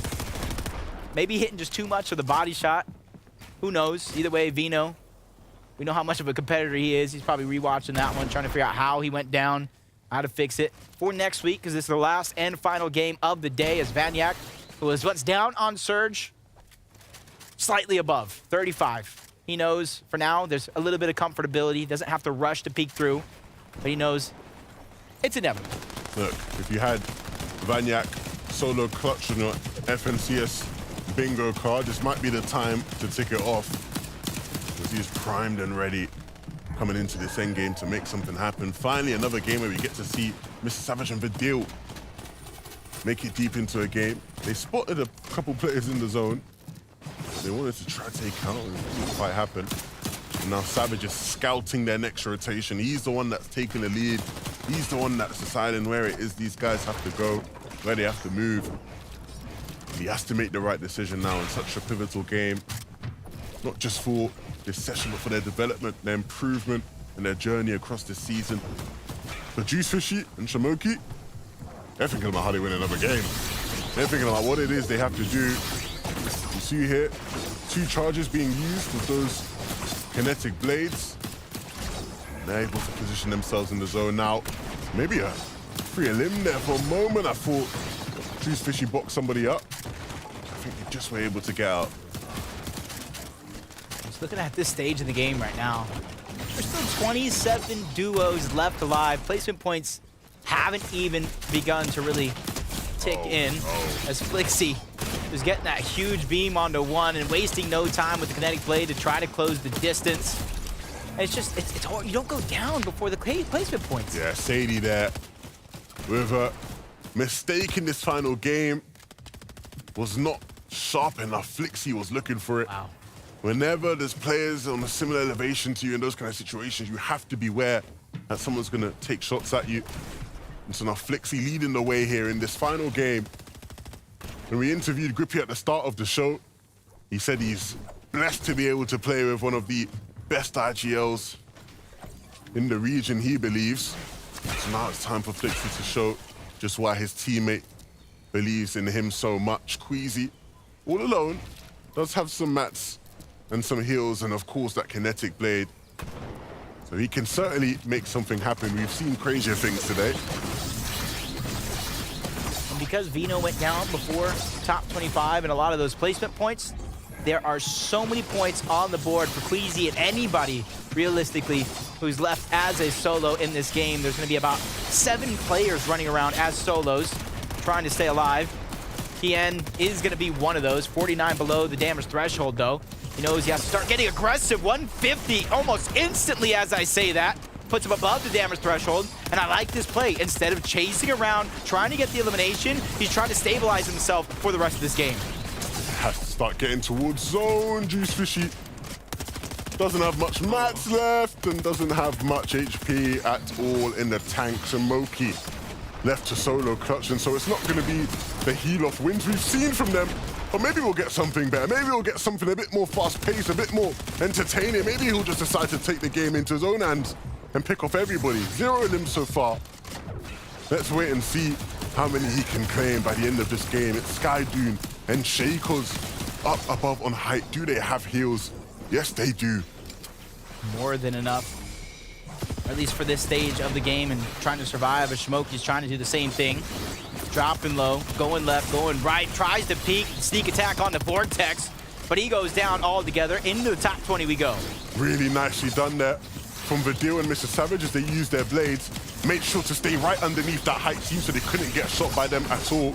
And Queasy doing a very similar thing. You see him making sure he stays directly underneath them, going unscathed, and now he can land peacefully and continue throughout this endgame. Skydune and Shakos, they have no vision of anything. They just have to stay up there and hope that their heals will be enough to win. But Duo and Mr. Savage, they're both a duo, and they're both fighting and finding loot here. Nope. The only thing that's kind of went bad so far is too much damage to the Storm from Vidil. Depending on how much Savage has taken up to this point, maybe you kind of give him the heals, but he has splashes of his own. Many different win scenarios coming through some of these duos, but for Wheat, it's going to be a solo. Hellfire and Refsguard, you see them trying to push through and push every team back here as we get closer and closer. 11th zone moving. The next one's going to be the last as Deoxy gets 2. That's Pixie, that's Della, who go out at this stage in the game as they try to go above and up front of everybody else in the zone. Low ground so free here, they just have to claim it, and it falls right into their hands. They dropped all the way down there. And if they can create a couple boxes, make some space, the world will be in their hands. You can see starting to move on now, and Hellfire's leading the way. Vidil is as a solo now. Mr. Savage has fallen, and so he has to go big. But like I said, Refsguard and Hellfire, they claim low ground, and now there's so many eliminations that are potentially there for them. They just have to keep on making space, and they'll find all these players in the backside that have nothing to really work with. But they need to connect with the shots as well. Yeah, they do, but Queasy, you see his win condition right before our very eyes. Zone's gonna close. Everybody's gonna be fighting it out into the top 10. He opens up a fresh box of pizza to try to out-heal. Over 25 placement points to grab for Queasy as Vidil goes down. He was one of our front runners here in the game. Top 7 we go. Zone hasn't even closed. There's still so much potential for teams to try to heal off. So many players still left alive. Look at them. A lot of them already trying to heal off. Queasy, you're not going to have enough heals to win this one out. You have to maybe just try and get into zone. He's running thin. But up above, Skydune and Shakos, everything was looking good for them. They had so many heals, but they've lost it all. They've fallen. Flixie's out of this game. Skydune, no, he's still alive. Still has the heals, still has a pizza, the slurp juice, and some splashes. Queasy finally falls now. Default causing havoc down below, but he's no match there for the shotgun of his opponent. He goes down after taking up a couple of limbs there as well. There's Skydune here now, all the way down beneath. And he's trying to find space. He doesn't even need to use his heals. Everybody falls at the wayside. Refsguard didn't quite have enough heals to outlast him. And that's going to be the end of the day, but a nice victory there. Yep. When they absolutely needed it most, Levin, they dug deep, and you got to give them all the credit in the world. When everything looked bleak, the team had the high ground. They weren't afraid to not only knock them down into their palm with their hands, but knock them back to the lobby overall. And you can see pizza in hand, chug splashes again. The slurp juice going to be used. He didn't even need it all. He wins with more than half of the heals still in his inventory. Yeah, Skydune and Shakos. For a moment, I was worried, right? Because Default went up, and I thought he was going to hit a couple of shots, because that's what Default does, right? But these guys are able to win out the game. Again, not having to use as much of their heals, but it's because everybody started healing off so early, right? We saw so many solos win that game, and they just tried to heal off early, but they couldn't do it for long enough, right? The likes of Queasy were going for it. It didn't quite pay off. The duo that was able to hold on to height throughout the end game are the ones that win the game. Yeah, and I like the way you mentioned solos, because I've seen so many players lose their teammates outside of the top 26 before placement points even began to rank in. So you got to imagine the leaderboard is upside down at this stage in the game. Luckily, we have Zeke and friends once more to close us out. The action is all wrapped up here in EU, but we still have to do a couple more things before we can say goodbye. And as Levin did point out, and we've kind of been touching on it all day, it's though we're seeing heal-offs happen, there is still a technical component. There is still a timing that you kind of have to adhere to if you want to pull it off successfully. Yeah, it's got to be that great execution. You have to know what each heal does. Splashes are 20, pizza's going to give you 30. You got to know what happens when you pop that legendary slurp juice, so it's the execution that matters. And as far as Skydune is concerned, execution was even more crucial since he ended up losing his duo right at the tail end of this match. A little bit fortunate, though, for Shakos, given the fact that Skydune had ample resources available to make sure that he could sustain all the way through against the numerous solos that we saw trying to make it out in the end. Just always padding, too, onto one player. It's not necessarily making sure both players have a ton of heals. It's, okay, it's time for heal-offs. You take everything I have, I'm going to put the team on my back, and you go try and frag out. And that's what we've seen time and time again today. It did seem like they heard you, though, Zeke, because we finally saw some of those teams down at the bottom in the lower layers just taking peeks up, and that ended up getting the better end of Skydune and Shakos there. But ultimately, yeah, I think they're feeling pretty good as far as Juice Fishy and Shimoki are concerned, finishing on top. Yeah, and you know, all we gotta do is take the action up to the sky, right? Let's just bring everybody down so we all have even playing fields. But one last time here for the standings. Now, do remember, we are currently playing for the series point leaderboard. So at the end of this 6 games, now we take all these points, we go, okay, let's play for 2 more weeks and see how all things shake out. And then we'll have a top number of duos heading right to finals. And then we're gonna play one last round to fill out the remaining of the lobby. Now, of course, Juicy Fishy, Shimoki, these guys, I mean, they just put on a show for us today. We kind of talk about this. There's always like a meta, then there's a meta within the meta, or like literally every single week. And for these guys, they really put this and pushed it to its limit. Yeah, they're the meta masters. They've won today, and it's no surprise. We've seen them do everything perfectly to take this tournament and put themselves at the top of the leaderboard. 3 victory royales is no small feat, no matter what is going on, but doing it on top of EU is incredible. And they're making sure to accumulate a nice chunk of series points, finishing with first place on week number 1 to boot. So I know they've got to be feeling pretty awesome with that kind of performance. At the end of the day, I think it was really just their time management and utilization of those heals that ended up solidifying them with that finish. Yeah, for sure. One duo we had to highlight, Gripey, right? We had an opportunity to talk with him at the very beginning of the show, and he seemed pretty confident, right? At the end of the day, placing top 6. That's huge. It is. You guys got a chance to speak with him, and just absolutely dominant today. Both him and Flixie had a couple of pop-off moments, so you love to see that dynamic between 2 duos just having a great day together. But you could see the numerous amounts of places that they actually ended up jumping towards the very end, because I do think that this duo had a bit of a slower start to the day, but despite that, they didn't let it get them down. They still managed to build the momentum necessary to perform as the day went on, and by the end of the 6 matches, the fact that they still managed to maintain that top 10 position, I think kind of just indicates that they just never let their mental get taken out of the picture. Yeah, and of course, we do still have 3 weeks, right? So I feel like they had those learnings. They had them at the end of the day. Now we have to keep going, right? They really, kind of like your point, they can't really slow down. Do you guys think there's maybe 1 or 2 things they could improve kind of going in the next few weeks? As far as these duos are concerned, I think that there was a little bit more kind of focus towards trying to not just let high ground be as free, but ultimately, I think it really just came down to those heals at the end of the day. Yeah, and it's ultimately gonna figure out how exactly did they win, and going back, watching Shimoki, Juice Fishy, and learning from it. Those VOD reviews are so important because only one team wins. Everyone else, now you got some work to do. Hit the VODs. Ultimately, you're trying to get top 40 for those series points, and they're all gonna get some, but those top few places are so sweet. Yeah, for sure. Look at this top 20. I mean, if you told me some of these names would be here, someone like Murstache and Tayson, right? Once again, we talk about adapting to meta, how we're going to do that. I think for some of these duos, they really have to go back to the drawing board and kind of VOD review and say, what do we need to play for? Is it heals? Is it positioning? Is it Storm Surge? What are the issues? Murstache and Tayson, they've already got Global Championship on lock, so maybe not really feeling it as much as some of these other duos, but VOD reviews can be impactful, and I think that one thing I definitely noticed as far as our first place team is concerned is that they weren't really engaging, at least not looking to force any sort of eliminations. They were definitely just relying more on that sustain aspect and keeping track of their surge management throughout, so that way they could just prioritize positioning, staying safe, and then waiting until the end game to capitalize. Playing that safely too was so important. We saw the only time they really tried to frag out was when they would send that one player down to go get as many elims as possible when the game was about to end and you're ready to play heal off. One team we have to give a shout out to, I feel like this is just part of EU FNCS, is Queasy and Vino. Queasy, you would have expected, okay, Vino goes down early there, it's not going to be the best game, manages to get a top 5. These two find themselves once again in a top 3 FNCS weekly qualifier. It's amazing.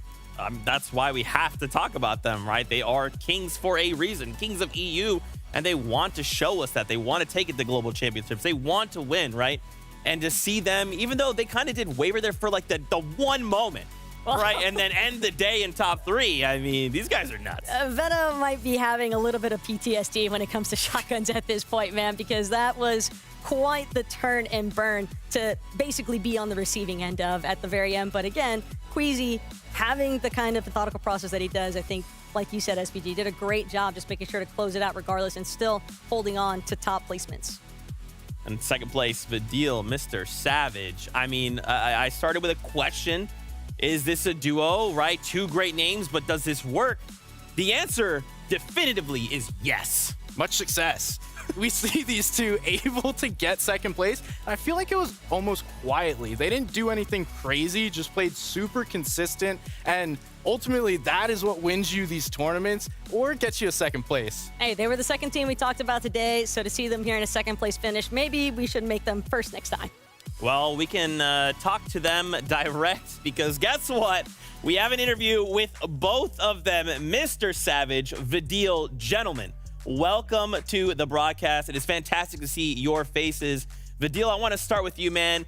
Coming in, you guys play second on the day. How are y'all feeling right now? I'm feeling great, man. What can I say? It's like the grind paid off. It's crazy. Well, I mean, the grind is one thing, but I want to know, how did this duo even happen in the first place? So me, I was looking for a duo, and then Mr. Savage randomly DM'd me on Twitter, and now we're here. All right, first of all, congratulations to both of you. Second place, really solid play today. I want to know, one, who's the mastermind behind the duo, and how exactly were you guys able to play so consistently? That's basically our coach. Like, he's the best, I think. He's the smartest, and that's why we play good. Okay, Savage. So why Vidil? You knew something coming into this, and you were like, I want Vidil, but why? I mean, he did win FNCS like a couple seasons ago. Everyone knows he's the GOAT, so easy choice, you know? I love it. What role are you guys playing right now? Because I like it. It seems to be like a secret sauce you guys have right now, but like, what is that? Bro, can't leak, man. Can't leak. You gotta hold on to the strats. Come on. Okay. You crazy? I mean, it can't leak strats, but as far as like mental adaptability is concerned, I mean, I know that things can be a little bit controversial with every new season stepping in. So what's kind of been the process for you guys for making sure that you can still find these top-end performances despite those circumstances? I think it's just a lot of practice, watching everyone that does good, and yeah, gotta give credit to our coach. Yeah, credit to coach. He's helped us out a lot, so yeah. I gotta ask, who is this coach? You guys both are hyping him up. Give him a shout. BloodX, man. Shout out to BloodX. BloodX, man. I like it. Okay, and one final question before we say goodbye. So obviously, top 2, amazing. What are maybe a few things you guys are hoping to work on over the next few weeks to make sure you guys make it to finals and ultimately global champions? I think we just need to make less like small mistakes, because that's what cost us first place today. Like last 2 games, we just did some small mistakes, but we'll fix it. Yeah. All right. Well, guys, thank you so much for taking time to talk with us. Before we go, Vidil, we'll start with you. Where can people find you? Everywhere, man. Like Twitch, YouTube, Twitter, Instagram, just with you. Just Vidil. Savage, what about you? I feel like this doesn't need to be asked, but let's just ask anyway. Mr. Savage on everything, man. Everywhere. Guys, thank y'all so much. We really appreciate you taking time, and congratulations on his second place once again. Thank you. So cool. Man, what a wild day we have had. And once again, congratulations to everyone. Remember, this is just the beginning. We have 2 more weeks, right? We're playing for series point leaderboard, so it's pretty cool. Before we do say goodbye here, let's take a look at a broadcast schedule. When are we back next? Now, remember, tomorrow we're back we'll have North America. But for you EU fans, next week, we're coming back April 22nd, and we're make sure you do not miss out on grand finals. May 13th, 14th, we hope to catch you there because there's way more Fortnite to be had. But that's pretty much it for us from today. This is the part of the show that I hate. It's like saying goodbye. I just want to watch more Fortnite, man. You ain't gonna wait long. That's true. Tomorrow. What do you think, Jacob? Today? Thoughts? To me, I just surprised. It is Helof meta. I thought there was going to be destruction. I thought really anybody had a chance to win. For Smokey and Slurp Juice Fishy, they really rised up to the occasion. They showed that they're one of the few teams that can not only tie history, but kind of take over this type of meta. Personally for me, I don't think I'll be eating pizza for a while. I'm gonna stay clear of some pizza. But on a serious note, I think there's been a lot of fun. I think we've seen certain teams who like clearly have like a key in on the meta, right? There's been so many changes. It's a whole different game for some teams, and certain ones have just picked up like that. And that's always a good sign for me, right? In terms of like, you're probably going to look back at this leaderboard at the end of the season and go, oh, our champions are right in front of us. Look how they were playing at the start of the qualifiers. And that's just how it goes all the time. Are you calling a Shimoki Slurp Juice Fishy championship? I'm not saying them necessarily. I'm just saying someone high up in those standings probably is going to walk away with the whole thing. I can respect it. Queasy and Vino. Queasy and Vino. Queasy and Vino. It's putting in that grind early in the season, though, and that's what this guy just said.